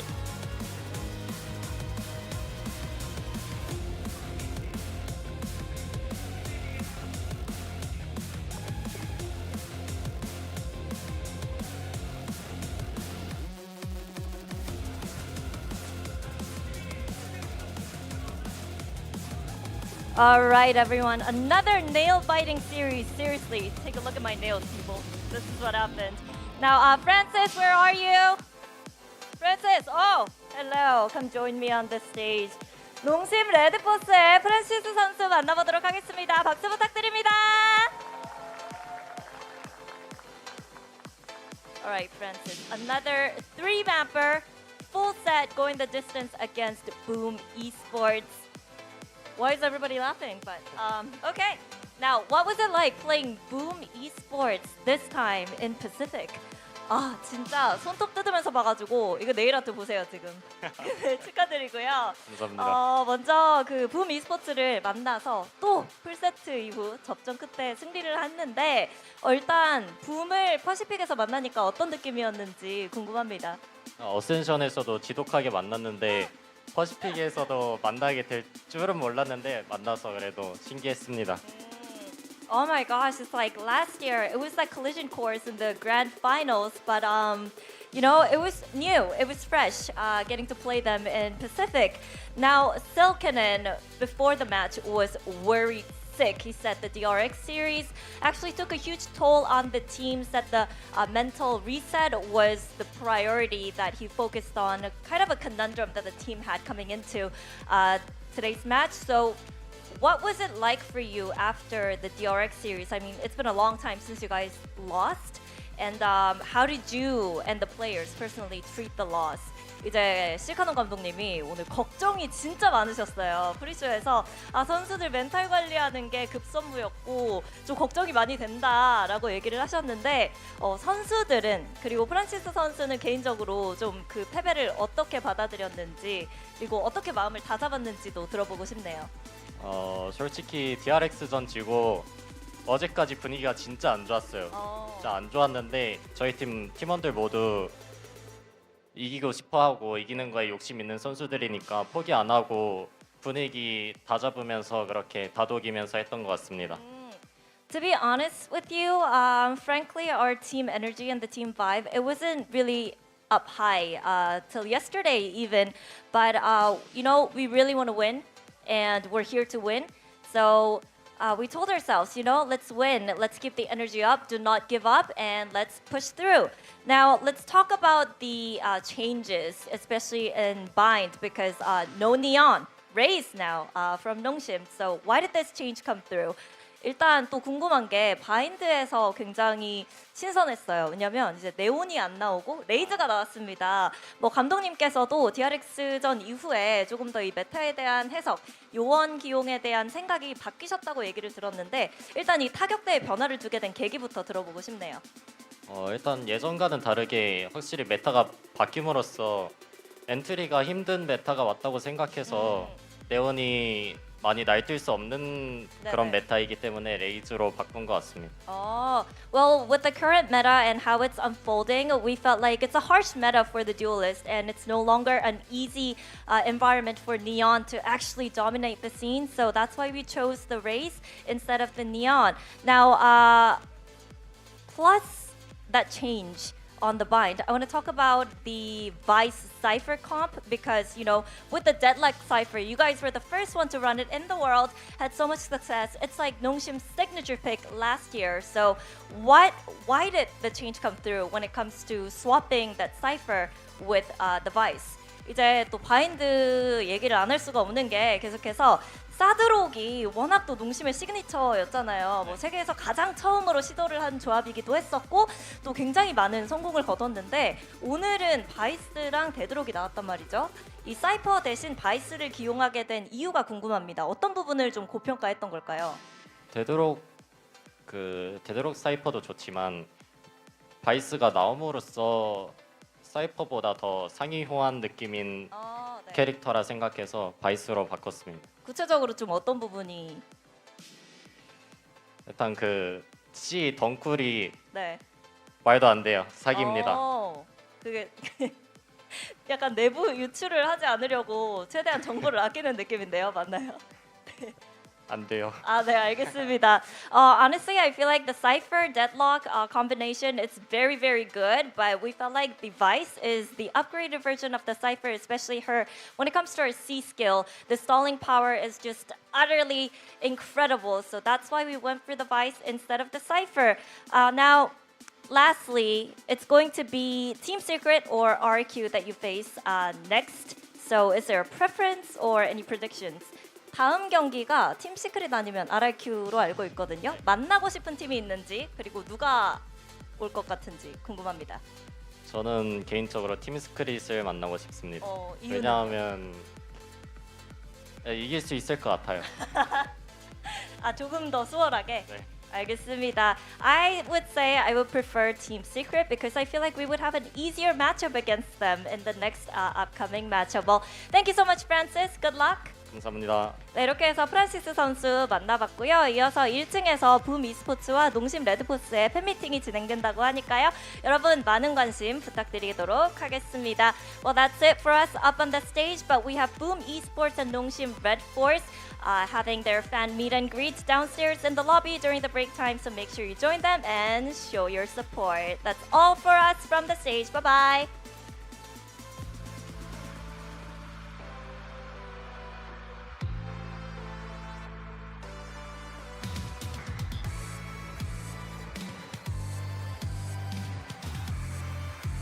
Thank you so much, Jen and Francis, and Nongshim already looking ahead into the next match, but you know, it's hard not to, you know, let them do that because of how they performed against Boom Esports, especially when it came down to the wire. Rounds were going back and forth. Boom even had a little bit of that momentum, but Nongshim stayed calm and managed to string those last rounds together. Yeah, definitely a close game, this map 3. I think Boom will be beating themselves up again. I feel like there's a world where they win this game. 100%. I really do feel for them. This is now the 3rd time that they've lost against this roster. And at some point you're going to want to come back. So we will get to see these teams play again later on in the year. So I'm still excited for that. But this map was another treat to watch. Yeah, I think for Boom, it's somewhat good news. I would say it seems like they're a little inconsistent. They need a lot of work. Like you compare the attacking sides of Pearl, there it was pretty lackluster. Then you had the attacking side of Bind, which was fantastic. And then again here on Lotus, I felt like it was really inconsistent. Some of their mid-rounding was a little bit confused. I felt like they were really kind of hesitant or not necessarily reading the situations as well as SPG were. Nongshim, I should say, were. So Nongshim, I think, a little bit more consistent as it comes across the series. And for Boom, look, as far as I'm concerned, more work needs to be put in, especially with the calling and kind of incorporating DOS9. He's been a little bit inconsistent up and down. Some games he's fantastic. Some games, like the Lotus game, for example, he goes missing a little bit. So a lot to work on for Boom. But the good news is Kickoff is the lowest weighted tournament out of all of them. It's the bracket play kind of thing. And if you go out first, you do have a lot of time to kind of go back to the drawing board, to be practicing, and then come into stage 1 strong. And I really do think that's what's needed for Boom. That's definitely an important point. Like you say, nobody wants to leave a tournament like this. It does, you know, it does sting a little bit, but equally it is just Kickoff. As you say, they have a lot more time to prepare. And I do think this Boom team should hold their head up high. A lot of people didn't have them winning a map at all, you know, against either of the 2 teams they've played. They've played 2 of, in my opinion, the stronger teams in Pacific and took them all away both times. So I think this should be a rejuvenized team coming back into stage 1, and they have plenty to be optimistic about. So don't beat yourselves up too hard, Boom. You're nearly there. You're on the right track. Just keep improving. That's what I would say. Yeah, I mean, like, look at their opening match versus T1, right? We all thought that was going to be a stomp, but it wasn't, right? And they were able to hold their own against Nongshim once again. It wasn't an easy, you know, it wasn't an easy couple of matches for Boom here. So I do agree, you know, they do have to hold their heads high. There's a lot to be proud of here, but there is also, you know, a lot of mistakes that they have to work through. Do you guys think that the pressure got to them, especially at those last rounds, that you saw that suddenly there were mistakes there that they shouldn't have been making and wouldn't have been making maybe if this wasn't an elimination match? Yeah, I think the calling can be pretty questionable at times for Boom. My other huge issue for Boom really is just the lack of consistency on the individual players, really. You know, we've seen Francis, though, on the other hand, has been incredibly consistent this tournament, actually, especially given that he's in the IGL role. He's had a lot of big-time performances so far in Pacific Stage 1. In fact, at the moment, really, he might be Nongshim's best player. Yeah, absolutely. He was a real shining star for them today.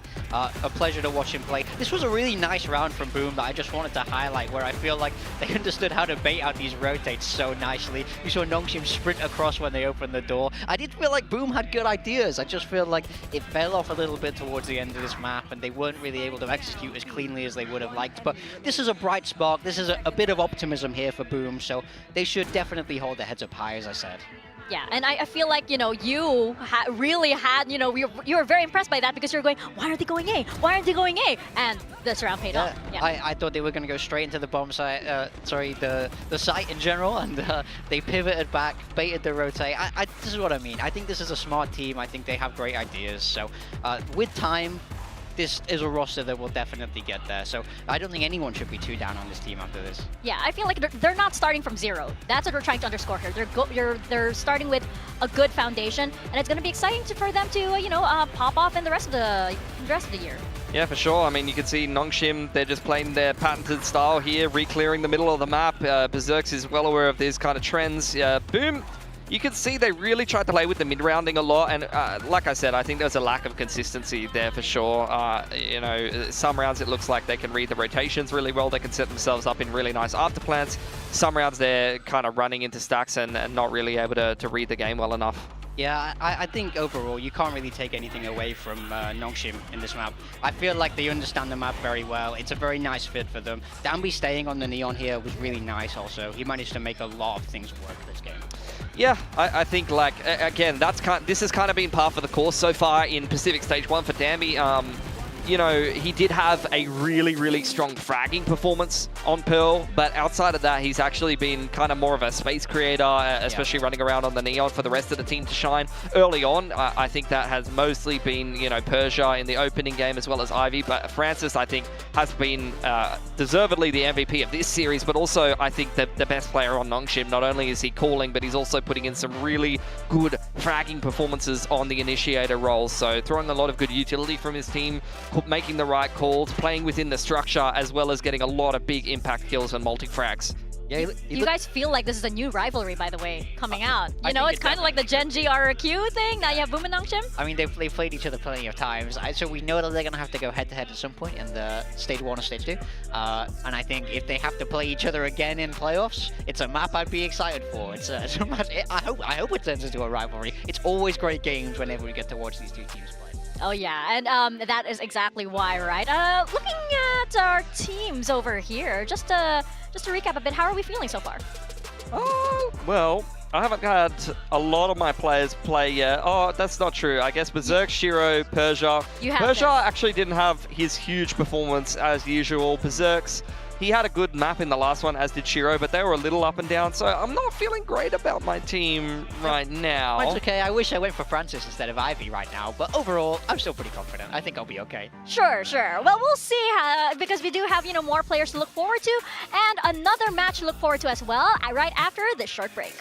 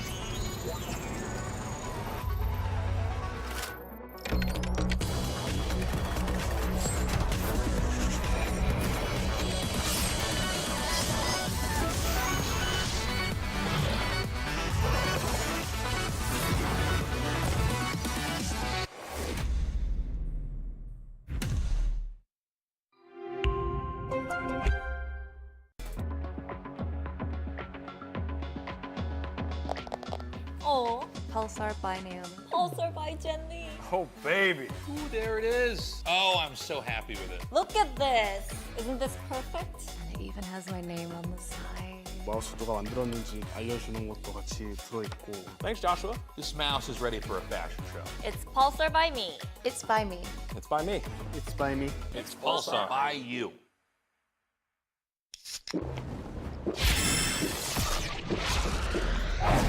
Red Bull gives you wings. Red Bull gives you wings.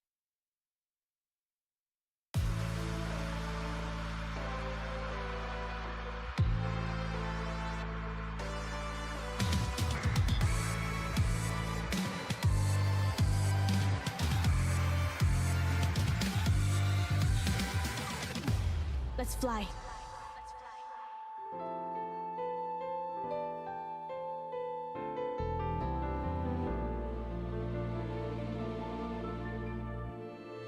It's day 5 of the VCT Pacific 2025 Kickoff. Stay tuned for some epic games.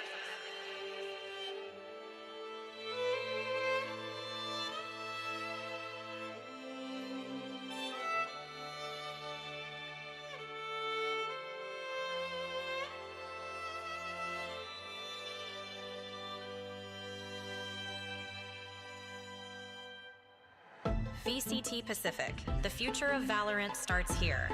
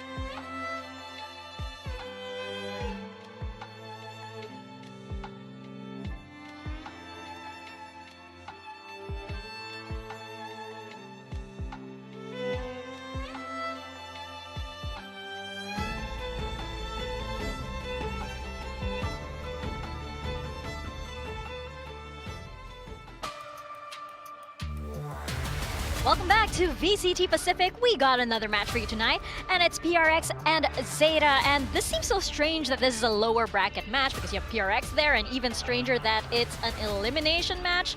But let's put it out there. The styles of these teams are so different. The styles of these regions are so different. Is this gonna be a stomp? Because, you know, audiences, the community is saying that this pretty much looks like ZETA is, you know, meeting their probably toughest enemy right here in this match. They've got their work cut out for them for sure.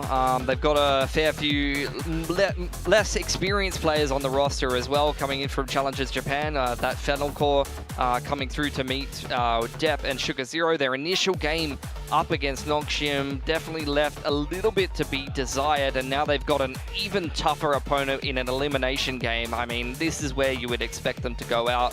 But let's see what they've put this roster together and whether they can come up with something really impressive, because, you know, I think this would prove a lot of doubters wrong for ZETA to win this game today. Yeah, absolutely. They have to step up in a major way if they want to get that win today. But also this team, PRX, we need to see them step up as well, because they did not look like their usual selves against T1. The game was close. That I think there's a world where they could have taken it, but they were playing far from their best. Yeah, you know, that's the thing. I worry about both of these teams in very different ways, you know? I feel like they're almost both plateauing, you know? And that worries me because, like, ZETA can't ever seem to get, like, that big break, the same break that they had, like, years ago in Masters Reykjavik. They've always been wanting to do that again. They can't seem to do that. And for PRX, I'm starting to wonder if the antics that they're known for, are they holding up in this current meta when everybody knows what to expect from them? You know, especially with only 2 slots for Masters Bangkok. Suddenly, I feel surprised that I'm wondering if PRX makes an international. I mean, this would be their worst placement ever if they go out today. I think that the good news is there's a lot more ceiling there. Of course, there is a kind of an inherent role crisis in PRX, despite the fact that we're very much seeming to go into raise meta with a lot of the maps coming out. I mean, this bracket's this is a very interesting one.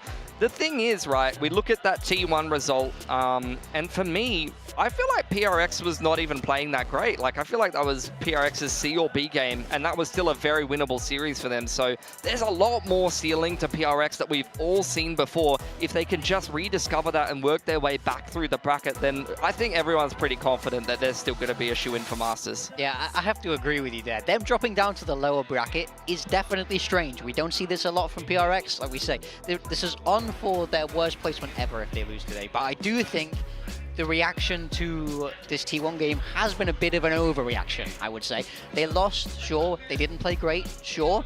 But they very nearly won the series still, as you said, Pilski. So I do think there's a lot more left for this team, but they really have to find form very quickly. You can't have another off day today. You have to get some momentum going if you want to make it to Bangkok. So do you think it's those, you know, first match jitters, just trying to warm up to the stage, to, you know, Pacific in general? Do you think they've shaken that off and they're going to be fine, usual PRX going? Yeah, I mean, it's hard to say. I do think, obviously, being that first game of the year is definitely a real factor where it can slow you down a little bit. But I don't think they need to worry too much. I don't think they need to change too much. I think they should play what they're known for. I want to see them be hyper-aggressive. I want to see them swing in. I want to see them take risks, because that's how they play when they're at their best. Don't be nervous. Don't be scared. Bring back the PRX that we all know and love. Yeah, and Alex was smiling, so yeah, that's a good sign. You know, the tables were all in order and safe.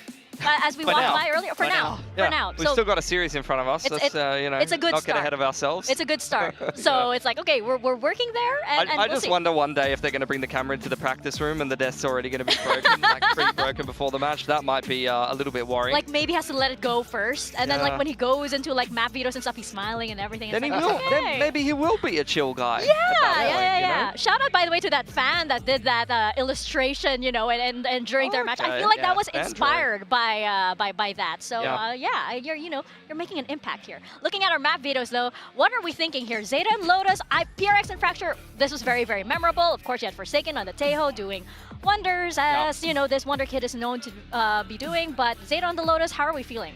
Yeah, I mean, they had a really good game against T1 on it, so they're brimming with confidence. I think it's a map where Depp wants to be playing that Neon, and they play kind of like a Breach Cypher style, so they want to be abusing that. For PRX, what I remember from their Lotus is them playing Double Duelist a lot and that Free Flow Initiator style, but it's not a map that they played for many, many months now, so they don't have the match fitness on that one. Fracture pick, I totally agree with you, Mika. The Forsaken Teo, he dropped like 300 ACS. That seems like a lot of people were saying it, you know, Raze meta, Fracture coming in for PRX, the free flow map. That seems like it's going to be their pick time in, time out. Yeah, it seems like a very natural fit for them on that map. We watched them play, we were very impressed. They looked comfortable the whole way. Like, they clearly had a lot of good ideas, so I'm not surprised to see them go back to Fracture. It definitely seems like a little bit of a home ground for them, and I think we might see them keep picking it, especially if it keeps going well. Paperton's gone for PRX, by Oh, the way, guys. no. So, oh, no. That's a you bit... You just put the nail in the coffin I then. thought he liked Japanese teams. What happened? Come on, man. Oh, no. That's not a good sign, but we're gonna see. We already said goodbye to Boomy Sparks earlier. We have to say goodbye to another team. Is it gonna be PRX or is it gonna be ZETA? Well, Clinton already said something, so let's send it to the stage and find out.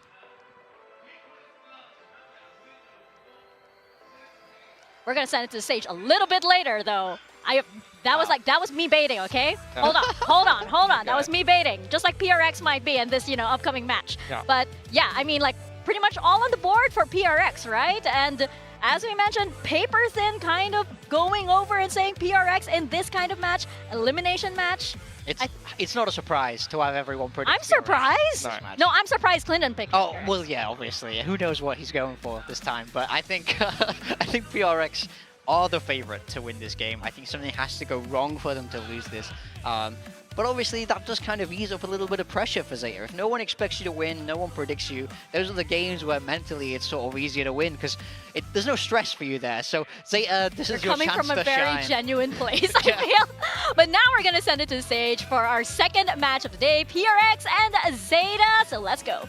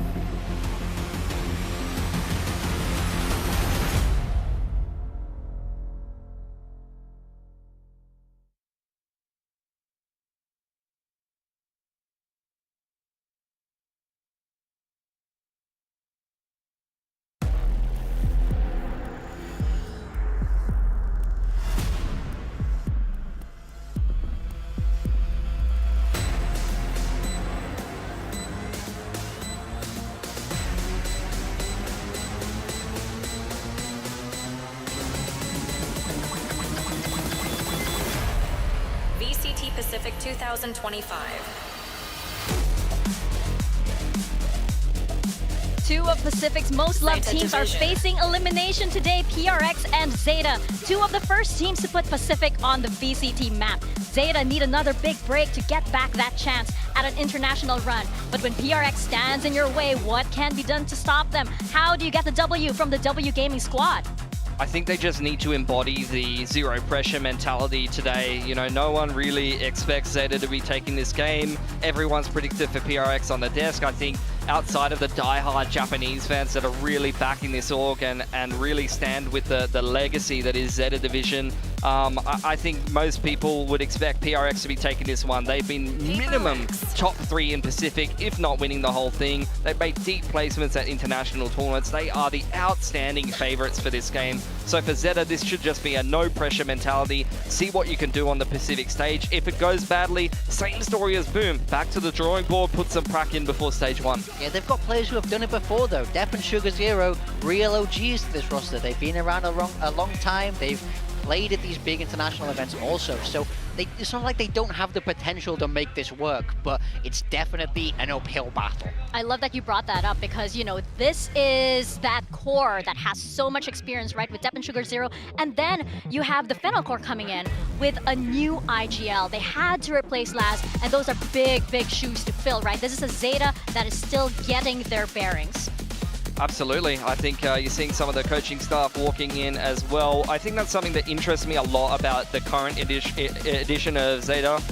You do have Jonta as well as Carlisle. These are guys that are bringing in experience from different regions, and I think that sometimes that's what's worried me about a lot of Japanese squads is where is the experience coming from. You had previously, obviously, Laz in the squad, but especially in terms of coaching staff, it's been a bit of a meme, you know, on and off for a while. I think bringing in some of those new and different ideas could be transformative, especially over the rest of the year. And let's be honest, this is a long-term project if you're bringing a lot of Challengers players up into Tier 1. Yeah, coaching takes time, and Kickoff is a fast tournament. It's very early on in the year, so as we mentioned before, even if you do lose today, crashing out of this tournament is not always a bad thing because you have a lot of time to prepare, but obviously that's something no team wants. Going home, as useful as it might be in some ways to get ready for Stage 1, is never ever the goal. Sometimes you got to manage the expectations at the end of the day. Yeah, and I'm sure a lot of teams have been doing that, right? They've been sort of like, you know, playing the field. They go into these matches, like, you know, kind of shaking off those nerves as we were talking about, right? But, you know, talking about ZETA here, they did have some success in the offseason. They took down some very, very strong teams like Leviathan, for example. So, you know, seeing that there is some hope here for the Japanese fans, even against a giant, even against a dinosaur, a tyrant that is TRX. Well, it's going to have to start off here on Lotus in particular. This is a game where PRX has not looked super match fit. They haven't played it in months and months. Let's see what they're going to go for. Vice comes out for Forsaken. They are once again playing that double duelist Sky style, so staying very true to what they usually do for ZETA. They're also backing themselves. They're going to be playing that Breach Cypher Fade comp with Dep on the Neon. Yeah, Breach Cypher Fade, I actually think it's really a nice fit on this map, especially if you don't have to go against that Viper. So the Cam will get a lot of sightlines, a lot of good value, and look for a lot of these set-piece trap plays where the Cam is going to get contact, the Util is going to get dumped by that Breach in the Neon, and the Neon's going to send it very quickly at them. Yeah, you're going to be definitely seeing ZETA trying to punish the explosiveness of the double duelist, maybe pick off some of these players. PRX, very active on defense. They love posting up something on those C-info lines, taking duels with these players. And for PRX's, you know, you saw it in the huddle. They're all joking, they're all laughing. If I would do the same thing if I was Coach Alex, I would literally just try to get the boys really G'd up and say, come on guys, we're playing ZETA today. You guys don't have to do anything special. Just play individually brilliant like you know your players are capable of, and they should just run them over. Yeah, we were talking about this. It's the mental game. Make your players feel good. Yeah, I think the start of this game will be very, very important because this is where you can kind of affirm those stereotypes where you want to start strong and then you go, this is easy. Or if ZETA starts strong and they go, we can actually do this. Well, let's see indeed who does start strong as we toss it on over to your casters, Paperthin and Achilles, to take us to Lotus.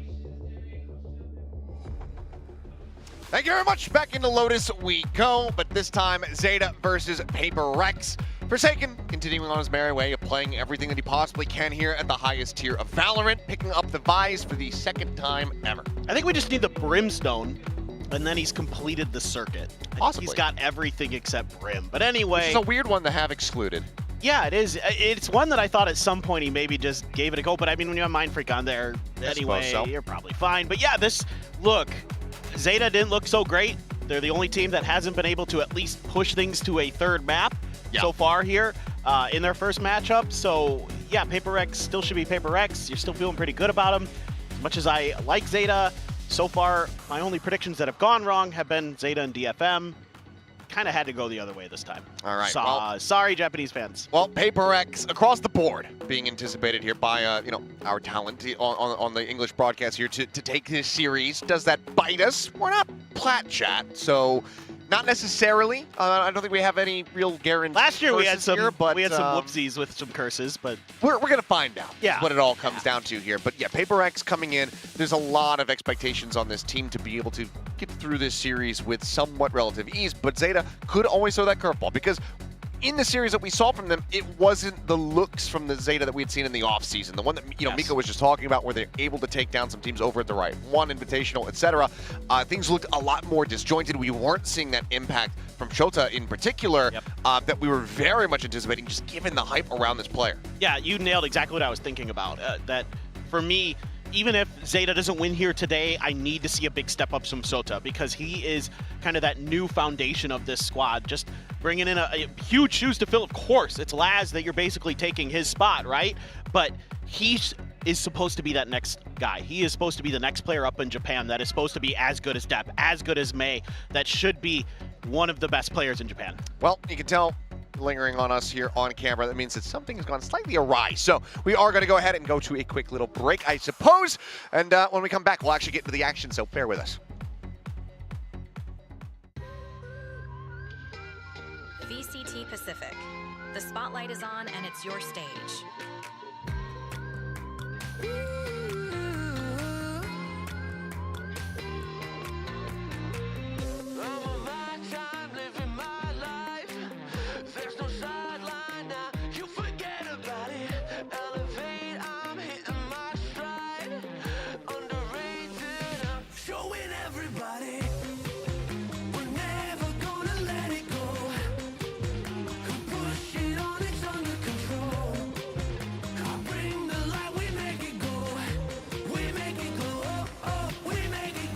VCT Pacific. The future of Valorant starts here.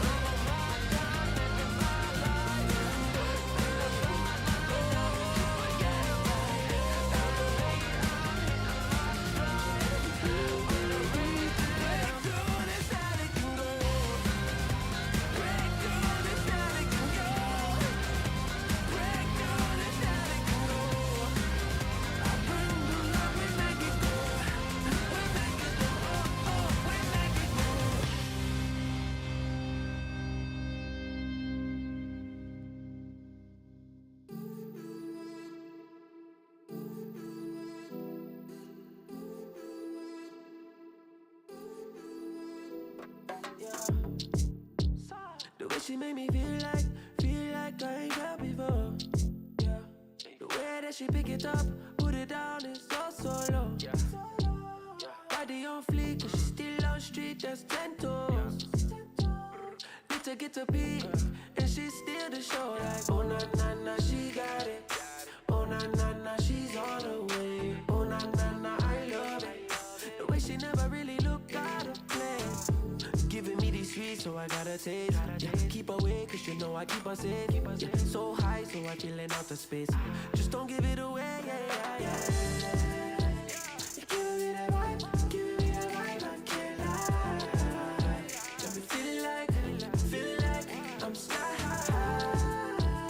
Know what I want, you know what I need, just what I like. Got me feeling like I'm sky high. She a real go-getter girl. She up on top of the world, yeah. and she keep me close by. Cause we both fly, and we both know why, yeah. Make my heart flutter. You the real deal, me not deal with no other. Smooth to the sky like butter. I'ma take you home, I feel meet my mother, yeah. Oh na na na, she got it. Oh na na na, she's on her way. Oh na na na, I love it. The way she never really looked out of place. Giving me these sweets, so I gotta taste. Yeah, keep away, cause you know I keep her safe. Yeah, so high, so I feeling out of space. Just don't give it away, yeah, yeah, yeah. You're giving me that vibe, giving me that vibe, I can't lie. Got me feeling like I'm sky high. Know what I want, you know what I need, just what I like. Got me feeling like I'm sky high. Yeah. Oh, yeah, you got me feeling oh, she. Hello, we are back. Back to us, which is kind of like Schrodinger's tech issue. Is it fixed? Is it not? We don't know quite just yet, but I believe, yeah, we should be good to go. Everything should be taken care of. So we can now get this series underway. Elimination on the line. Once again, ZETA or PRX, which one's going home? We'll take the first step as we jump into Lotus. Really curious what we're going to see from ZETA's Lotus look, you know, with clues on that breach. He's been really favoring that agent a lot, you know, brings it out on maps like Split as well. Not just a map like Haven. Certainly you think we're going to see it on Fracture, but this is quite interesting to see how they're going to set this up. I mean, both initiators lined up with depth. A lot of util to dump at this setup that PRX has as well, but they can throw it right back at him. You know, good flash, good paranoia, could break things open. This is a part of the map that when you see PRX play Lotus with this double duelist, they really like to try to take control of. See if they can do it. Flash out, Zep sprinting forward, shut down immediately is something. Able to find the one-tap headshot. It's a follow-up hit there on XDL as well, putting him down to 45 as they go their separate ways, but that is not exactly the start that ZETA had been anticipating. PRX now just slow things down and continue to creep their way back across towards C. Yeah, you got to make sure there were no other pizzas to that crunch. And it's going to be Divide, maybe trying to sell a little bit over towards A, but ZETA's mostly reading that this is still going to be a C hit, so XDL and clues. Top of the door. Going out. Not drawing anything, is smoke now. Sent in towards backside. Flash fully connecting there on XDL. Something able to collect a second as clues will be taken down. The rush forward, something. A third kill found. Mind Freak gets a piece of the pie. As he will go ahead and finish off the enemy fade. Something now drifting forward, trying to go for the snappy shot. Thought they will be able to shut that down, but Mind Freak will find the second. And between the two of them, they will collect all the kills, and PRX will take the opening pistol. Yeah, it's a good reaction again from PRX. Something on that Jet looking comfortable to start. 3 kills in that first round. Need to get him heated up. Looked a little bit flustered during the T1 match. So a lot of head and hands from something. Certainly after that round, not going to feel that way. Good shutdown of that push from Depp, even with the haunt connecting from XDL. There was just nothing that ZETA could do once Depp is dead. So good angle taken by something. Now you've got Jing with a judge. And 1 rifle and 3 pistols. This is quite an interesting anti-eco buy. Yeah, very intriguing here. Not much firepower behind ZETA, though. Just that Sheriff in Depp's hand, which certainly could be put to good use. And now pushing on the corner, swings out. Okay, Classic gonna be able to get it done. Jing up over the top, however, will go ahead and cut him down, so it's not going to allow for Shota to find any value off a recovered weapon. I'll just get passed over now into Devi's hands as Jing holding close to make this site absolutely unassaultable. Is looking for the 2-for-1, finds it, and oh my god, he's gonna get an ace here in round 2. Judge in hand, and there you go, PRX off to a roaring start. Yep, now it's kind of totally understandable why that buy came through, and this bonus is gonna look, I think, rather fearsome to set of PRX, but yeah, the judge just judging.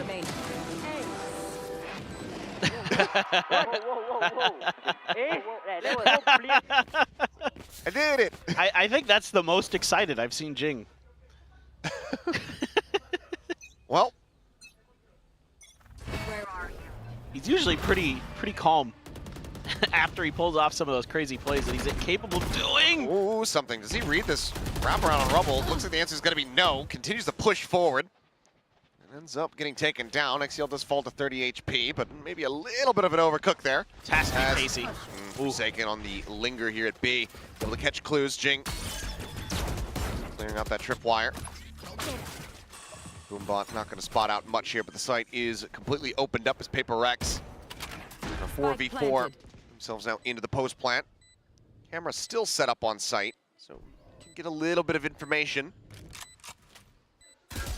Because of the Vice Wall, you know they're pretty much only going to be coming from spawn and waterfall, so like the setup here for PRX. As he's connecting, Haunt going to be cleared out. Flash is connecting it across here by line, able to find one. Mind Freak getting traded out. Jing, however, is still sat here. Guns down Shota, and that is going to be a bonus conversion as Forsaken finds the final shot. This round is actually really well thought out by PRX. Yeah, you're kind of sending something out into his death, but he gets so much info. He sees so many players over here. He sees 3. So that gives them all the info they need that, you know, they can slow push towards C. They've already been kind of leaning in that direction with the majority of their forces anyway. Forsaken lurks, B finds a pick. And then you could just set up. He sets up the wall right outside of the entrance of B site from B main, and that really allows him to just smother out the retake from ZETA. And I like the way they're managing their economy. A lot of really smart stuff from PRX to start this map. Jing now. Blast packing away after shock sent over towards him. Is Outlaw in hand, and okay, seemingly a little bit distracted, not quite registering that there was in fact a player on top of Rubble. Either way, kills do come across as Jing, a lone casualty on the side of PRX, ruining his infinite KDA. One enemy remaining. Undefined, I guess I should say, as Divine will be able to find a third. Headshot there across onto XDL, as it's now down to Shota. Kill or a death. There's a neural, as okay. 2 quick shots, gets the third! Immediately invests the ultimate, and suddenly we have a round on our hands. Divine sends out the flash. Well, the check on the corner, eats another shot. The reload coming through. Repositions, stairs side, the spot out. Trying to desperately fish him out of this. Can't quite make it happen. He's gonna have to go for yet another reload. 40 health to 45. Doesn't go for the reload. 1 bullet remaining, and Jota has it done! What a round to get ZETA on the board! Clutch. That's what you need from this new player. I always play high stakes. A prince that is promised from Japan has made his mark here on Kickoff with a tremendous outplay with the Sheriff. Sugar Zero finds one. Put that stinger up on top of Rubble, but after that, some good stuff from Devi. Had 3 kills himself. This is snappy stuff from Shota. Absolutely disgusting. Brain exploding there off the back of the Red Bull clutch. What a round. Catapulting himself forward now 7-3 and 0. Top of the lobby. Step up in hand. TP across here from Mind Freak. Paranoia gonna be sent next on the 2, but Fault Line holds them at bay, so push forward cannot come in. PRX unable to crunch off the back of this. The Seeker's still chasing forward here in towards the C site. This Trailblazer looks to scout out a little bit more. Showstopper set, but Jing gonna be blinded up, sends it short, not gonna be getting a connection off the back of that. But Sugar Zero in the corner, fully blinded up, ends up getting taken down, but Depp is quick to trade it. Be a bit of a pause from ZETA. Gonna have to let this plant go through. It's classic PRX. Throughout the Seekers, they all go the same direction. That's a perfect opportunity to use a showstopper. Why change directions on the map when you could just bully your way into the site? Actually, the op gets passed over to Shota here. And needing depth to be able to try to lead the charge. Doesn't have any relay bolts, so they're trying to clear out some angles. Shot whizzing past. Jing still with this judge in hand. Shota able to find one. Mind Freak going to be taking down some spam into the smoke. Jing just kind of dancing around these shots. Managing to push forward, finding clues. And that'll be the closeout. Now follow-up round found here for ZETA. Up on the floor, and Cash widely broken down. PRX still do maintain control, not allowing for that monstrous clutch at Shota's hand to really shake them up. Yeah, just classic PRX there. Just use those ults to scale into sight. Then set up for the post plants and just create chaos. Jing's running around. Dodging a bunch of bullets there. Catches clues right as he's trying to go into the smoke. Good stuff, and that's an op picked up for something, most likely. Early timeout here from Zeta Division. Just no problem here, I think, from the reads from Zeta Division. They're just getting outclassed. You know, Paper X gets into these post plants, and they're really difficult to dig out.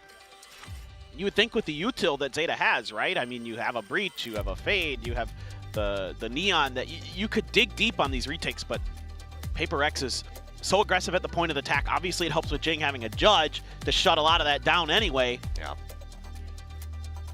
And Jing's widely just prescribing to the gameplay stylings of Dambi a bit. Well, I'll just take the judge, but it's just basically playing it out similarly, but with the raise.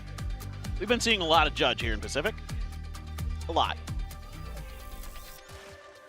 It is a powerful weapon in the hands of those duelists, especially on a lot of the maps that are in the pool. A lot of close quarters combat. We can really put it to good use.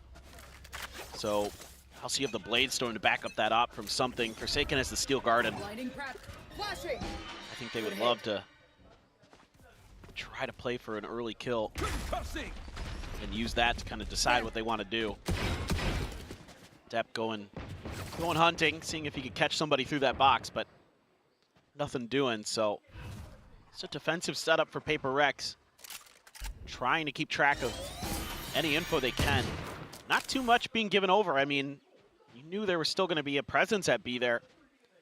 You confirm it, but because Rubble's left wide open, should be able to take pretty easy control. Yeah, XDL takes a scrape of damage trying to make a jump peek. Yeah. A couple licks there, but was able to go ahead, back away. A site very much opened up. Trailblazer hasn't quite cleared everything, but Depp trying to open things up, but Forsaken snappy with that shot, goes into the spray. Blues won't be able to shut down any further damage, but immediately will be traded out. Now it's down to Shota. This time does not have that trusty Sheriff in hand. Just going to be a classic. Repping DFM here. Oh. They're just going to hunt him down. Why would you not? Yep. Snappy on the swing. Mind Freak finds it, and that's going to be 5-1. Now we'll go into the next buy and see what Zeta are going to be able to put the practice here off that timeout call. Oh, Forsaken. It's nasty. Last year when these two teams squared off, it was Forsaken and Jing just kind of running over Zeta Division. They're kind of doing it again here. Jing in particular. A lot of confidence in his ability to just take over as Raze. Another attempted kind of counter-execute here from Zeta. Oh boy, blast backing forward and Jing immediately rewarded with 2. Just a pop flash around the corner from Devi. Zeta not really knowing what the hell just hit him. Clues noted, spotted out to try to hold his ground, but has no idea that Mind Freak is just swung around from behind.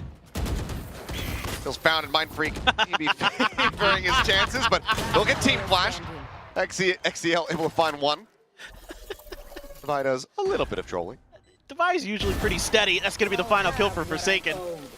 6 rounds now for Paper Rex. You know, Devi usually pretty good with those sky flashes. It was supposed to go around the corner. It kind of got bogged on the doorway. It happens. Fine.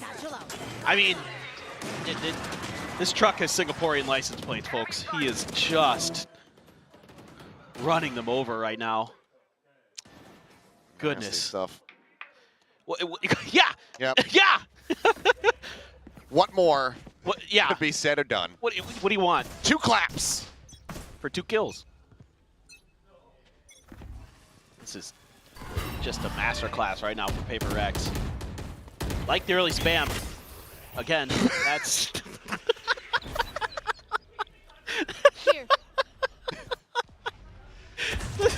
Okay, if it happens one more time, I think it's intentional. I think it might be. That would be smiling about that. That would be the most Paper X thing ever. To win in spite of Devi actively trying to sabotage them. Yeah. Displaying Orb Collection. Jing 1 away from that next showstopper. see if they give the opportunity for the op to do anything. It seems like, though, ZETA being very cautious right now, and obviously wisely so, but all you have is this tripwire to kind of understand that C is going to be where they're really going to be setting up. So this retake, not much firepower behind it. You do have some ults. You could go for the overdrive, maybe drop that Vandal over to somebody else. Nightfall combo. The overdrive could be pretty powerful, actually. See if ZETA can dial something special up. And on the cam, Forsaken out for blood. Flash goes through. 1 kill collected. Forsaken not necessarily reading that there's going to be another player on that approach there from Waterfall, and he does end up getting tagged up. SugarZero able to find that elimination, but something holding a line, shuts down Depp on the entry. Jing still sat here. Over in the corner. Drops back down. Audioless here as XCL is eventually able to find the tracking to get that kill, but cleanup is still going to be swift. 2 players lost, but cash very much overflowing out of the coffers here. PRX is it's now 7-1. And I really like that play from Forsaken, because if you're looking at the ult situation, you want to try to get ahead of it. You want to try to take some of those big power plays that could kind of turn this half around, turn this round around out of the hands of ZETA. So even though it doesn't like do super great, I mean, he gets 1 and then gets blindsided by SugarZero. Doesn't matter too much. He's putting that pressure onto ZETA, making them have to think on the fly, and this is... Something spotted. That tailwind not going to take it very far out. Still makes it around the corner. The blind is there on a Forsaken, so he ends up getting taken down. Depp has to do a double take, but eventually will be rewarded with the kill. Up now going to be collected. The Neural Depth invested here from Shota. Gets the reveal as everybody else from PRX make their way forward onto the A side. 5v3. Nobody even suffering a lick of damage here on the side of ZETA. A strong position to try to get that second round win. Seeker's going to lead out first here from Divine. Have that showstopper to worry about, though. Spots them all towards Rubble's side. Wrap around in towards stairs. Do they go all the way around to rope? Line shot through. Catching Divine within the smoke. Showstopper now going to be drawn out. Jing just widely looking to hold them at bay here, save them off. Mindfreak in the meantime over at drop. Stunt across. Jing going to be taken down as XCL is able to find it. And it all falls down to Mindfreak. And he's just going to get caught off guard on the flank. Flawless round here for ZETA to get their second round win. Much needed. Oh, that was nice. It's a good push off the rip. And PRX doesn't really respond to it. Kind of leaves something out on an island, frankly. There's no help here. It's a good flash as well or something. I don't know what happened with Forsaken. It wasn't a flash, just kind of caught flat-footed. Depp's able to find 3 huge kills, so need that superstar duelist. Start stepping up. Well, that's quite the reaction there. Yeah. I mean, solid round. If they can hear you, I'm sure they appreciate that. And Depp couldn't even really react to that in time. So that's a lot of control taken here. And that's going to be the Steel Garden used towards B. Is this going to be the pivot? Or are they just kind of trying to see what space they could create? Seems like it. Something getting a glimpse.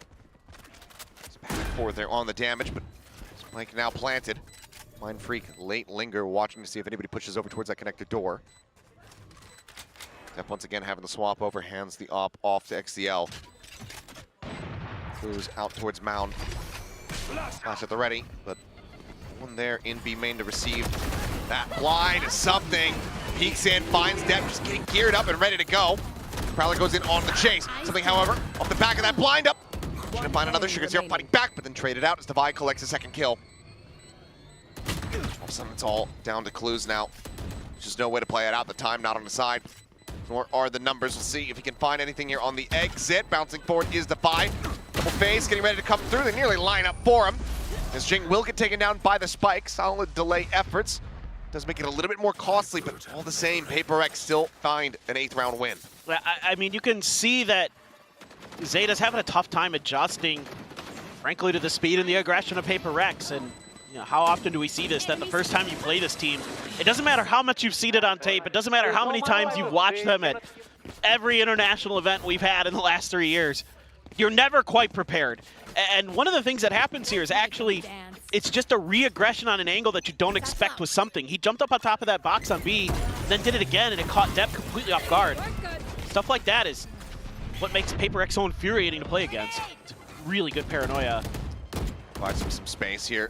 Getting off that pressure and forcing Depp back into the site. Wraps around over towards trees. The door does get tapped, but no one from PRX is really looking to push that angle. Either way, Depp does concede the space. Rotating around towards back site. Something in the meantime. Tailwind expiring. Paranoia point blank Forsaken. Swinging forward, but not winning out the fight on that second hit. One enemy remaining. Sugar Zero holding his ground. down Finds A. 3, and now, once again, all on Mind Freak in a 1v4.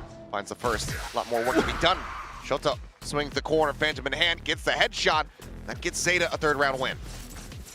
Yeah, this is a good adjustment by ZETA. So the last round, they didn't really have much in the way of defenses at B. So when they realize they've given up A rubble control, they're kind of anticipating that there's going to be a setup with a crunch there. And they're very ready for Forsaken to come from the B main entrance. And Shota and Sugar Zero do a phenomenal job there, setting up to lock that site down. One covering from A Link and the other covering B main. They knock it out of the park, so that's a good boost. Look, if you can make this 8-4, there's still hope here for ZETA. As dominant as PRX has looked, I think if you take 4 rounds on this defender side, you're not feeling honestly too bad about it at all. And with that Neon there, maybe there's a world where you're able to just kind of break through PRX's defenses consistently. See if they can find this. They've got a good setup. Got a good read. Yes. Here's the orb take. Jingle one away from that showstopper. See if we can come into play here in this last round of the half. Looks like Divine Mind Freak going to be left on a bit of a linger here as Smoke's going across and already explosive action here at Mound. Mind Freak able to equalize the count just a bit, but then Depp pushing forward. Manages to trade it up. A 2v3, just the duelists now left here on PRX. I have this Spike recovered. Ooh, spot out. Potentially they're on to both. Something getting ready to potentially clash against XDL. So looks for the adjust. Blast back forward. Oh, gets the headshot. There's the follow-up. XDL puts him down. ZETA will be able to recover the half decently well. 8-4. Yeah, now they were starting to make good reads. And they found good timings to prevent PRX from getting those clean executes that they wanted. This round is a really nice example of that. Able to use that fast lane to hide themselves a bit. God, that's a snappy shot from XDL. That is not an easy position to be in. You see it all the time where you're in that little pit on B site. It's tough to keep your crosshair where you want it to be, where their heads are going to be and things like that, because there's all those little steps and other things, and he knocks it out of the park. So honestly, not bad from ZETA. It looked like it was going to be brutal. I mean, it was 7-1. Yeah. At a certain point. So even if 4 doesn't feel that great, the recovery, considering how things were going, and only just the 1 timeout invested, that's something to at least breathe a little bit more easily about. Because we saw the timeout call at that 4-1 score line. It really looked like it was going to be getting exacerbated here for ZETA. They managed to find some stability and at least to have that extra little pump of the brakes for the second half. Yeah, and there was some good coordination there. I mean, some not bad ideas either. Some of those times where they knew they had to play for retake and other things like that, it's just like you have to be so ready for PRX to constantly be pushing the tempo, pushing space, because they know that it will throw you off balance and it'll make rounds difficult for you. Even on this defender side, it's something you have to be just constantly cognizant of. And of course, it's challenging. There's no team in the world that hasn't faced this PRX team and gone, oh my God, they're madmen. Never give And that's what makes them so good, is not only are they mechanically gifted, but there's method to the madness with what PRX does. Even though sometimes it can look a little bit silly, when it looks good, it looks real damn good. Slow push out this time. A lot of damage done. It is, but on the repeat, Jing, head taken off, something pushing forward, dead as well. Both duelists now eliminated. 3v5, some damage across onto these players on ZETA, but feeling like they're in a very good position, especially as Mind Freak just can't quite confirm the kill. Depp still standing. 14 health. All now falls onto the shoulders of Forsaken and Divine. And a 2v5. ZETA's really taking their time. Trying to figure out exactly how to get through this. God, by timing. There's the first, a little bit more damage dealt, but now Forsaken has to do everything, but he's in the corner. 10 HP, forced into the open and dealt with. Tied up on pistols, ZETA starting off the second half strong. 3 rounds in a row for ZETA. Just a good read here from ZETA Division. Good preparation. Tip of the cap to the coaching staff on this one.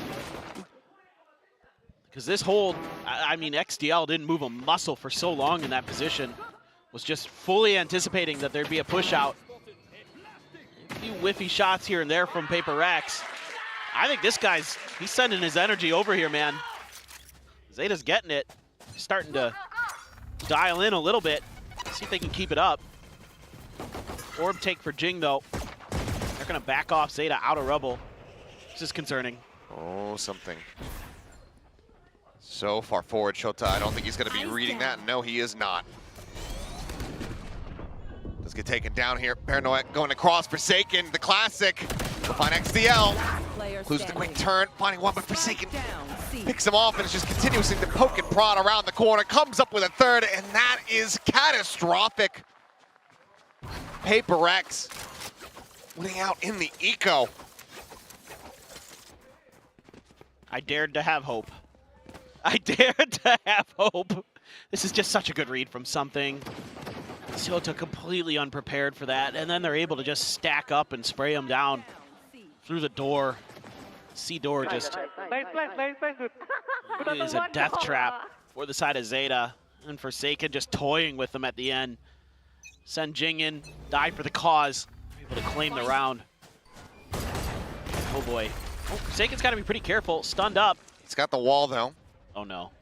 A little bit of protection there. And Shota thinking about going on the push, but wisely does back away. Forsaken. But he hears all that. Again, but yeah, plenty of audio information gained.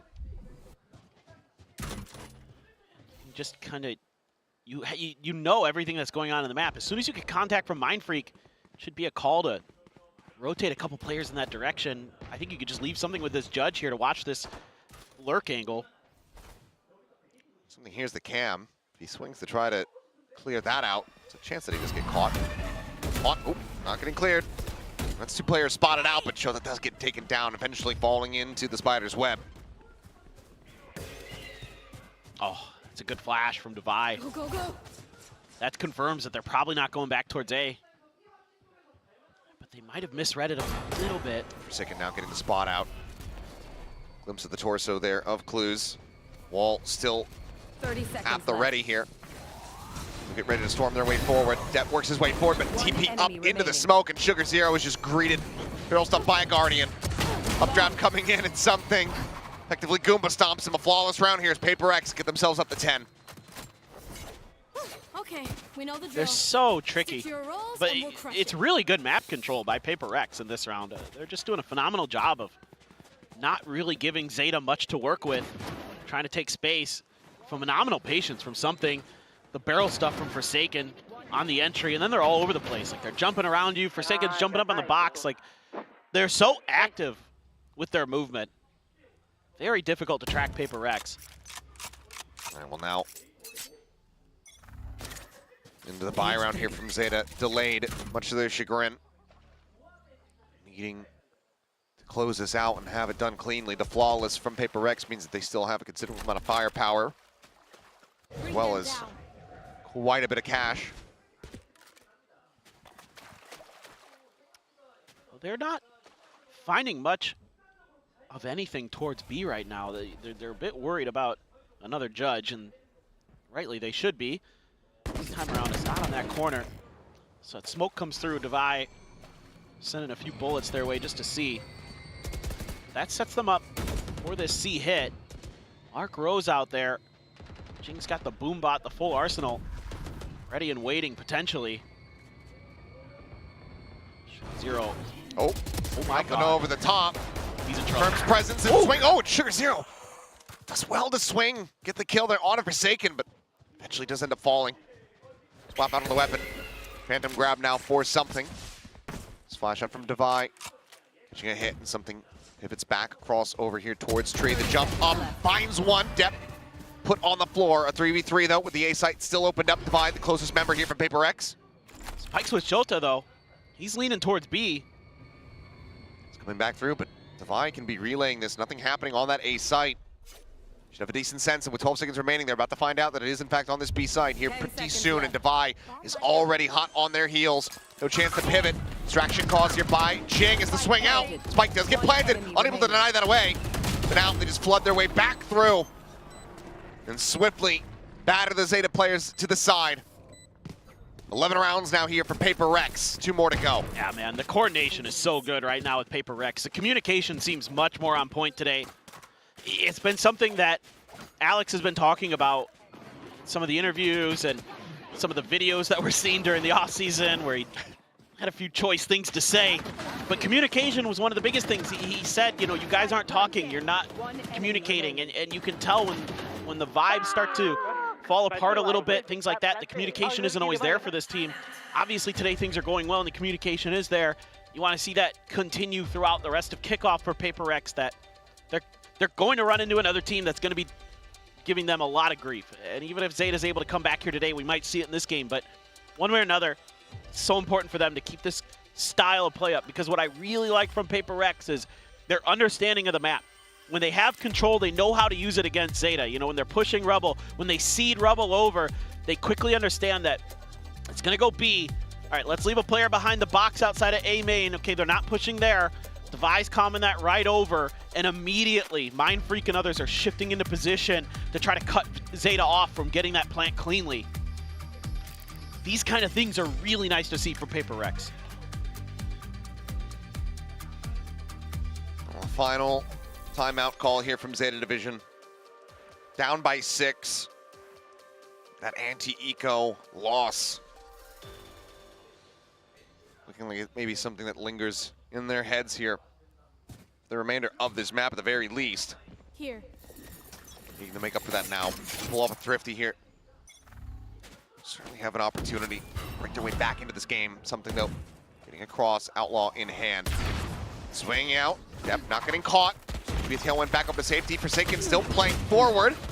Cloudburst come down though, something bailing out this Vice. They're safely able to backpedal. They're lucky to get away with only some damage done to Forsaken there. That was a pretty difficult situation that they found themselves in. Bit of a check on the dog there from ZETA. He's got such deep control. This is a nice look for ZETA on this eco.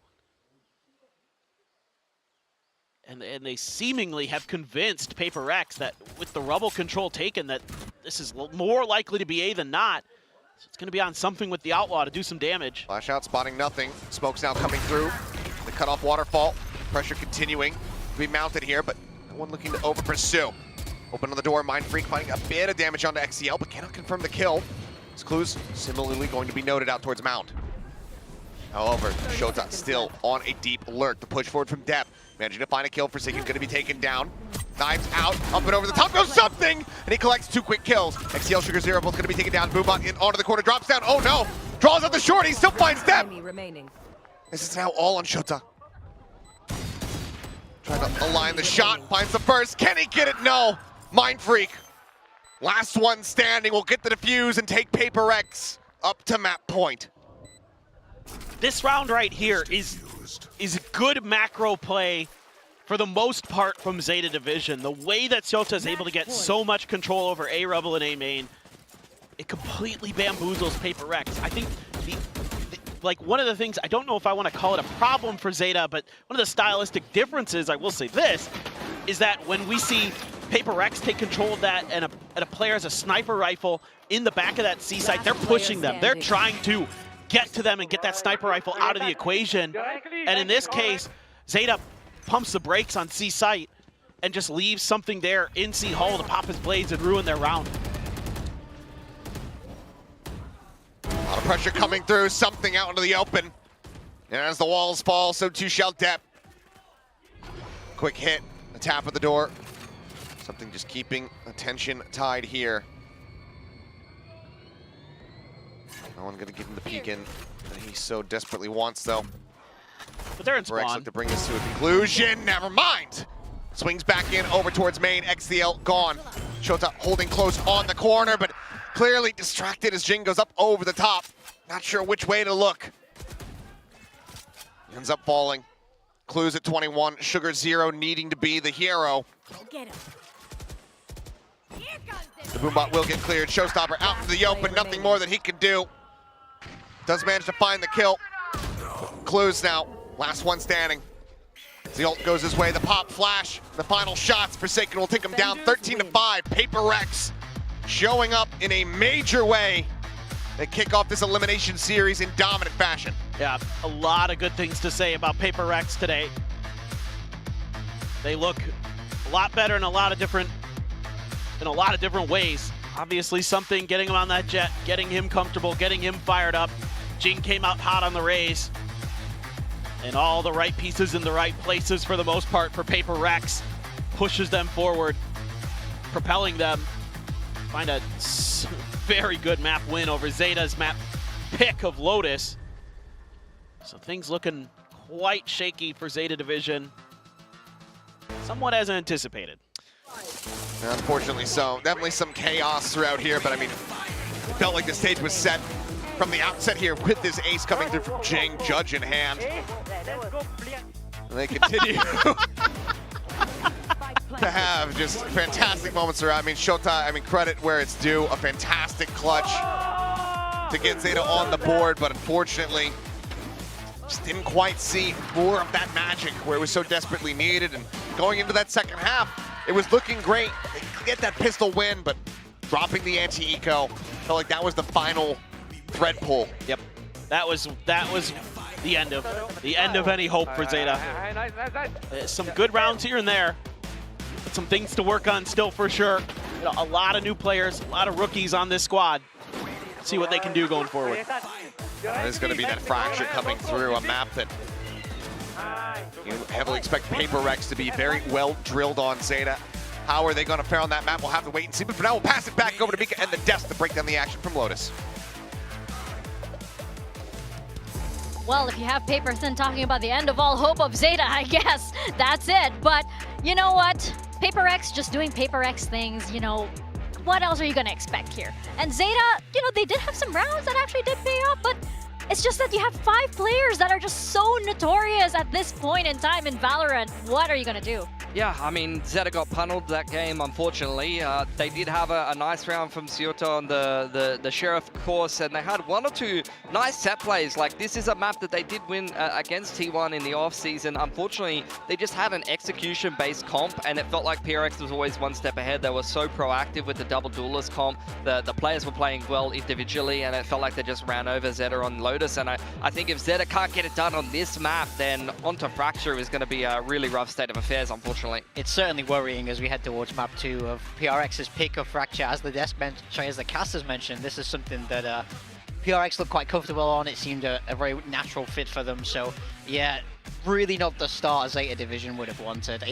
To me, it felt like OG PRX coming back, just going as fast as they can. Even this double initiator with the Cypher wasn't enough to slow them down and force them to stop. They could just go wherever they wanted, it felt like to me. And they're smiling, they're laughing, they look so they're flashing happy. each other. That's not a good sign if you're playing against PRX, when you know they're vibing and they're almost approaching the game as if it's a ranked game. Yeah, you just need to see them play free flow MVP for something there. I mean, you don't see double duelists on Lotus too much, but it's something that is very PRX, and something when he's running around doing whatever he wants, it's very difficult to deal with. We talked about some players maybe playing Chamber a little bit on Lotus. It's a similar kind of concept where you just want someone to go aggressively and take some of those opening duels on the Chamber.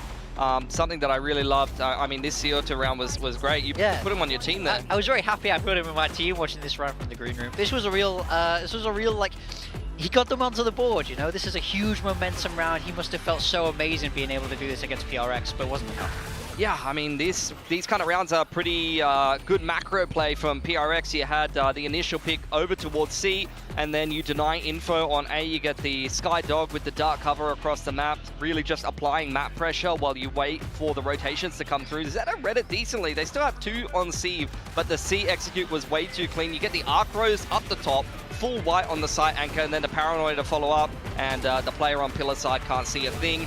And they just continue to be active all the time. This is a trend that I noticed so much in this game. You see the guiding light forward with the double satchel, and then the fault line comes through. It felt like every single time PRX was being proactive with the double duelist, was getting a step ahead of the breach utility, and ZETA could not execute on their comp well enough. Yeah, they were too fast, that's what I would say. And like, this round is a perfect example. It's kind of a little bit of a rule where if you get that site for free, you need more space anyway, and no one takes more space better than PRX do. They clearly have this well worked out. They clearly have a lot of protocols on how to keep going, how to keep fighting, and how to play as fast as you possibly can.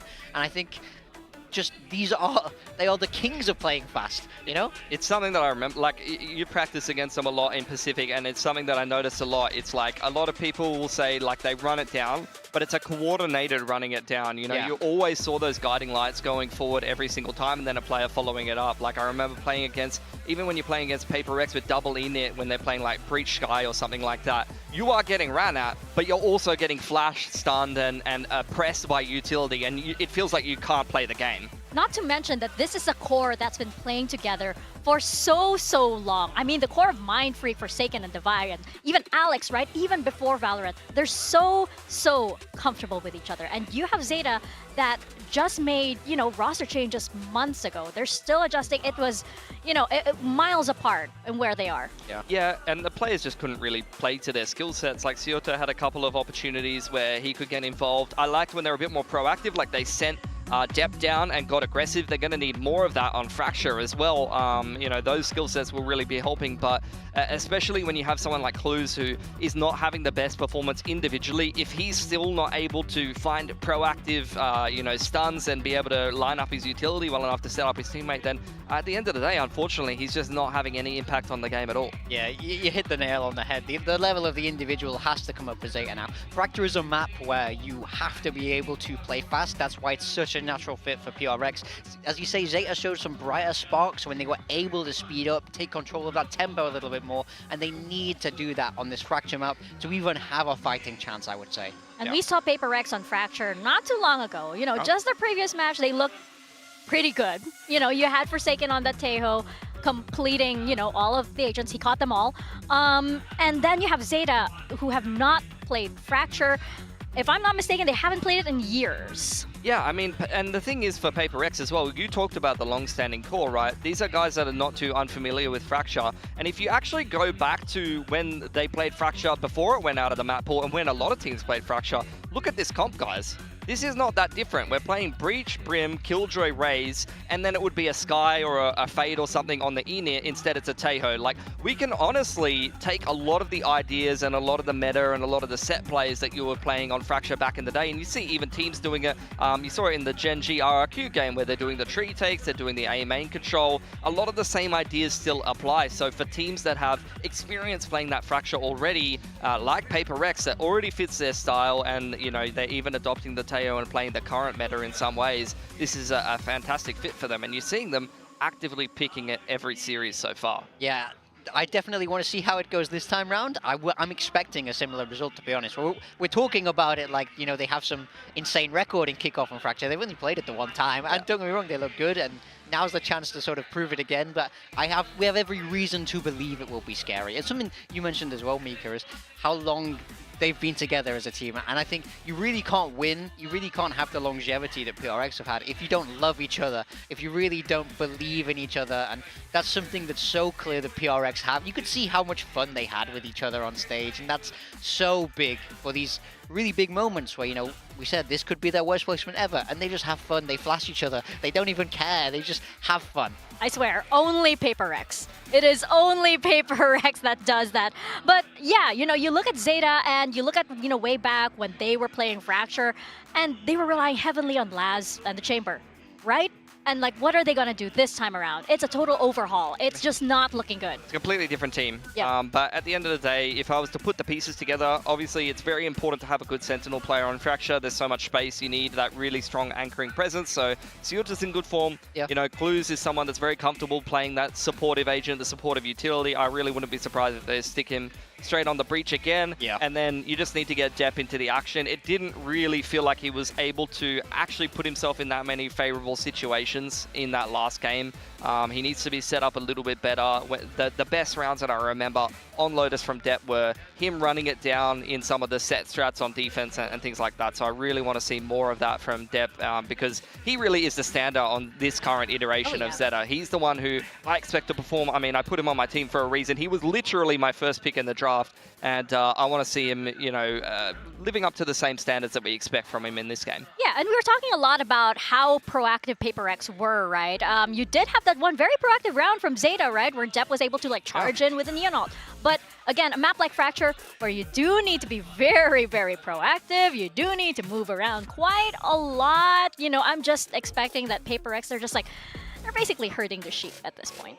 Yeah, I mean, we said it, but something has to change for ZETA now. They really have to snap back to reality because they were the only team that lost 2-0 as well to Nongshim Red Force. Every other map has gone 2-1. So we're really seeing a little bit of a difference of level here. They absolutely have to step it up to avoid crashing out of Kickoff winless entirely. Okay, ZETA, they're going to bring in the Taeho for themselves. Once again, Clues on that breach, but ZETA, that's an interesting one. This man is feeling himself today. He's going to adopt the chamber here on Fracture and see if he can try to take over the game a little bit. I mean, one thing you just mentioned, there was how great Laz was on the chamber, so it's nice. They're going to have a deep playbook with it. Look at PRX though. That's double flashes. No Taeo for them. Yeah, Forsaken is back on the Sky, so they are also going to change things up ever so slightly, but it's a very big difference between the Sky and the Taeo. You know, you're talking about a lot of zoning, a lot of clear, and some strong post plants versus this is going to be PRX. Like I said,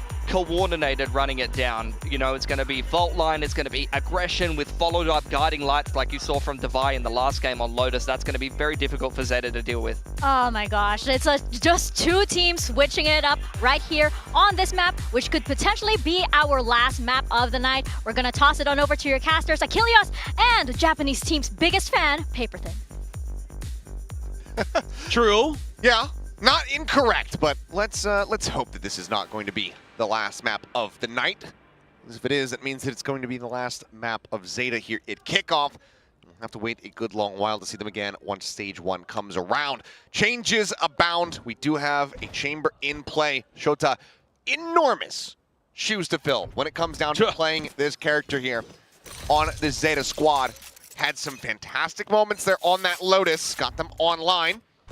Can he have similar results delivered here on Fracture? That's going to be the question. Devi, however, has other thoughts. Takes down Depp to start. Good angle for Devi.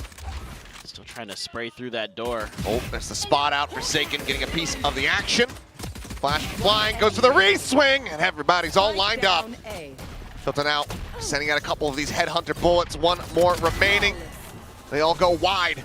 And that's going to be a flawless pistol win here for PRX. Yeah, it's just a little bit of an off angle taken outside of the door. And a lot of ZETA players just walk into it, and then, you know, it's a little bit different. Obviously, like the desk was talking about, you have a Sky there, and Forsaken's able to use this pop flash, catches XDL coming through on the Taeho, shuts it right down, and then quickly follows up with a couple more. That's, about the reaction I would expect. Different buy, though, on the defense here for PRX compared to what we were seeing previously. A little bit more firepower woven into this. Jing with a Guardian. Interesting. Not his usual style for sure. Yeah. As for now, pushing out, getting onto a wider angle over at A Halls, but will start cutting back across. We try to just instantly collapse here onto this B site. Big push through the sewer here. Very curious about the chamber pickup here. Obviously in this round could have some impact, we'll see. Forsaken's gonna get a lot of info off that dog. Should have identified 3. 2 at least in the sewer, 1 over at Arcade. As Depp rides the rope up the top, Aftershock at the ready on the corner. As Forsaken brings out a warning shot, shoving him back. Now sights maybe turn towards a cut across this north side of the map. Potentially over in towards Dish. Devi, however, still hovering on that A site. Trying to do what they can to scrape together as much value as possible out of this round. Getting some orbs, working the map a little bit, pushing him through this way, but oh, Mind Freak.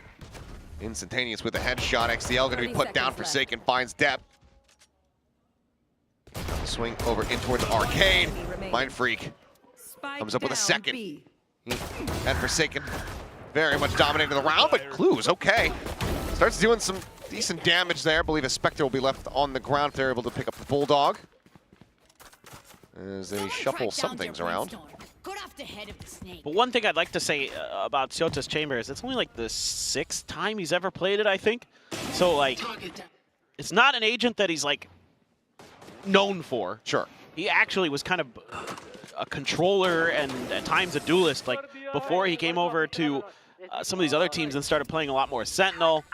Obviously, with ZETA, it should be, you would think, a pretty natural fit for him, though. The guy's got cracked mechanics, in theory.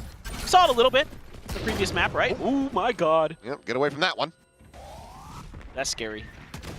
Turn on the flash. Just be getting crunched upon here, He's though. in trouble, dude. Yeah, how do you get out of here? He's going to have to fight for it. One bullet still.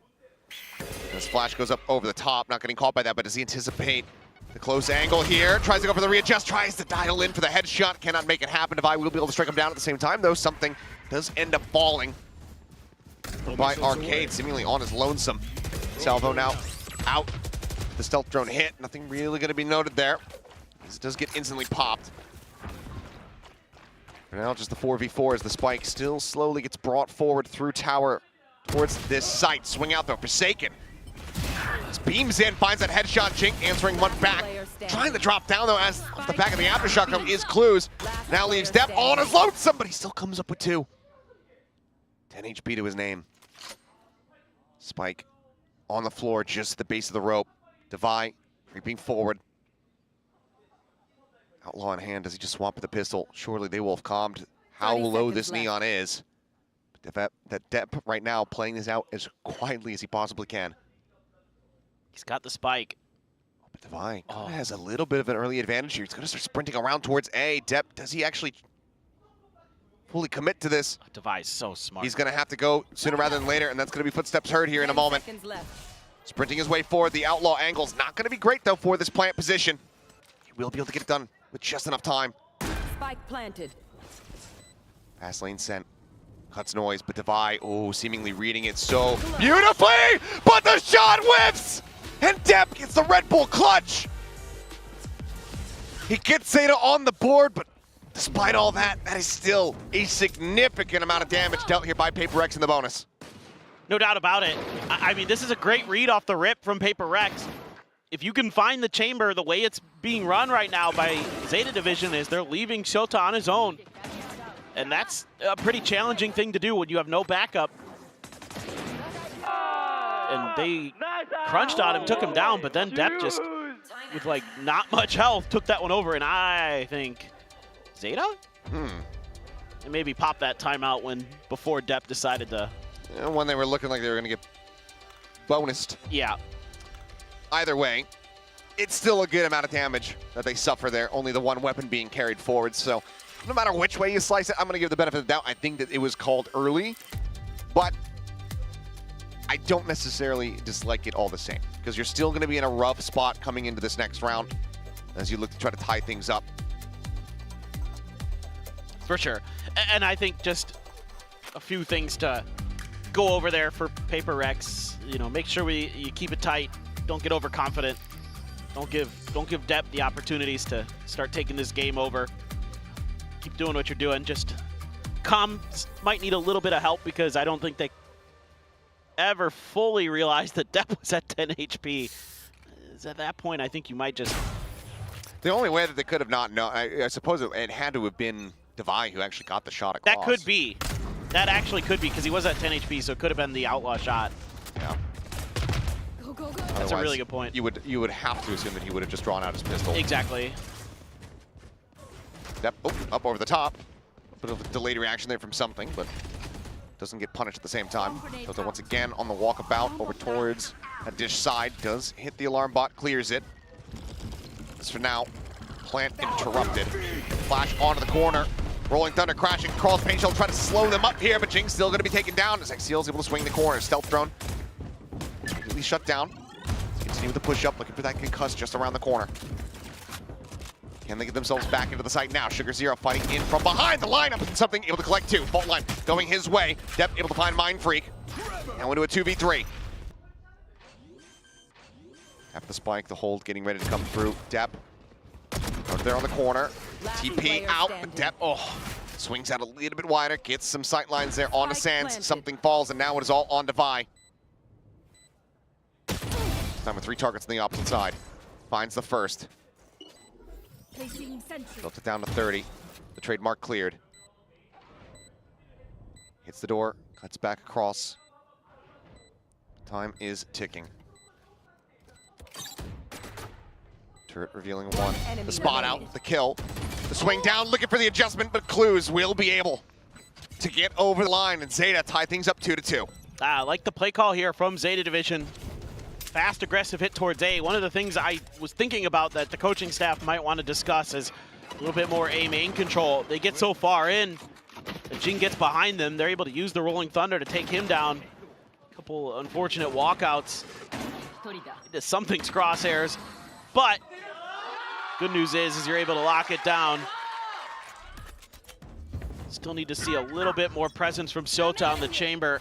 Had a Bucky in that previous round. Now as an outlaw again, it's going to be a weak buy for PRX, but they're trying to contest A main a little bit more. Gonna leave Sota out on his own. See if he can find a little bit more value this time around. Big push up with the stealth drone. Giving a check. Good hiding spots found by PRX. All line sent, smokes going through. Tower open for the taking here perhaps, but Forsaken does have that Bucky in hand. Shrugs off that relay bolt, just waiting for the push, but Adept strikes now. It's gonna be costly. Here comes the push out, finds one. Instantly does get traded out, but Mind Freak at the same time was able to find Shelta. XDL, however, doing well. Some kill on a Mind Freak as Divide, trying to go for a bit of a timing shot. Showstopper, it's getting readjusted. Jing is able to find one. Something now on his lonesome, Outlaw in hand. After shock sent, delaying the plant, the flash forward. Sugar Zero with a quick turn. Gets realigned, finds the kill, and Zeta gain the lead. Yeah, they're starting to find some footing again. A lot more confidence being built. XDL there with a big triple kill. Looked like things might just go to an eco. Depp with great reactions to cut down Forsaken. Holy last bullet. Unbelievable. But they're starting to gain some confidence. They're just kind of setting out these 1-4 pushes. This round they don't really get punished. Shota's just kind of left on his own. 0-5, but as long as he's able to hold these angles, kind of keep track of the PRX players, it's going to be Devi with the operator. We have the orbital strike available for both of our brims. XDL has the Armageddon. Triple push out towards north side through dish. Forsaken really wanting to investigate this position. Shota has continued to linger around this side of the map, but nothing going to be noted there. Still big cluster up. Devi checking forward. The only thing they don't know about is bench. Just around that corner. Yeah. Playing on a knife's edge, but just not giving over that vision. But now they start working their way across. Devi swinging out wider and wider. Decides to pull back off the angle. Use the Tejo to send a bit of a fake. Holding in close. Looking for another repeat. Needs a flick down. Nails it. Clues. Eliminated. Devi immediately backpedals. Gets away from that relay bolt. Depp at the same time, though, taking some space, taking that spike forward. And there's orbital strike going to be called in just to try to deal with this lockdown. There's the destroy as Mind Freak out of charges. His way forward, and Depp ends up falling to the wayside. Orbital strike coming across now as Jing up over the top of Jen. Ends up getting taken down. Shota swinging on the corner, finding a second kill before Forsaken trades it back, but Forsaken keeps him in the round. Gets the spot out. XCL last one standing. Salvo sent out. Devi holding the angle effectively. They're stacked up. Devi gets the shot, and we are tied at 3-3. Finally, PRX able to punch back. There's some really good rounds from Zeta Division. It's Devi on the op. Just the one and done. Great flick down. Mind Freak just tucked in behind the boxes, expecting that push out. Trying to keep Depp guessing as to how they're going to be playing that tower position. ZETA trying to TP out of there was just a touch too late. Great double kill in that round. Finally able to get on the scoreboard with the chamber. Now they're back onto an eco. After 3 rounds in a row, they've been so difficult. Jing. Oh, Jing is just launching himself in there, but Depp at point-blank range, he's got that Bucky at the ready, and he claims himself a second. Second taking down, the overdrive now in play. Back here from something, back around the corner, the site completely opened up. This Mind Freak. This wraparound, but ZETA are very well aware of it. And they find the punish. Unable to get the readjust. Devi still standing, still with that op in hand. Does manage to shut down his tour de force, but not much more to be done here unless something can find a couple eliminations. Clue's going to be noted, but looks like the call to save will be made as he steadily drifts back across through that defender spawn. ZETA with a great hit back in this thrifty attempt to regain a lead for themselves. And this is kind of how you need to approach PRX sometimes, is throw some of their tempo right back in their faces. Depp's able to do that so well. A very strong duelist player, has been for years. And you can rely on him a little bit to open up some of that space for you. Shot goes wide. Comes the Tejo util. Salvo's right at his heels, but not going to catch anything. But like, if you can kind of get PRX into those positions, you can kind of, oh my god, that's crazy good. But you can beat them at their own game. And they're doing a good job. Breaking some space open. That's a good spot. Let's that op though. Stinger gonna have to be bought down for Mind Freak. Everybody else has enough for rifles, full armor, so the money was okay enough for PRX. Bulldog for ZETA. So they're trying a bit of a different look. Looking for an A crunch at least off the rip. No contact off that Sky util. But they're seemingly pretty well aware. One bottom. Yep. Cleared out. Stun coming across fast lane. Now going to be set up. Seems like they still do want to commit into this site. As Forsaken getting the spot out. Finds himself a second. Showtime Clues both going to be taken down. Depp is able to find one. Devi still here. Still with that operator. Tucks back over towards spawn side. With something here on the site. This is going to prove to be very difficult here for ZETA. So it seems like they're just going to be cutting noise. Steadily working their way across towards B. Now it just becomes a question of how quickly can PRX get a read on this. You only have Jing over on B side. There's no util from the KJ. So it's just off of contact. Maybe some of the util from ZETA will be their first indication that 30 they have seconds completely left. changed directions. There it goes. Jing could just wait. The rest of the team to arrive. Pretty quickly with the op. Do have Devi there. Grenade out. Oh, and Depp right on top of it. Right on his feet, and yep, will get taken down. Unable to get away fast enough. Very solid punish coming through. Player advantage very much now in the hands of PRX 4v2. Seal spotting out the first, trying to find the kill. Can't quite confirm it though. Sugar Zero will be able to find one, but Jing will go ahead and play cleanup. Knocks him down. Now 4-4. These teams seemingly inseparable here, or inseparable, I should say, on Fracture. It's just a good read from PRX. I mean, just their senses are tingling. They're like, you know, I bet they're coming out of drop and dish. And they're just in the right spots to counter it. God, Forsaken just hits a nasty second shot. Jing, very good there as well, but good patience shown by them. Jing just waiting it out. Ooh, glass cannon though here for Devi. Just 100 shy of having even a half armor here in play. The showstopper for Jing. Something that has to be in the back of your mind as ZETA, but it's just a slow push underneath the tunnel. Ooh. Doing for ZETA. Narrow margins does manage to get away without taking any damage, but now triple push getting ready to come through as Trailblazer chases in from behind. Outlaw will clear that out. Devi in the meantime continuing to scale forward. Out towards B main. As Flash goes up over the top, swing onto the corner, and Shota able to find it, but immediately an explosion here as Jing comes away with 2. And now it is all on Clues. Spike in hand, yes, but scratching his head, wondering where the hell he goes from here. Slow creep across in towards A. Oh, he's doubling back. Okay, double back, but no one from PRX making any movements whatsoever. They are still here ready to strike. Really like the ideas from PRX. The alarm bot just on the corner. And there's the alert. The jig now up. Go for a bit of a safe plant. Tap, trying to see if he baits anything out from Arcade's side. 28 seconds. Angel's flying. Should know that he's got some time to rotate, but as soon as he tries to go for it, Devi gets the angle and shuts down that hope. I like the patience from PRX we've seen in the last couple of rounds with the way that they're pumping the brakes after they kind of win these early battles. They have numbers advantage. They just say, if he goes the other side, it's fine. We're going to hold here and wait.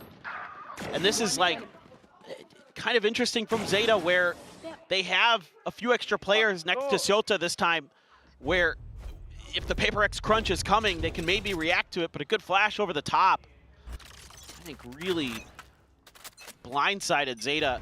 They weren't able to help ZETA fast enough. PRX had the numbers. Oh, Jing creeping forward. Showstopper going to be sent. Goes in a little bit too deep. Unable to find the punish there. Pain Shell's now going to be let loose, but something on the swing. Comes away with 2. Looks for the third. Can't make it happen. Trailblazer for the stun. Jing continuing to poke and prod, but doesn't want to over pursue, so decides to back away. Smoke. Not quite dissipating there at Dish. Shota just no way to find an opening here. To peel off a kill. To keep some pressure on this A side of the map. But this is a solid double back this time from ZETA. Sky flashes have been so valuable, setting up something there to get those 2 big kills. PRX, they're opting to play together, but this is where things could get a little bit more dicey. The plant can come through. Shota continues to scout out this side of the map.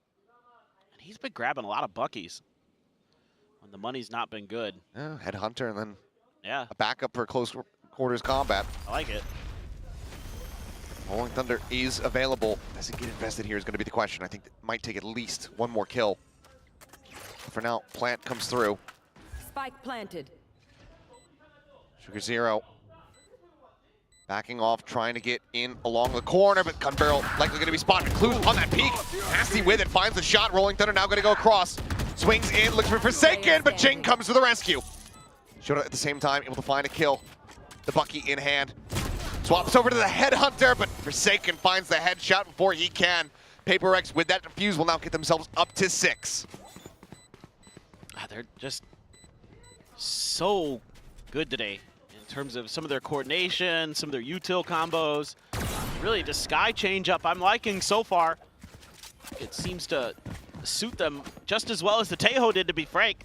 And that's scary for opponents, where you can swap between one agent, you know, depending on who you're playing and what you're expecting, kind of use that against them, and it makes it that much harder to prepare against PRX. Oh, that's a nasty shot, Shota, but could not find another.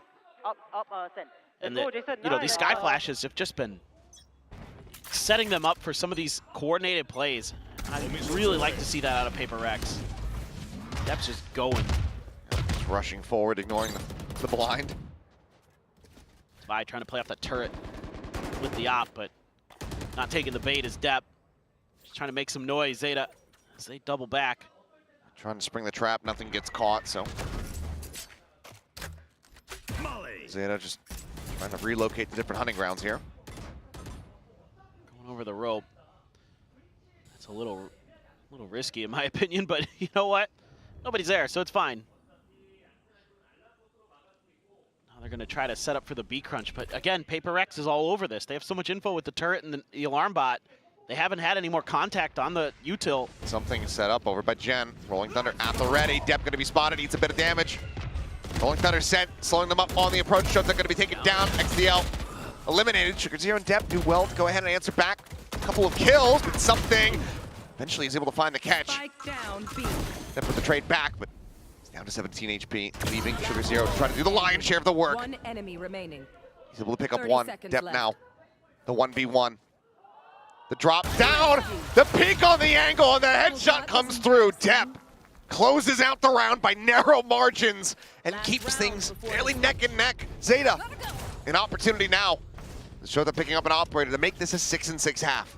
That was crazy. I mean, I thought PRX was basically gonna roll through to their 7th round. No problem. But then Mindfreak peeks out over and gets punished for it. I mean, to be fair, that's probably the right play. Just an outplay from Depp. Just had a couple big rounds for ZETA. Keep them very much alive in this. Orbital strike, overdrive, both orbital strikes in play. So let's see if ZETA can find a 6th round, tie this map up. But it looks so good. This map was the map that PRX was able to best T1 on. Looked like they were going to be a nightmare on Fracture again this year, but ZETA's taking it to him. Trailblazer trying to flush him back through this side of the sewer. Back away from the angle. Shota now starting to work his way across towards arcade side. Forsaken just dialed in on a very narrow line, that Guardian in hand, staring down in towards A main. No one really on either side making too much of a noise, but something going to be legged by that off shot, but he finds the headshot to out-trade Shota. Player advantage, healed back to full. PRX wanting that 7-5 half here for themselves. ZETA players now clustered up on the opposite side of the smoke. Clues, fault line at the ready. Depth, the overdrive is there. Pops at the dashboard, but Forsaken, he's gone unscouted, and now he strikes, finds one. Tries to go for Depp, but can't quite make it happen. Right, opened up for Depp, pushing forward, finding a smattering of damage across on towards Jing.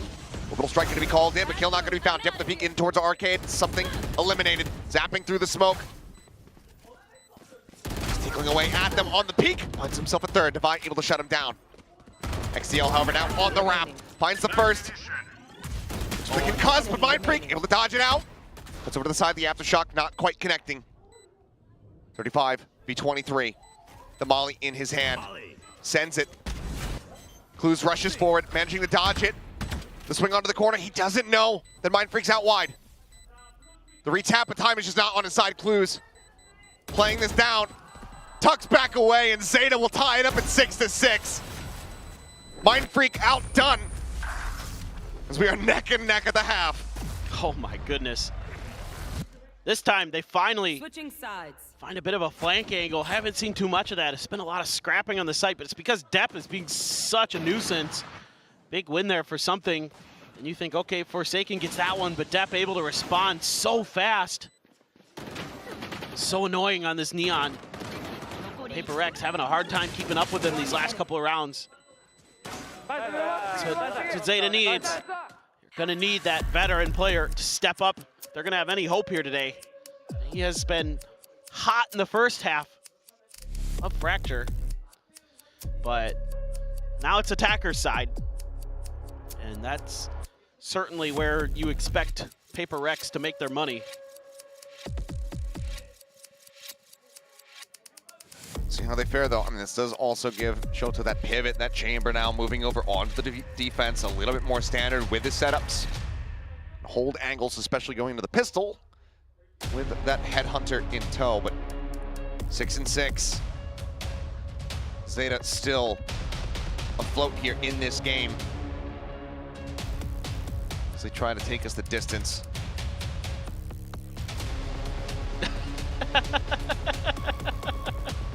Where's the hand, though? I need to zoom in. Yeah. Well, for now, I think that this first half of Fracture may be starting to have Alex teeter on the edge, but hasn't had too much cause for concern nor rage quite just yet. A handful of moments throughout those rounds. I mean, honestly, they're making pretty good reads for the most part. I mean, some of these rounds they lost were just, frankly, just got outplayed a bit by Depp, and that's going to happen to the best in the business, folks. Ooh! Okay, well, this is what I was talking about. Into the pistol, headhunter immediately delivers something on the floor. The good news is you still have those sky flashes. Still got one available. Give you a little bit of extra breathing room, but definitely a lot trickier without that stun in play. Smokes come down. Doesn't seem like ZETA really in a position to do much about it, so they're going to send 3 players in through the attacker side spawn. See if they can make this retake go. That's in. Forsaken. Pushing forward, able to catch Shota there. XTL spotting out another. Salvo at the ready, but it's going to be caught with util in hand, but Depp now striking. Comes up with 2, looks for the 3rd, gets it. We're finally being felled. Forsaken now on his lonesome. Try to save it off. The peek out, the wide swing. Finds it. The fuse, taking the half. Tucks back around the corner. Expects this wraparound here from Clues. Spots him out. 4 bullets remaining in the Ghost. Just trying to buy time. But Clues will get it done. 2-2 on pistols in the series. ZETA in the lead here on Fracture. Oh, man. Dude, Depp is feeling it right now. Absolutely disgusting shots. Great to have Shota get that opening pick for you on the chamber as well. Really important that he's going to be able to find some more value. Oh, clean. Finds that 3rd one. Forsaken doing the best he can. This is a tough spot to be in for sure. But okay. Some confidence being built. It is a bit of a buy-up for PRX, an outlaw for Forsaken. And the investment here. That is interesting in a lot of ways, because it's also not the player that's usually going to be grabbing this gun. Sure. But they're trying to sell a fake. Oh, on that peek in. Does end up backing away. Honestly, the flash kind of doing him a favor. As, Shota does get noted, has to take that rendezvous out. They found my trap. Trademark going to be cleared here from Devi. Smoke's coming down. Really nice stuff there from PRX, cleaning out. Especially Shota there. First with the flash, then with the smokes. Being patient, getting themselves set up. Forsaken to watch the long angles, to watch the flanks potentially. This is... Oh, he's just going to go to sight. This is a big wraparound here. Good amount of time going to be committed to this. Obviously, Depp can get out in front. Devi here's ready to push in. Yep, Devi noting this, has that Sheriff in hand. Forsaken now getting onto the angle, but it's going to be Devi finding the first. Forsaken with the 2nd shot. Comes up with the goods, and Devi cleans up Depp, and it's looking like a repeat of exactly what we witnessed on that first map. As Shota, the last one standing, knows that he's being pincered. Just managed to hold his ground. Comes away with a 3rd. And he'll make it costly, but he cannot stop PRX from winning out this round. It's going to be another eco, the force up, the Sheriff, the Outlaw coming through, get PRX across the line, denying another anti-eco win here to ZETA. It's such an interesting idea. It's so unorthodox. Like, how can you read this? How can you read this as ZETA? That's crazy good stuff from Devi. Shota, again, coming alive. Is it too little, too late sometimes? In that round, sure, he was able to clutch out one on Lotus.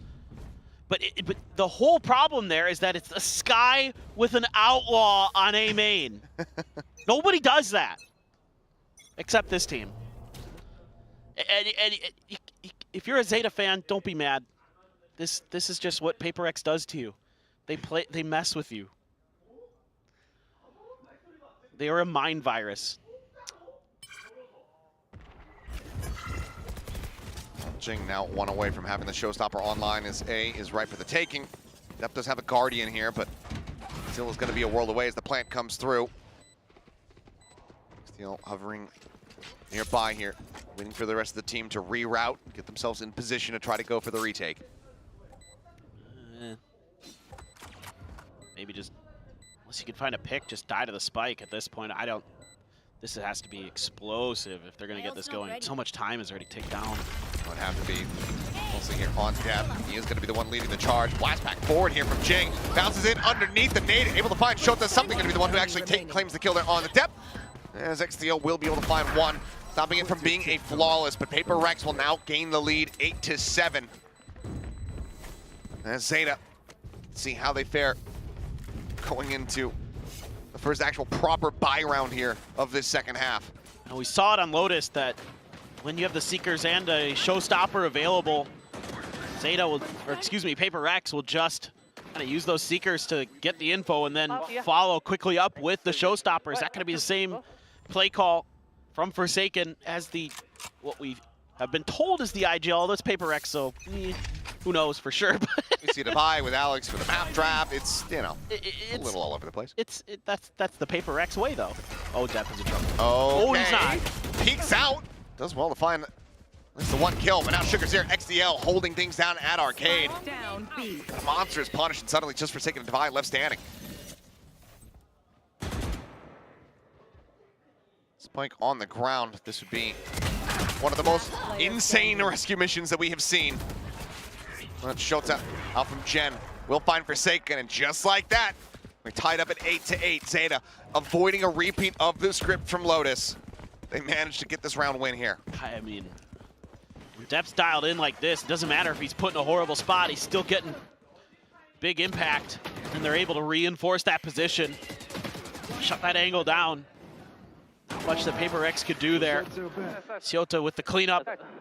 Okay, nice hold. Good read from ZETA Division. Can they continue? This to me looks like a aggressive push. Here we go. Showstopper at the ready. Jing. Oh boy. This getting absolutely mauled to death by those salvos. Stand up in position. Showstopper having no purchase whatsoever. Great reaction from ZETA. Flash out towards Sands. XCL holding close as the Armageddon gets called in.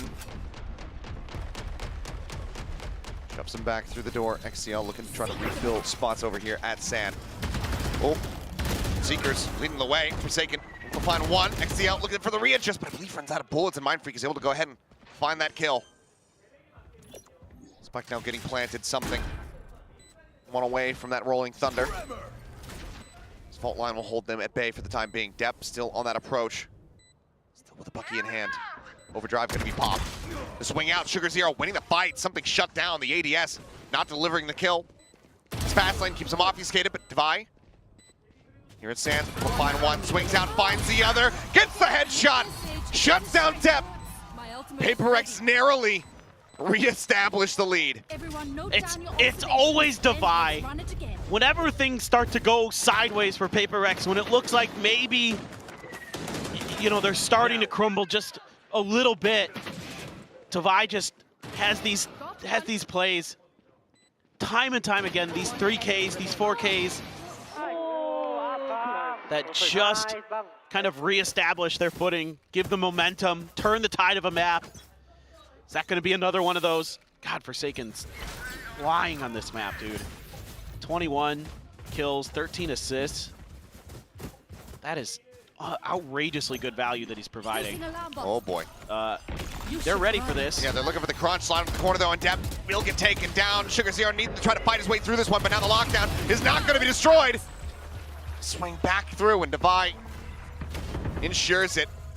Clues, or rather XDL looking back. Void's being detained. His tour de force needs to deliver. That's the first shot. Something taken down, but 4 more players to now get through. This is ridiculously difficult. Oh, Trailblazer might have just spotted him. Nope, never mind. Pain Shell here at his feet to try to push him out into the open. Swing onto the corner. Forsaken out wide ahead of the shot. PRX once again. A 2-round lead established as they get up to double digits. ZETA, once more the economy broken down.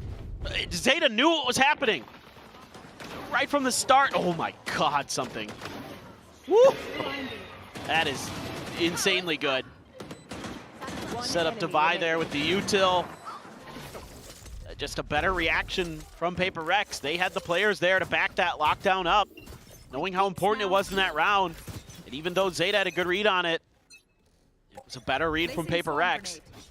Able to shut that right down. Throwing out some of the util. I think they're worried about a push out from Shota there towards B main. And then instead, just a little bit of space being clear. A turret behind you to watch your back. Depp left alone on the A side for ZETA. They've got 4 players here. It's 4 sheriffs and a headhunter though. Smoke sent out, Pain Shell lobbed in. Flash is flying. Already scaling close here towards the site, but Mind Freak able to shut them down. Sugar Zero, XDL both eliminated.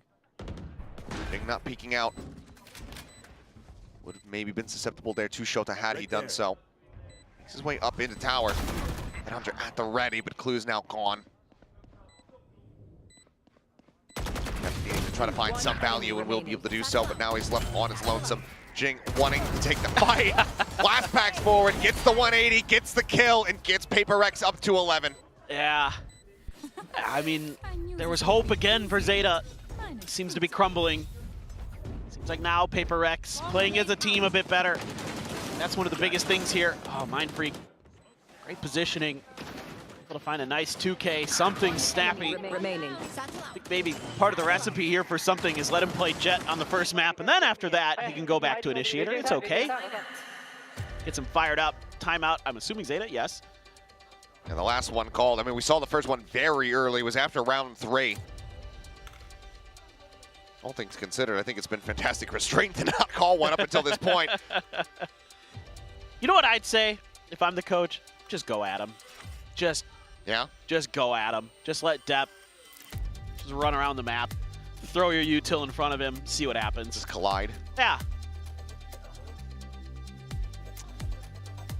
Why not? Will it be quite the brawl? I mean, the reason I say that isn't just for fun. It's because Depp is actually playing really well. Sure. And if you just let him accelerate as the Neon, maybe it just works. Because a lot of the other stuff hasn't been in some situations. Again, decent reads at times. They're kind of reacting to things okay, but PRX is often a step ahead of you. And also the mechanics are frankly superior. So you got to find ways to, for lack of a better word, cheese PRX a little bit. I mean, they have a setup there, the Breach and the Neon, but Shota's XDL immediately having to backpedal. Yeah. Gets out of harm's way. As Salvo looking to try to slow him up. Line share damage going to be taken by Forsaken, actually, down to 28. Do they realize he stuck around? Ooh, that drop down should have been heard. Shota at the same time able to find one, but XDL trying to push up out of the smoke. Would have been monstrous timing, but Jing is able to find that punish. See the feed.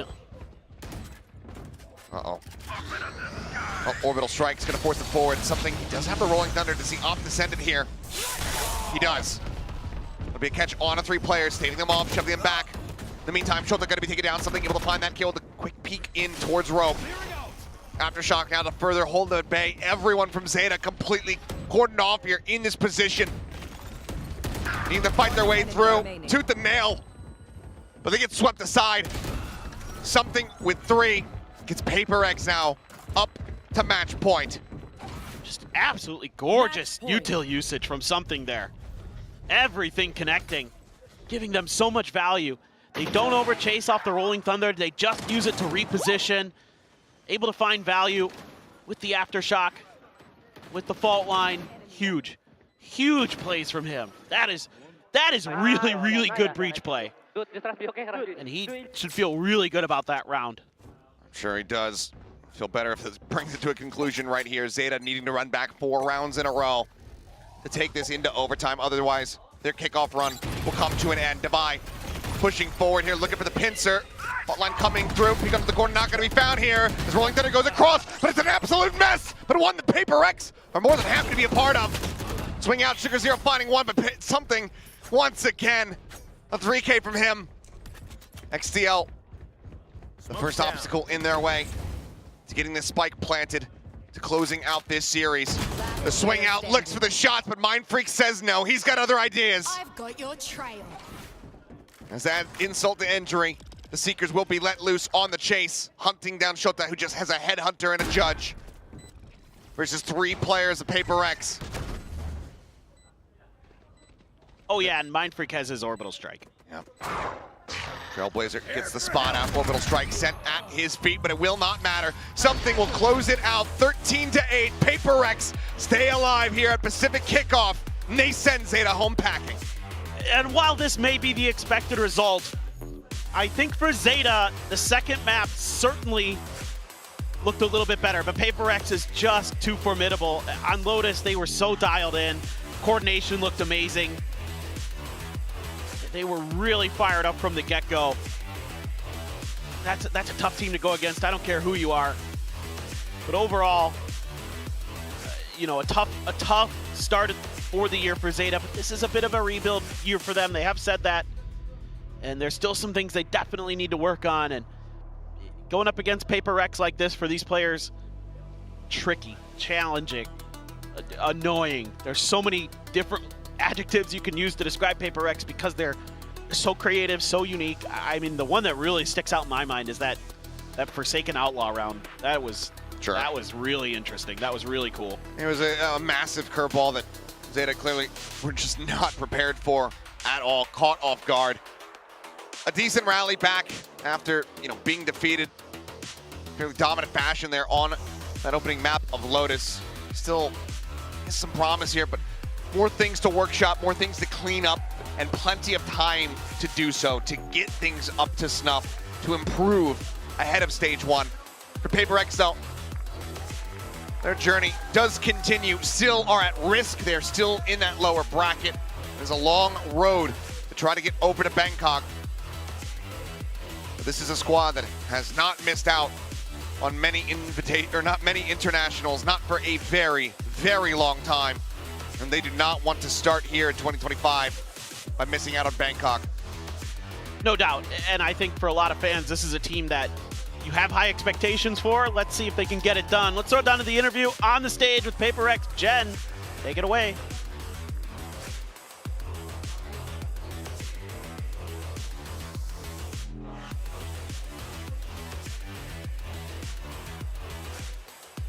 All right, a W for W Gaming. 2-0 win against ZETA Division. Congratulations, Forsaken. I'm going to have you on the stage. PRX의 포세이큰 선수 만나보겠습니다. 승리 축하드립니다. 깔끔한 2대0 승리를 이렇게 가져가게 됐습니다. 사실 첫 경기 팀이 전체적으로 좀 무겁다라는 그런 느낌이 들기도 했는데 오늘 완벽하게 돌아온 폼을 보여줬거든요. 먼저 T1전 이후에 어떤 피드백이 있었는지 그리고 현재 경기력에 대해서는 어떻게 느끼고 있는지 물어보도록 하겠습니다. Congratulations, Forsaken. Now I feel like you guys are back in form. Maybe the first game wasn't the team's best day at work. So what were the talks after the T1 series? And do you feel like PRX is definitely back? I would say we are back because usually after we go into lower bracket, which is always happen, we just keep improving, you know, and like we know what's the biggest mistake and we try to learn from it. I would say now we're back. The Angry Rex, right? PRX 돌아왔다라고 해도 괜찮을 것 같다고 얘기를 하는데요. 사실 PRX가 이렇게 한번 좀 패배를 경험하고 나면 그런 큰 실수들을 해결을 하면서 더 강해진 모습, 더 무서워진 모습, 환한 모습으로 돌아오기 때문에 폼이 돌아온 것 같다고 자신 있게 얘기를 했습니다. 자, 그럼 이어서 포세이큰 선수 오늘 또 바이스를 보여주기도 했는데 이렇게 되면서 발로란트에 있는 모든 요원들을 한 번씩 다 다뤄본 것 같고 또 오프시즌 경기까지 합치면 정말 모든 요원들을 다 플레이한 거거든요. 포세이큰 선수 이런 신챔 연구하는 게 좀 지치지는 않는지 지겹지는 않는지부터 살짝 물어보고 싶네요. You played Vice today. It's like you completed the game. I mean, including the off-season matches, you played every single agent there ever is in VALORANT. Do you ever get tired of studying and running new agents? I mean, I don't think so because I really liked it. I really like to try new things, you know, and try to experiment a bit. Yeah. 항상 좀 실험적인 거 그리고 새로운 걸 하는 걸 좋아하기 때문에 지치지 않고 지겹지도 않는다고 얘기를 하는데 자 그러면 이 전문가 포세이큰 선수가 느끼기에 바이스의 최대 강점 현 메타에서는 어떤 거라고 생각하는지도 물어보고 싶네요. Okay, now Professor Forsaken, I'm going to ask you, coming from a flex player that's played every single agent, what do you think Vice offers in the current meta? I think Vice is really broken. I would say, in terms of the wall and the flash is really good, and even the wall is really annoying. So sometimes we have to like change a bit of the gameplay if people use Vice. I think overall it's really good, yeah. 일단 바이스가 월도 그렇고 그리고 플래시도 굉장히 좋기 때문에 진짜 사기인 요원 같고 현 메타에서는 특히나요. 그리고 상대가 바이스를 한다면 우리 쪽에서는 좀 거기에 대응하기 위해서 완벽하게 좀 플레이 스타일을 바꿔줘야 하는 그런 번거로움도 있기 때문에 바이스가 굉장히 좋은 요원 같다고 얘기를 했습니다. 그럼 이어서 지난번에는 프랙처에서 태오를 쓰기까지 했는데 오늘은 또 찾아볼 수 없었거든요. 한 경기 이후에 태오를 좀 내려놓은 모습이었는데 어떤 결정이었는지도 물어보도록 할게요. And speaking of new agents, Taeho, you dropped him immediately after that one game. So why was that? You know, did you feel like it didn't suit PRX's style? Maybe the agent needs a little bit of more study, or you know, what was the reason? Actually, I just want to play Sky today, since I think we have a lot of comms in Fracture. Okay. So I'm bored after the play Taeho. Yeah. So yeah, I just want to play Sky today. Okay, so you do get bored Yeah, a little bit. a little bit. 오늘 그냥 뭔가 느낌이 스카이 하고 싶어서 사실 프랙처 조합이 여러 개 있기 때문에 오늘 좀 태호는 질린다. 요즘 너무 많이 했다. 뭐 랭겜에서도 많이 했나 봐요. 그래서 지쳐가지고 질리니까 스카이를 하겠다고 해서 이런 조합을 또 선보였다고 얘기를 하는데요. 그럼 마지막으로 사실 맵풀도 그렇고 메타도 그렇고 현재 페이퍼렉스에게 굉장히 유리한 것 같다라는 평가가 있음과 동시에 이번 퍼시픽 정말 역대급으로 치열하거든요. 이번 킥오프 좀 어떻게 흘러갈 것 같은지 그리고 특히나 견제되는 팀이 있는지 마지막으로 물어보도록 하겠습니다. You know, a lot of people say the meta and the map pool strongly favor PRX. At the same time, though, Pacific is insanely competitive this year. So, you know, how do you feel about PRX and Kickoff? And is there a team that you would like to watch out for? Yeah, I mean, I agree. I think the map pool is really good for us. But at the same time, there's like a new agent coming also like Taeho. And I think some teams still figuring out how to play that agent and fight as well, right? But in Kickoff, I would say maybe T1? T1? Okay. Since we lost to them, yeah. Alright. 일단은 뭐 맵풀이 페이퍼렉스에게 좋기는 하지만 이렇게 좀 신챔이 둘이나 새로 메타에 들어왔기 때문에 이제 좀 상대 팀들도 그리고 다른 많은 팀들이 앞으로 이 바이스와 태오를 어떻게 쓸지 그리고 어떻게 상대할지에 대해서 많이 연구를 하고 파해법도 알아갈 것 같은 그런 흐름이라고 얘기를 하면서 견제되는 팀은 아마 T1이지 않을까라고 얘기를 했네요. 오늘 페이퍼렉스 팬미팅 있나요? Do you guys have fan meet and greet planned? Do you know? I'm not really sure, but I think we should be have. Yeah. Okay, well, Just we'll wait see. for it. We'll Yeah. see downstairs maybe.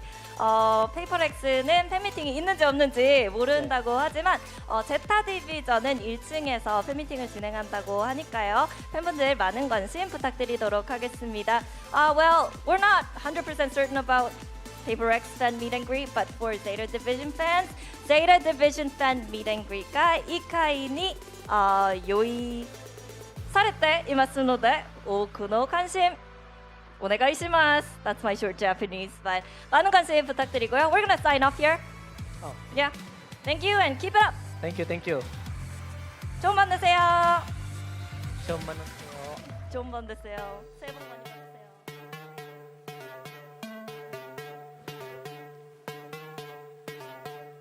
Thank you so much to our trilingual host, Jen Lee, flexing a little bit of the Japanese. Wow, that's a real skill to have. You know, much like all of these skills that we're seeing right now from PRX on this map throughout the series, really. Yeah, I mean, Forsaken's flexing in on all the different agents. I think Jen has taken the same approach to languages. That I have to admit is probably an even taller task, and I'm already impressed with what Forsaken's been able to do. Very impressed with what Depp showed us. I mean, this is kind of what has been par for the course for ZETA Division. Really, for me, has been the kind of Depp one-man carry with some good ideas, some good structure around it, but it really just doesn't feel like ZETA is ready for a team like PRX and quite ready to be a competitive team inside of Pacific. you know, you wouldn't be expecting to play PRX in the lowers round 1 though, to be fair. So that's unfortunate that they've had to run into them. But yeah, they'll have a lot of time to work on things and prepare, I suppose. Yeah, I agree. It's definitely a little bit of a tough draw. They wouldn't have been thrilled when they saw who they were playing. But shout out to Depp. I did think he did an excellent job. He was really trying to get his team over the finish line. I do think there was some inconsistent play from the players there, despite having, you know, decent macro, I thought, but it just wasn't there consistently enough to be able to get that win today. We saw highlights, but we need to see them be more stable to let this team have deep runs in tournaments. To be fair, I don't think any team at all in the history of Valorant has been like, yes, we got PRX, it's gonna be easy. I don't think any team has ever said that. But you know what? It was a brave showing for ZETA Division. They, you know, dealt with the cards that they had in their hands. Yes, you're absolutely right. Depp had a great showing, so I think you're pretty happy with your, you know, the team that you picked so far.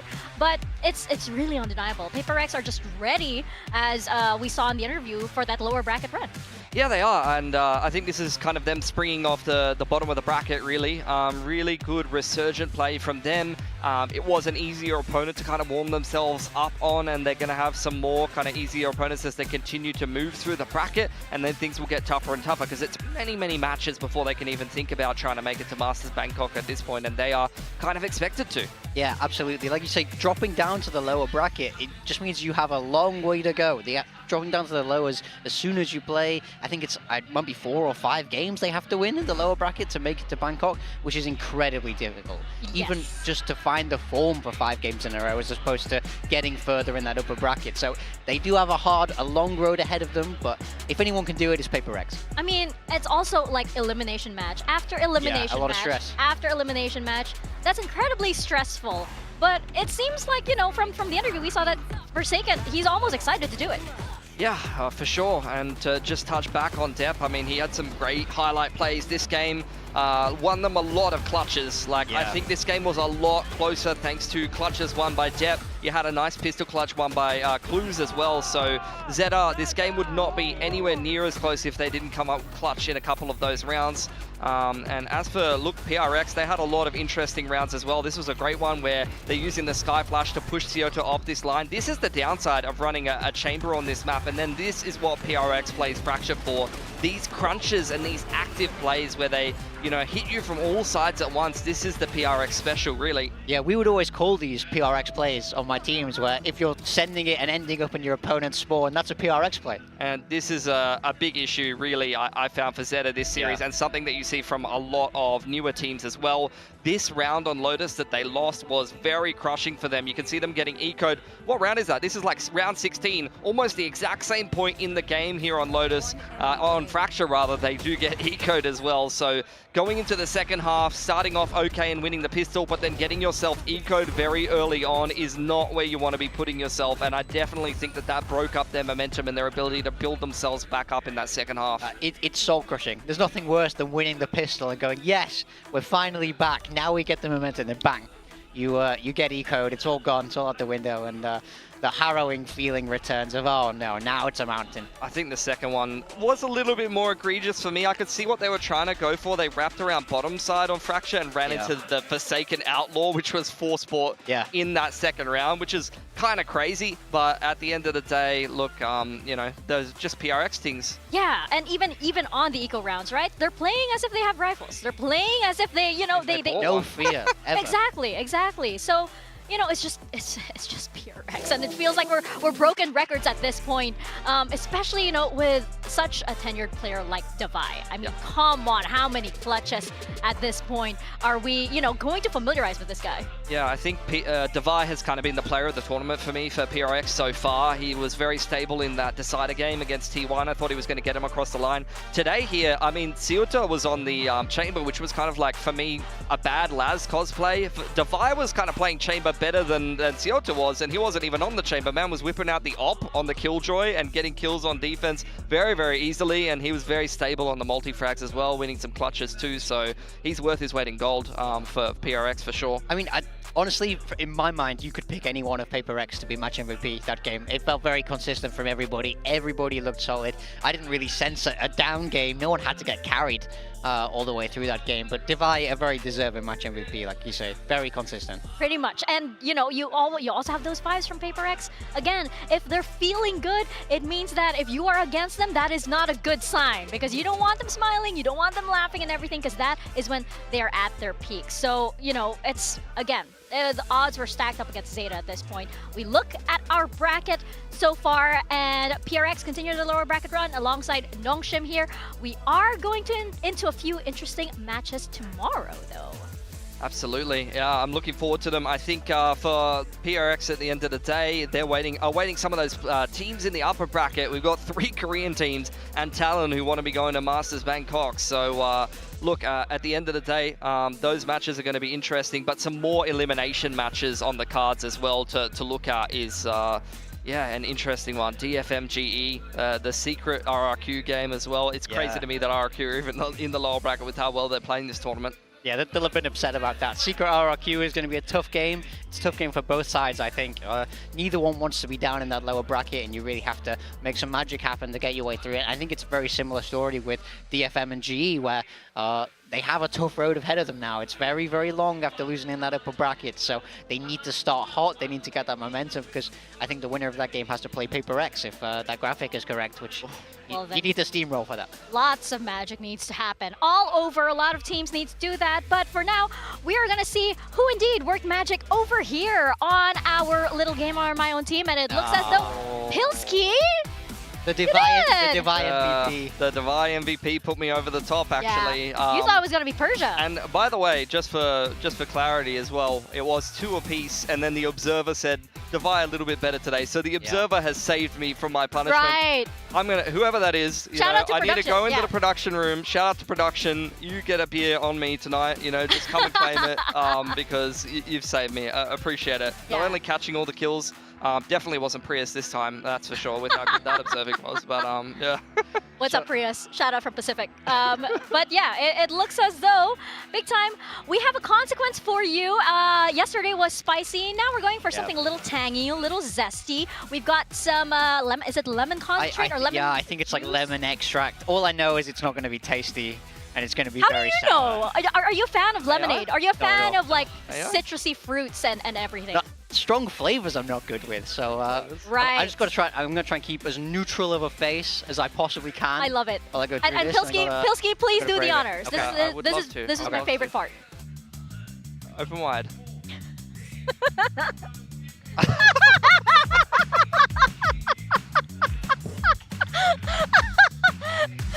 You gotta get a close up of this face. You gotta. Oh, that is disgusting.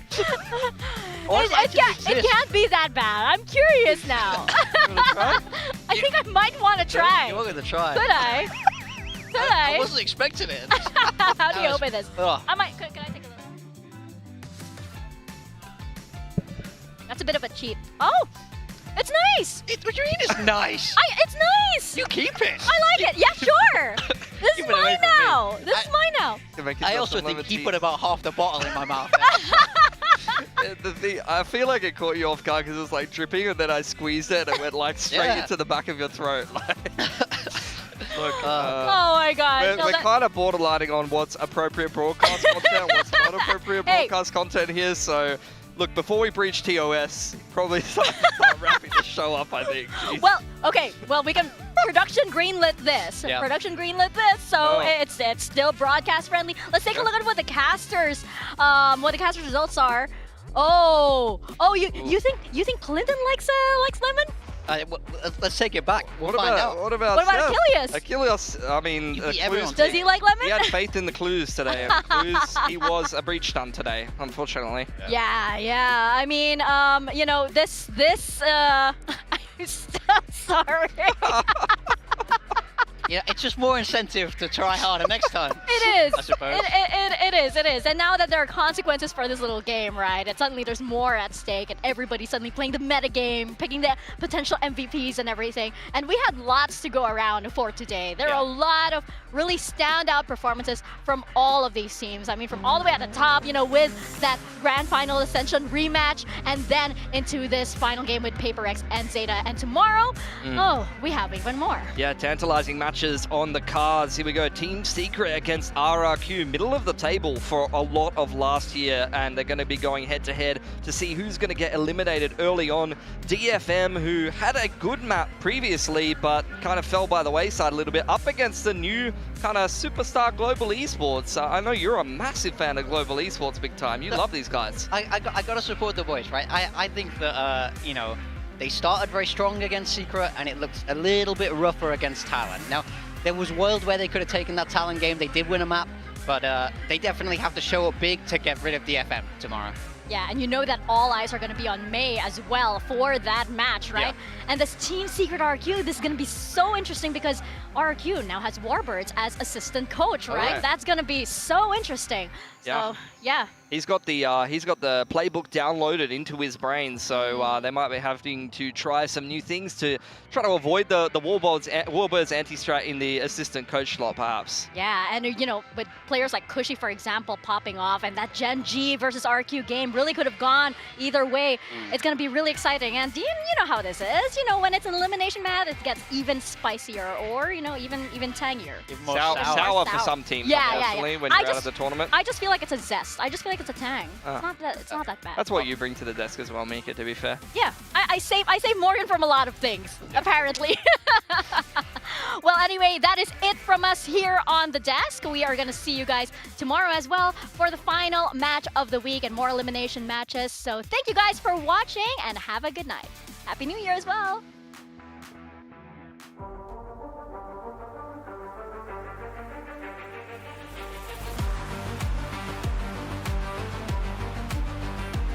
Been to speak of. Zerk's all on his own.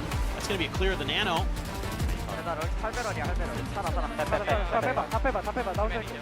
Tucked away, swings out, spots out two for a quick little read. Peek trying to make up his mind, but eventually settles on Berserk. Fusion Shiro, the last one standing, cannot make it happen. I just love the way Gambi plays. He's so selfless, assuming that Famous doesn't die over in showers. Pop flash sent. Now Tommy out stranded, still playing forward, gets the spot out, but not before Famous. Noted, looks to try to rewrap. The Nightfall going to be going across. Persia swings the corner. The Prowler coming through. The swing out, he's fully blinded up. An ace!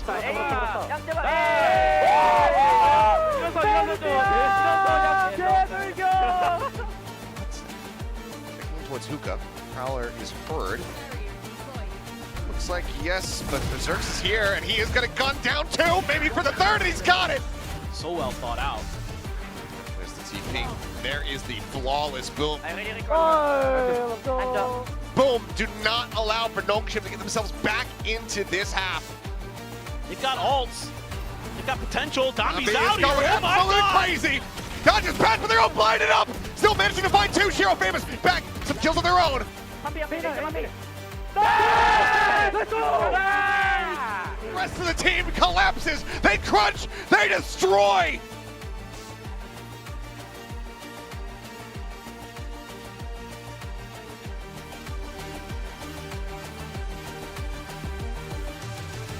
Pushing on the corner, swings out.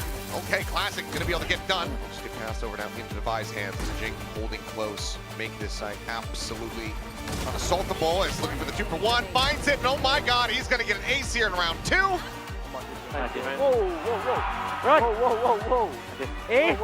PRX off to a roaring start. Overdrive gonna be popped. The swing out, Sugar Zero not delivering the kill. His fast lane keeps him obfuscated, but Devi here in Sands will find one, swings out, finds the other, gets the headshot. 13-8, PRX stay alive here at Pacific Kickoff.